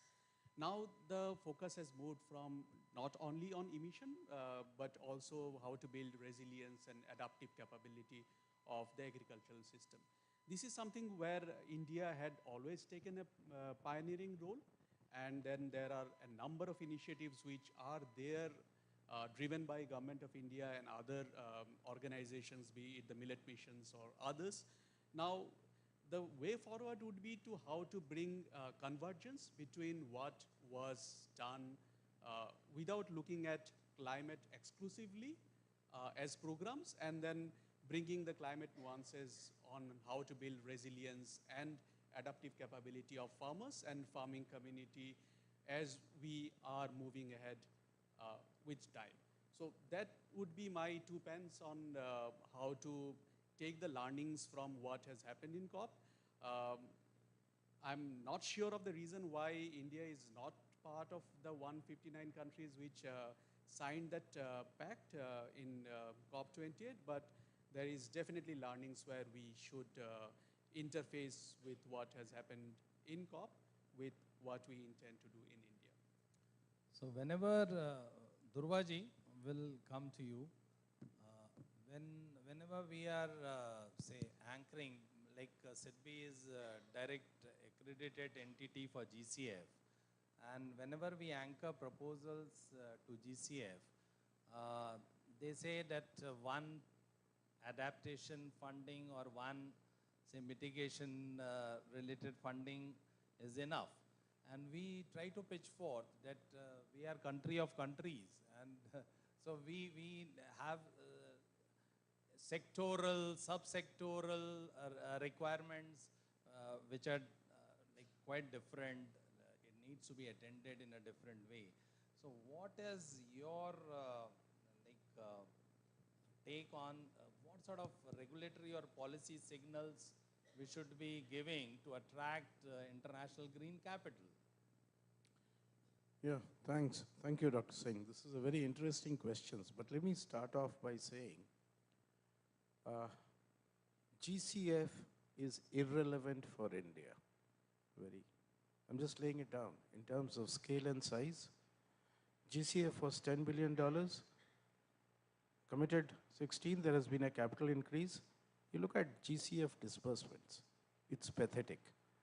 With the commitment in 10 years of existence formed in Paris and nearing 10 years, it's not able to disburse $3 billion. Look at the last annual report.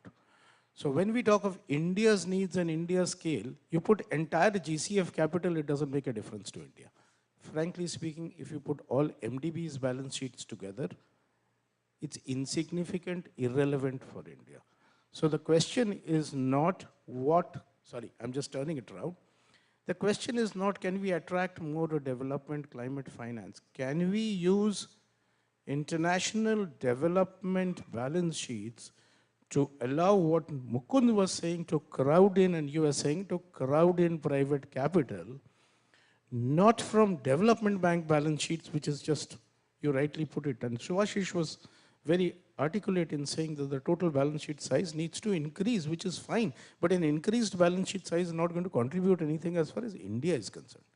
So therefore, use the power of OECD, developed country, balance sheet, credit rating, backing to allow for a GFANs or the international institutional investors to come in.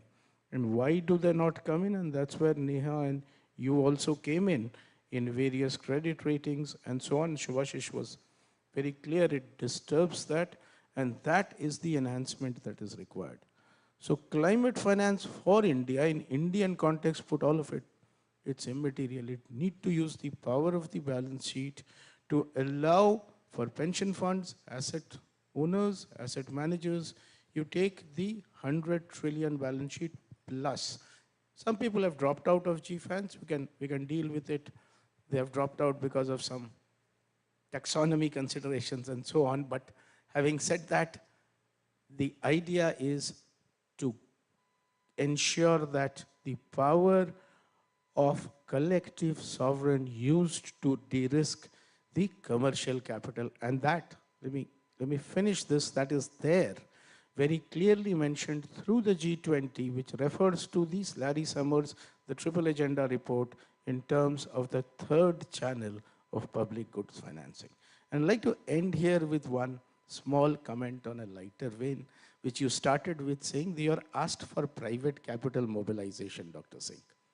And you know what is the private capital mobilization has been jointly agreed on a formula, and it happened in 2016. And that's an interesting formula. It's creative maths. And I'll not explain that creative maths. What that creative maths entails, it divides private capital mobilization into three parts. There is a co-financing, there's a direct private capital mobilization, and there is an indirect capital mobilization. And you can extend indirect capital mobilization to your personal consumption. So the creative maths of MDB lies in escalating the number to whatever you want that multiplier to be. Thank you. May I just add to what Dhruva has said? You know, you are stealing Vivek's thing. No, just one thing. No, I couldn't agree more, because if you look at the, if you disaggregate the numbers, it's not only GCF, you take adaptation fund, you take others, you take GEF. You know, in India, how much is the total? It's 1.4 billion only. Only. So I say that finance delayed is finance denied. So this is very clear to me. The second point would be then, what do the national development banks do? You know, how do they become the conduits, whether it is channeling the international concessional finance, or it is actually originating lending domestically?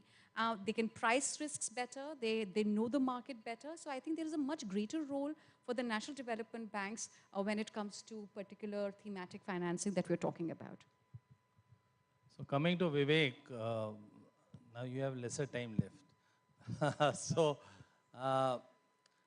whenever we used to go abroad, we will see in the hotel, they would say, you want still water or sparkling water, right? And then, so in the blended finance space, a lot of sparkling money is lying with philanthropic funds, but lying still also. So how do we pick those for blending it out here? Because what we have been saying to, say, international partners, that we are not looking at grant for expenditure. We are looking at some money which can be blended as an investment, right, for benefiting the ecosystem. It can be either like a risk sharing facility, or it reduces the cost to the institution, because the compliance cost of going green is higher. So what is your take? Quick one, half a minute. Okay, very quick one. And I think, you know, if you take still water, infuse carbon dioxide in it, make it sparkling, you know, that's the sequestration we need. But I think, you know, just the understand. Right.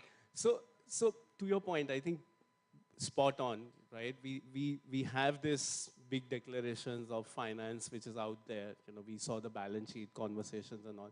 There is a huge pipeline that's on ground, but somewhere that gap is not, you know, being met. You know, the demand and supply still is out there.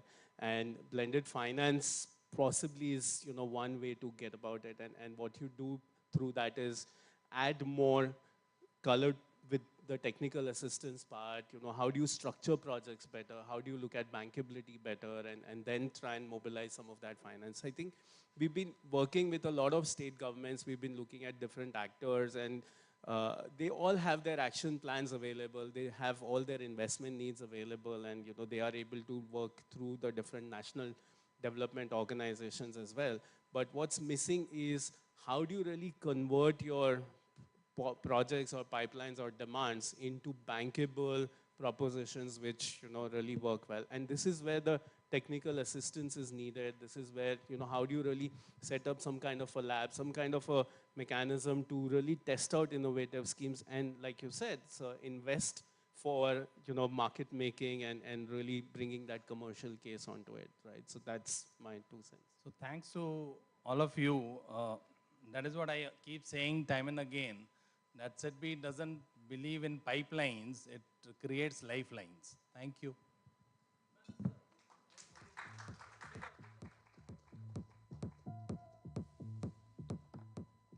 A big thank you to all our panelists for the wonderful discussion. I would request Dr. R.K. Singh, CGM SIDBI, to kindly felicitate our panelists.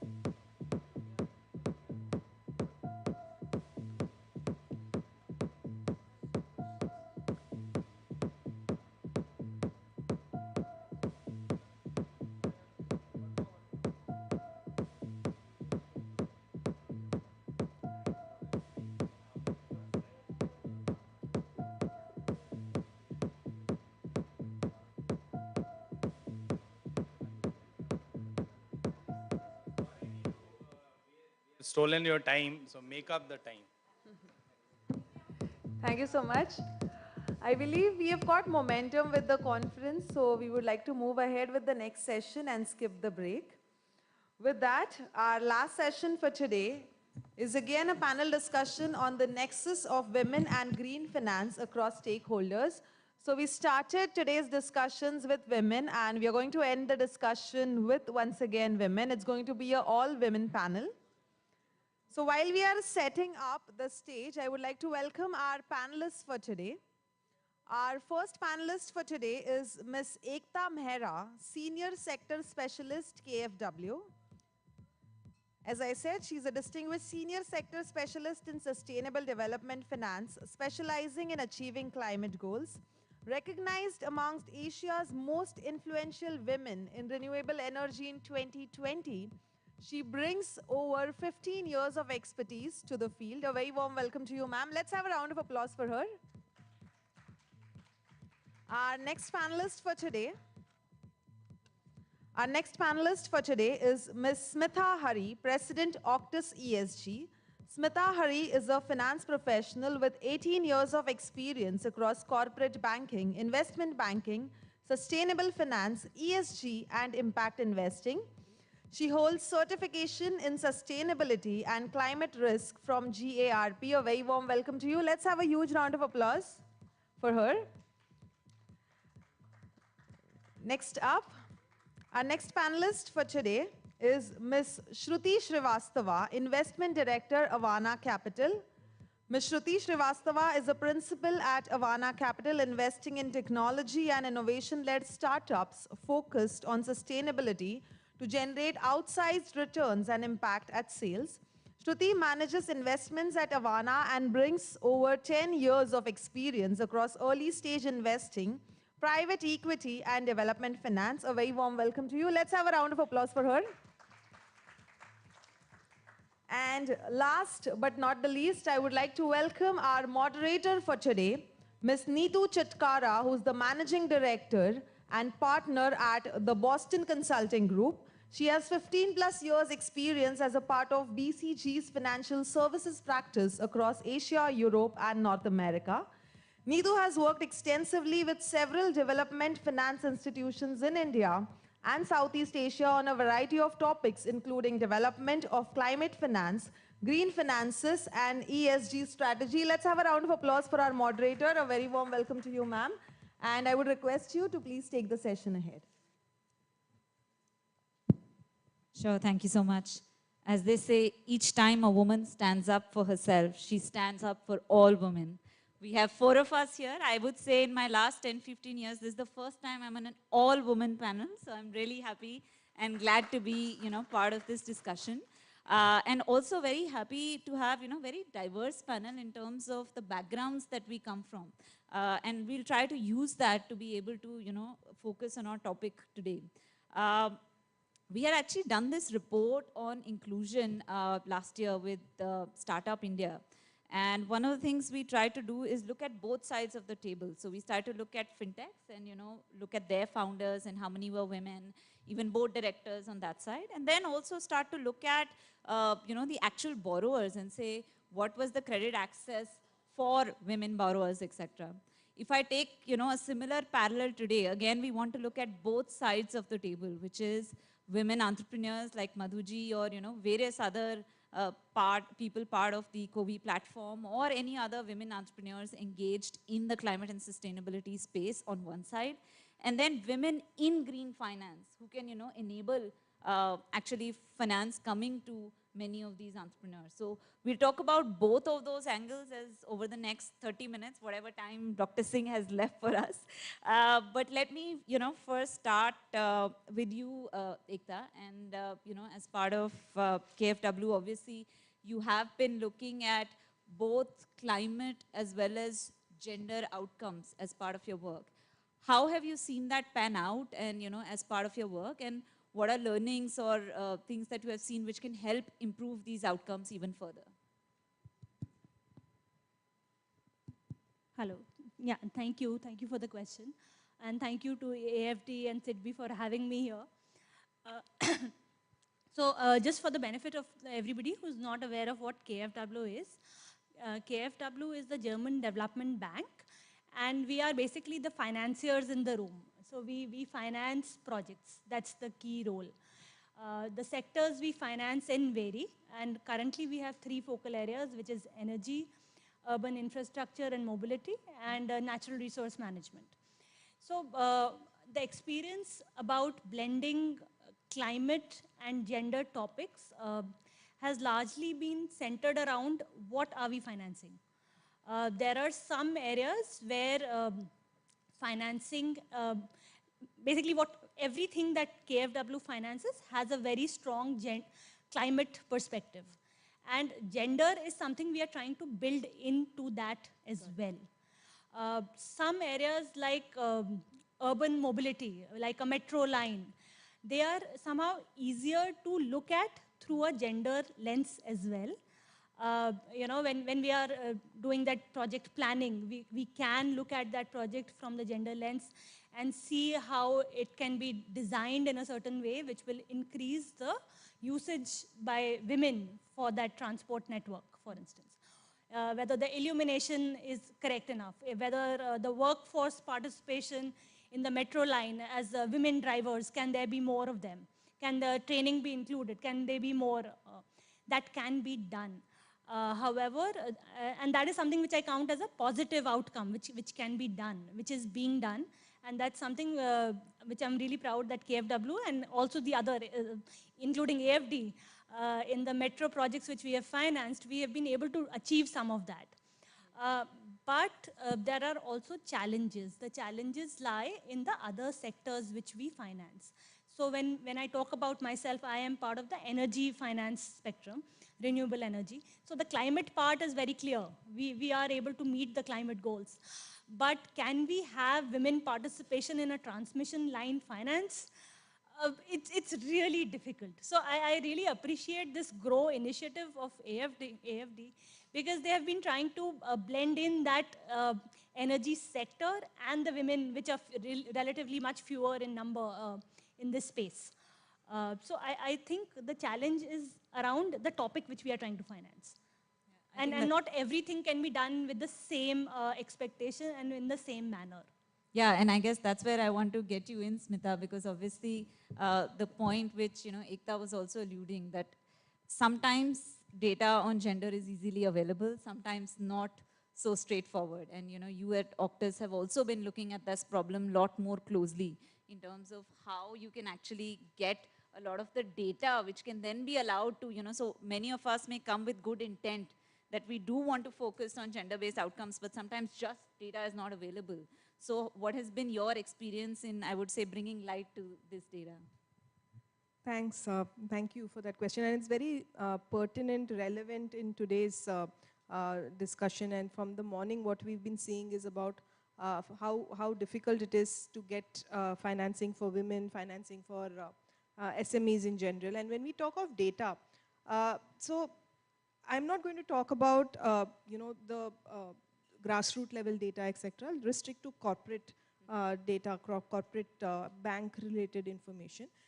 So if you look at our reporting requirements, the BRSR, for example, across different principles talks about reporting gender-related information, be it within the corporates or be it with the stakeholders. Similarly, ISSB, which is the new IFRS standards which has come out, talks about reporting of gender-related metrics. Same with GRI, which is one of the oldest reporting requirements.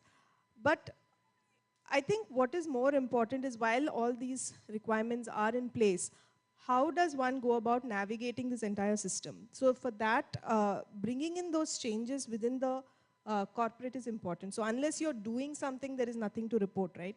So having a org-wide, capacity, I would say, to build capacities to sensitize how important it is to look at everything from a gender lens. That is the first step. Then there is if we move on to how you recruit, how you create those roles. So like Ekta was saying, not all sectors are actually going to be gender friendly, women friendly, right? So how do you carve out roles based on the sectors? So for example, if it's an FMCG company and it requires going to do sales in some remote areas, then do you have those systems built into place which will ensure safety for women?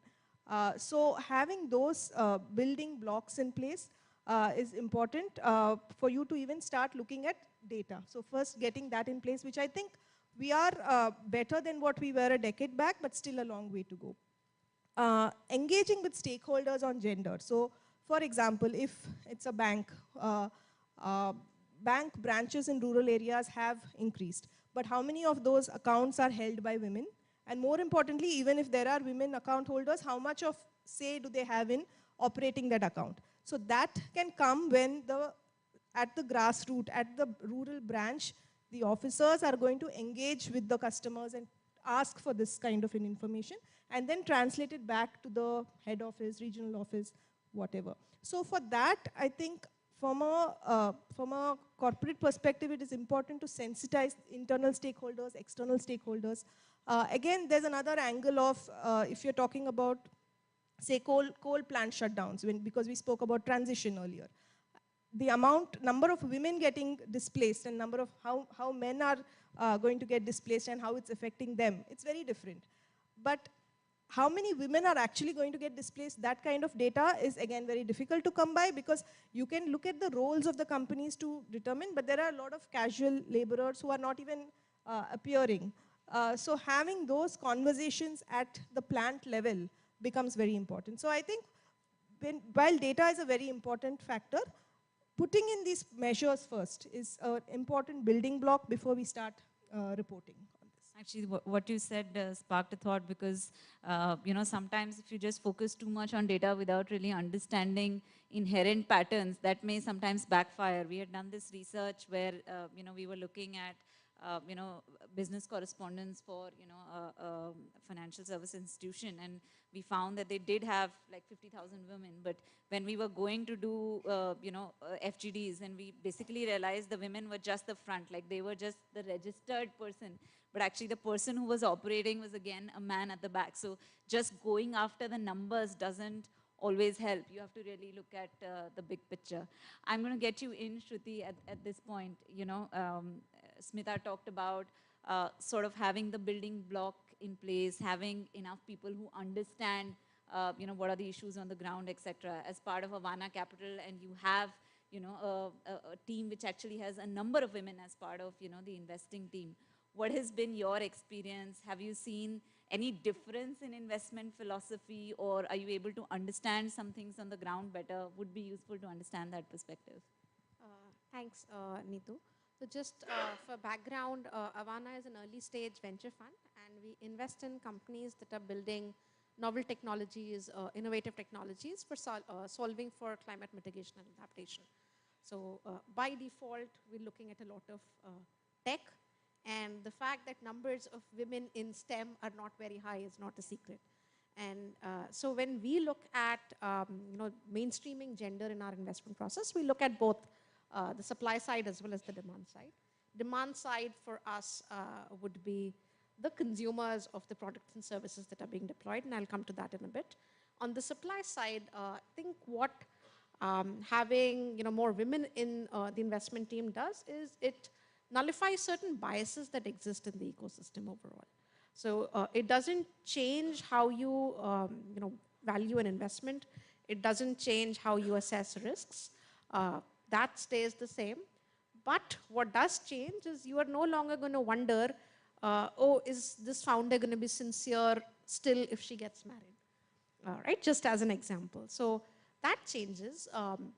What we have also been seeing increasingly is founders' intentionality in mainstreaming gender into their own workforces. Given that these are all early stage companies, we invest at the seed stage primarily. They're very young organizations, and if you can get the foundation right, a lot of things that get built on top of that foundation can be sorted as well. So whether it is simple basic things like a POSH training or just identification of potential risks on SEA, that is sexual exploitation, abuse and harassment, all of that helps in building a workforce that is more sensitized. It helps create a workforce that retains women. Women do tend to drop out of workforces that are toxic or that hinder growth. And that sensitization acts as a prevention for this kind of attrition.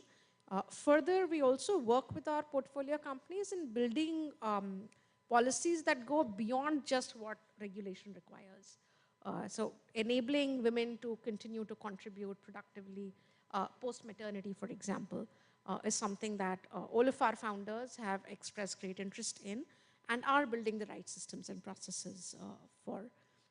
On the demand side, for the consumers, three sectors that we primarily look at are sustainable resource management, mobility and supply chains, and sustainable food systems.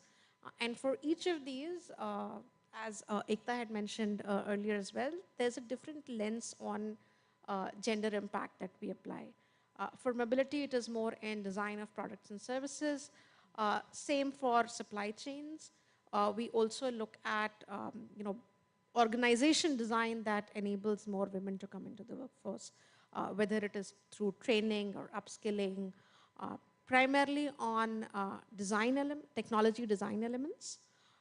We also support women interested in building for climate to get access to mentoring support, because what one of the reports had pointed out was lack of access to the right networks has been a massive challenge in raising that capital and getting your first customer and even hiring appropriately because you're not as well talked about everywhere. So those are things that we do. Fantastic, and I think that's also where Grow as a platform comes in, trying to build those connections and networks. I'm going to come back to you, Ekta, and in the last panel as well, there was a lot of discussion on blended finance, and obviously with many of the corporates, etc., in India also talking about their own DAI as well as ESG strategies. What do you think is the role of blended finance, which can play, as we think about both climate and sustainability and gender? So, KFW as a bank, what we do is we offer concessional finance. And in our way, we are doing blended finance. It's a different way of, different definition of blended finance, but even that is what we are essentially doing amounts to blended finance. And yes, we really want to support climate as an agenda and mainstream gender as well. So here is the proposition for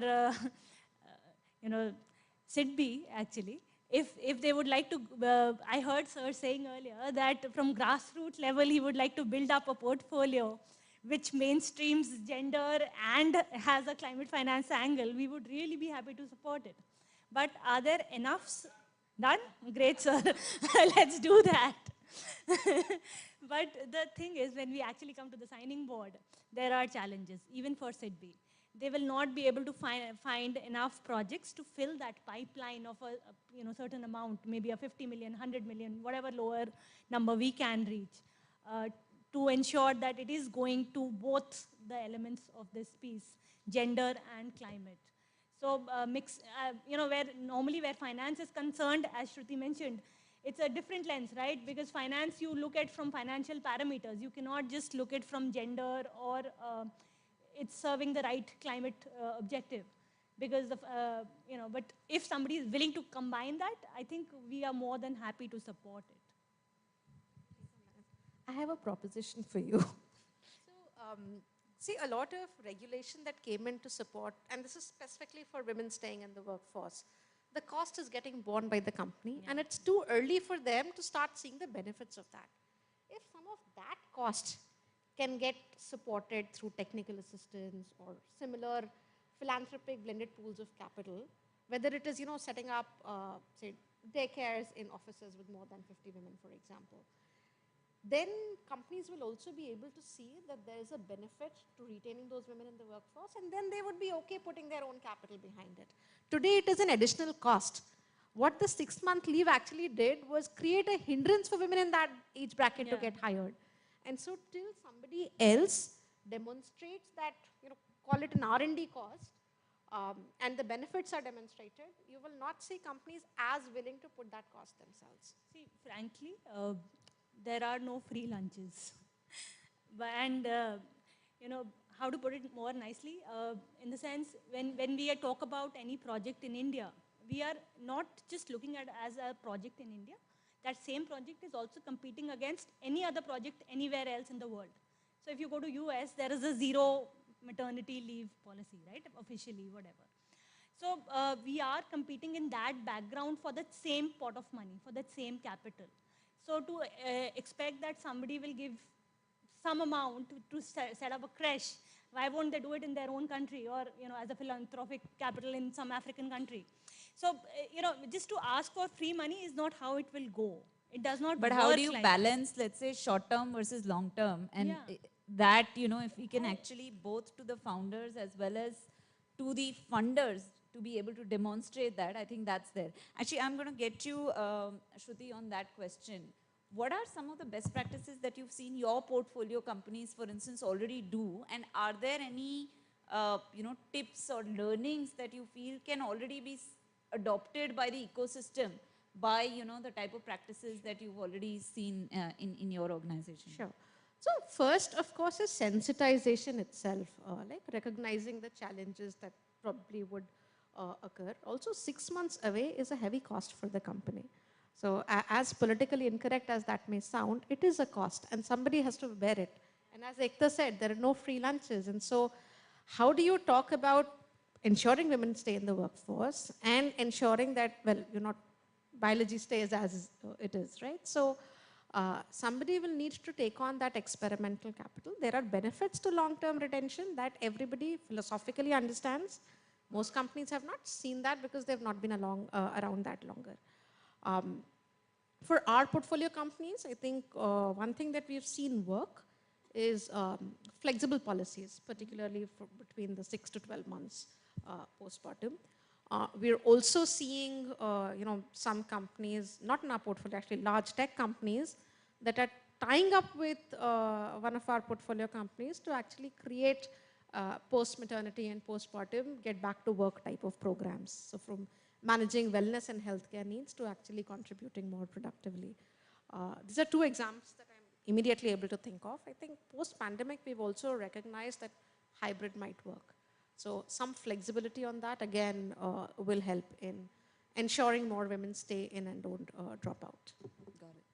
Just want to add something to this. In a startup ecosystem where the company itself is not aware whether they'll survive for the next 6 months or one year, I think it becomes a challenge. But what I've experienced firsthand from my in other startup discussions is women as an employee are more sticky. So they kind of remain in the workforce even for a lower salaries. They will stick to it for it. But yeah, it's a two-way thing. It's difficult for the founders to understand the 6 months pay when the person is not around, especially when they themselves may not be around after those 6 months. Interestingly, Ekta, the younger founders are a lot more focused on inclusivity in workplaces than which you're is seeing what more some of mature. our reports also saw, Yeah. which is that you're actually seeing a much more Look at different examples across, of Zomato and Misho, yeah, right? yeah. I'm gonna, Smita, get back when we talk about, because I think we did speak a lot about, gender and gender-specific issues, but coming back to that Venn diagram of, climate and sustainability and gender, right?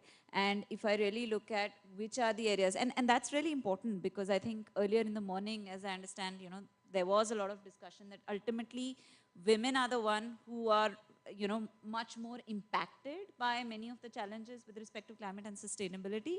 But I would also argue the other way that, women can also be the solution in the sense, there was this quote by Mahatma Gandhi on education, which he said that if you want to educate, if you educate a man, you educate, one individual. If you educate a woman, you educate a family. So how do we also see, women play that much larger role? And since you talked about, data in the previous, example as well, how do we get data in a much bigger way, as part of projects, et cetera? What are the challenges in the implementation that you see? And in this forum, what are the ways, then for us to think about how do we solve those challenges?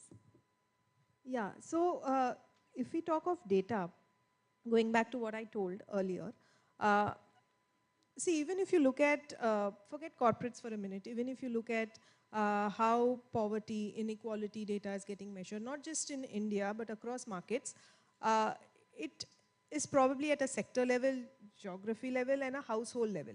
But within households, how are boys and girls getting affected, impacted differently because of, say, a climate event, is not getting captured.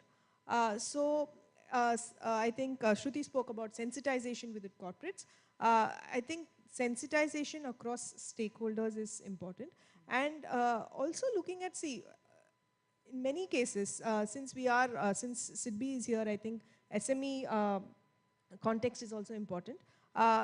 Financing plays a very important role, right? So I want to talk a little bit about green finance products because we are talking about climate and women. So there have been a lot of models across the world which have kind of innovated on climate and gender nexus.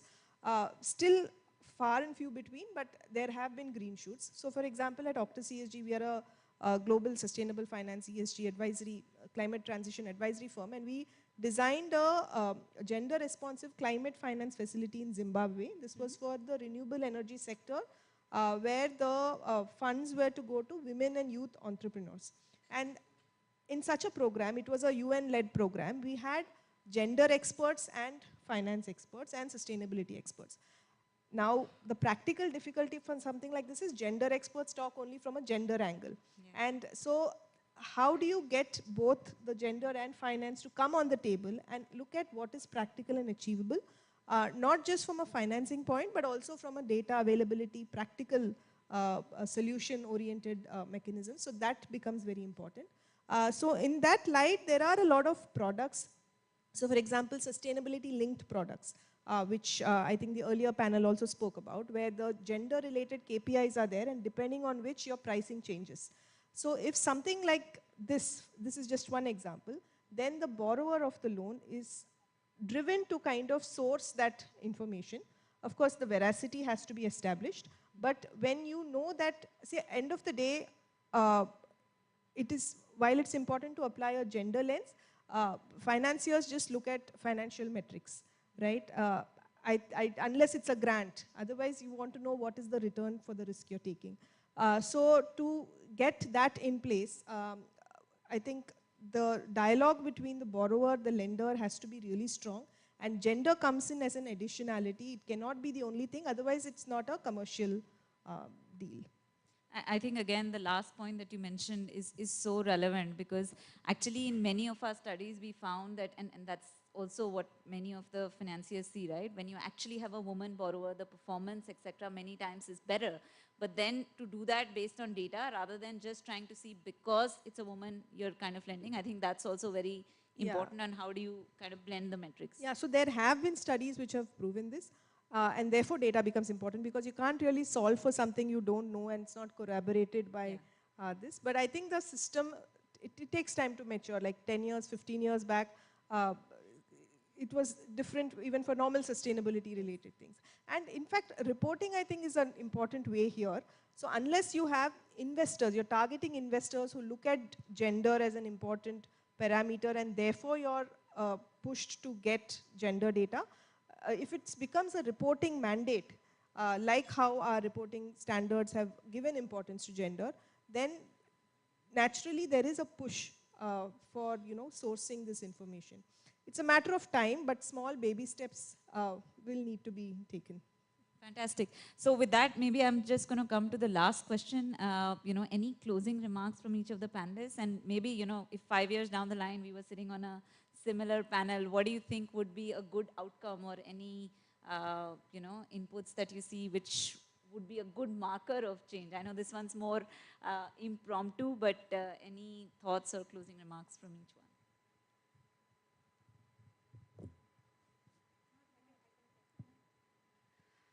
So 5 years down the line, I would expect men and women to have the same kind of vulnerability to climate change. Today, there's a disproportionate difference in how women get impacted, whether it is on the agri side, not having land titles, limited economic buffer to handle the impact of extreme weather events. They're the ones whose education will get stopped if there's a financial or climate event that happens. And so I think first and foremost, have the same vulnerability. That would be, utopian. And the second, of course, overall, you see that vulnerability reduced with more resilience built in, particularly for more economically vulnerable segments. I would say, I personally feel that gender as a topic is something which changes over decades. We have seen that change from my mother's generation to our generation, I would say already, where many more of us women are working in diverse fields. Whereas a generation back, largely the occupations available would have been in banks or a teaching profession. So I think this will play out more. And I know for a fact that the number of women engineers which come out from the Indian engineering colleges is one of the highest in the world. However, the number of women who continue to be part of that workforce is much, much lower. So I'm really hopeful that in the next couple of years, in the next decade, we are able to change the working conditions such that more women choose to come back or remain part of the workforce rather than leaving the workforce at any particular time in their life cycle. Amen. I think building capacities across the board is important. If you talk of financing, building financial literacy for women, not just for rural women, but also for urban women, because we see that while urban women are perceived to be more aware, etc., there is, even if you go to a normal middle class family, the men are the one making the financing decisions and not the women investing decisions. So small changes like this, forget about corporates and how banks look at gender metrics, etc., but household decisions. So these are very small, nuanced facets of the whole discussion we are having. And platforms like Grow, I think, I'm not talking about household level change, but I think there are good avenues where people can come together, like-minded women can come together to kind of explore this further and see how we can make a real change. And the entrepreneurs we saw in the morning today are doing that, their bit. So I think it's encouraging that. So just to enhance your happiness quotient, thanks to Grow that we started with only women panel and we are concluding with women panel. And second is we have launched like e-mobility funding program, which we fund directly. The risk premium for women entrepreneur is 0.5% down. So that is what SIDBI has done from its part. Be happy going green. Fantastic. I think that's a great note to finish the panel, and thank you to everyone for joining. A big thank you to all our panelists for a wonderful session. I would like to invite on stage Ms. Kami Sevrak, Deputy Director, AFD India, to kindly felicitate our panelists.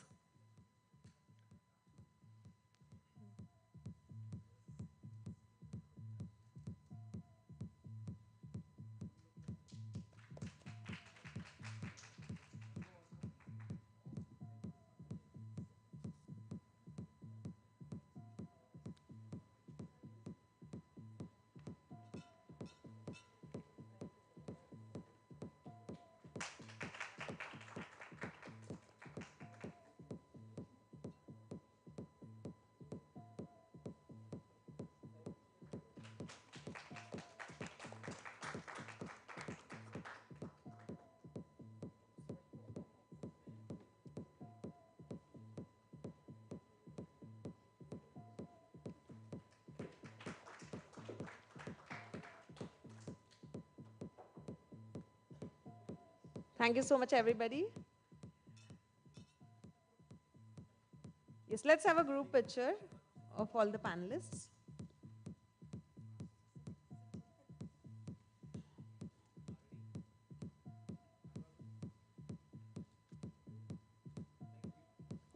Thank you so much.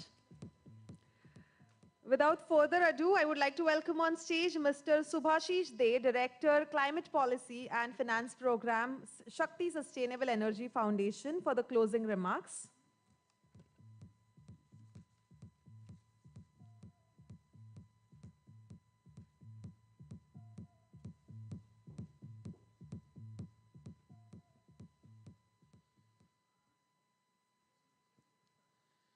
So today I've been enlisted for doing the most difficult job of the day, and that is to sum up the wisdom that was shared today by the distinguished panelists and speakers.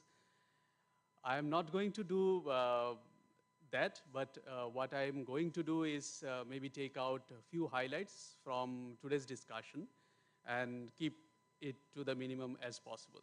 So we started today's discussion with Mr. Prakash Kumar, DMD, SIDBI, and talking about the various initiatives. One of them definitely is that looking at micro entrepreneurs and how electric mobility can help them nurture and grow their business, a unique initiative and a unique proposition taken by SIDBI, followed by the discussions where Mr. Sunil Nair had talked about the need for a framework for green deposit and why and how that framework was developed. And Mr. Chandrasekhar's thrust on, again, looking at developing a taxonomy for sustainable activity and the support which IBA had been giving to various regulatory agencies, including RBI, on developing the climate risk assessment framework. Then we move on to the comment by Mr. P. Shamsundar from Bureau of Energy Efficiency and the experience which the BE has gathered over the years while working with MSME clusters and the cluster-based approach which could actually scale up finance and investment in green initiative across the country. We can't obviously leave aside the insights and wisdom which has been shared by Mr. Raman, the Honorable CMD of SIDBI, and the kind of patronage he has been providing to this initiative, taking it from the front. And now, going back to the panel discussion, couple of highlights there would include where Mr. Rajiv Chawla from MSME, IM MSME, Anil Bharadwaj from FISME, as well as Madhur Tyagi from COI India. And they talked about one very important and critical component, which is the commercial mindset, which obviously everyone has, needs to move into a more green growth based mindset, and how we as a community can nudge it towards that direction. At the same time, the MSMEs nowadays do understand that there are international regulations like the cross-border tax mechanism, which has an implication of how the MSMEs take decisions on how they produce products. The next panel, which included me, Dhruva, Mukund, Neha, and Vivek, and it was our learning and experience from the G20 and COP28 process, followed by a panel by Neetu from BCG, Ekta Mehra from KFW, Smita Hari from Actors, as well as Shruti Srivastav, and where we talked about how it is important and critical to integrate women in the mainstream of not only entrepreneurship, but continuation of the job and employment market within the country. And how in various sectors there are ease of integrating women in those sectors vis-a-vis other sectors where they are difficult. And we have also heard from the women entrepreneurs who started the session with, and the reason we started with the women entrepreneur is that they were the highlight of the Grow GIFs initiative for this year, and we wanted them to be able to present their ideas in front of a whole or large audience, set of audience with dignitaries present there, rather than having it in a later session where many key speakers and delegates would have left. I would like to end with today's closing remark by thanking the three partner organizations, AFD, SIDBI, and Shakti, and the vision provided by Mr. Siva Subramaniam Raman, CMD, SIDBI, Ms. Audrey Brew, from Deputy Head of AFD, and Mr. Nitin Desai, board member, Shakti Sustainable Energy Foundation, in their speech, which they helped us set the context of the Grow GIFs initiative for years to come ahead. With these final thoughts, I would like to close today's session, and we would like to welcome you for the networking session. Thank you.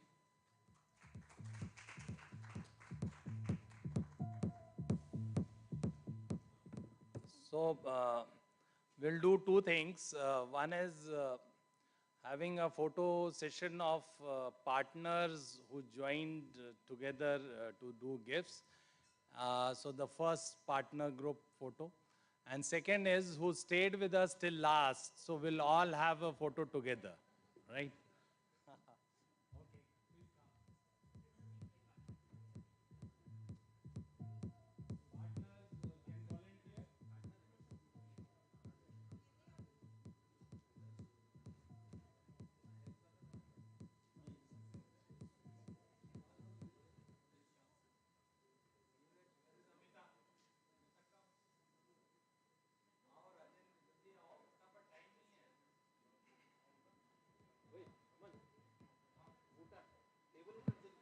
Can we have all the GIFs partners on the stage?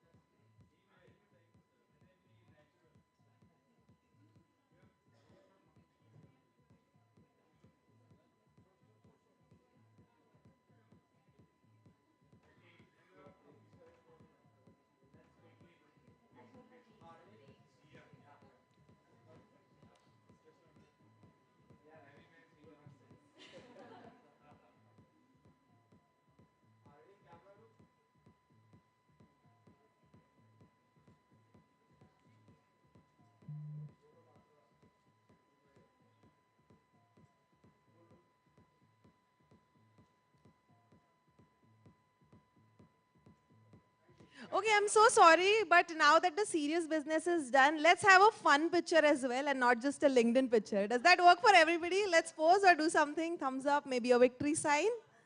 Yes, let's do that. Yes, one is for the LinkedIn, one is for the Instagram. Come on.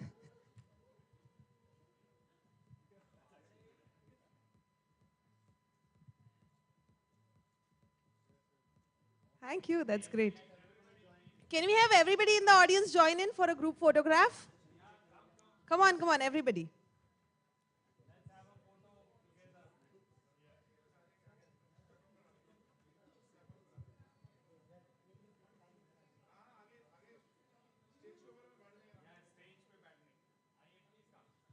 Yes, let's have everybody in the front.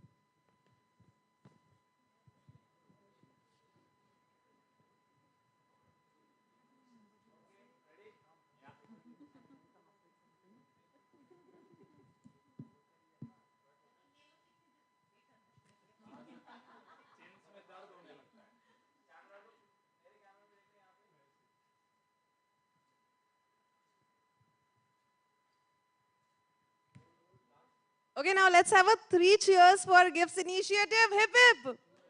Hip hip. Hip hip.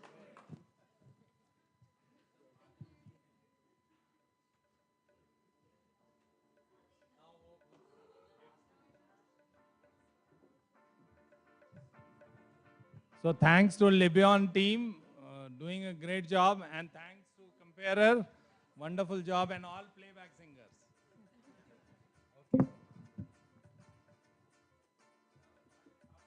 Thank you to everybody for joining in and your active participation as well. And I hope this entire experience was enriching and memorable for you all as well. And a big thank you for making this event a grand success. Networking and tea is open now, so please enjoy yourselves.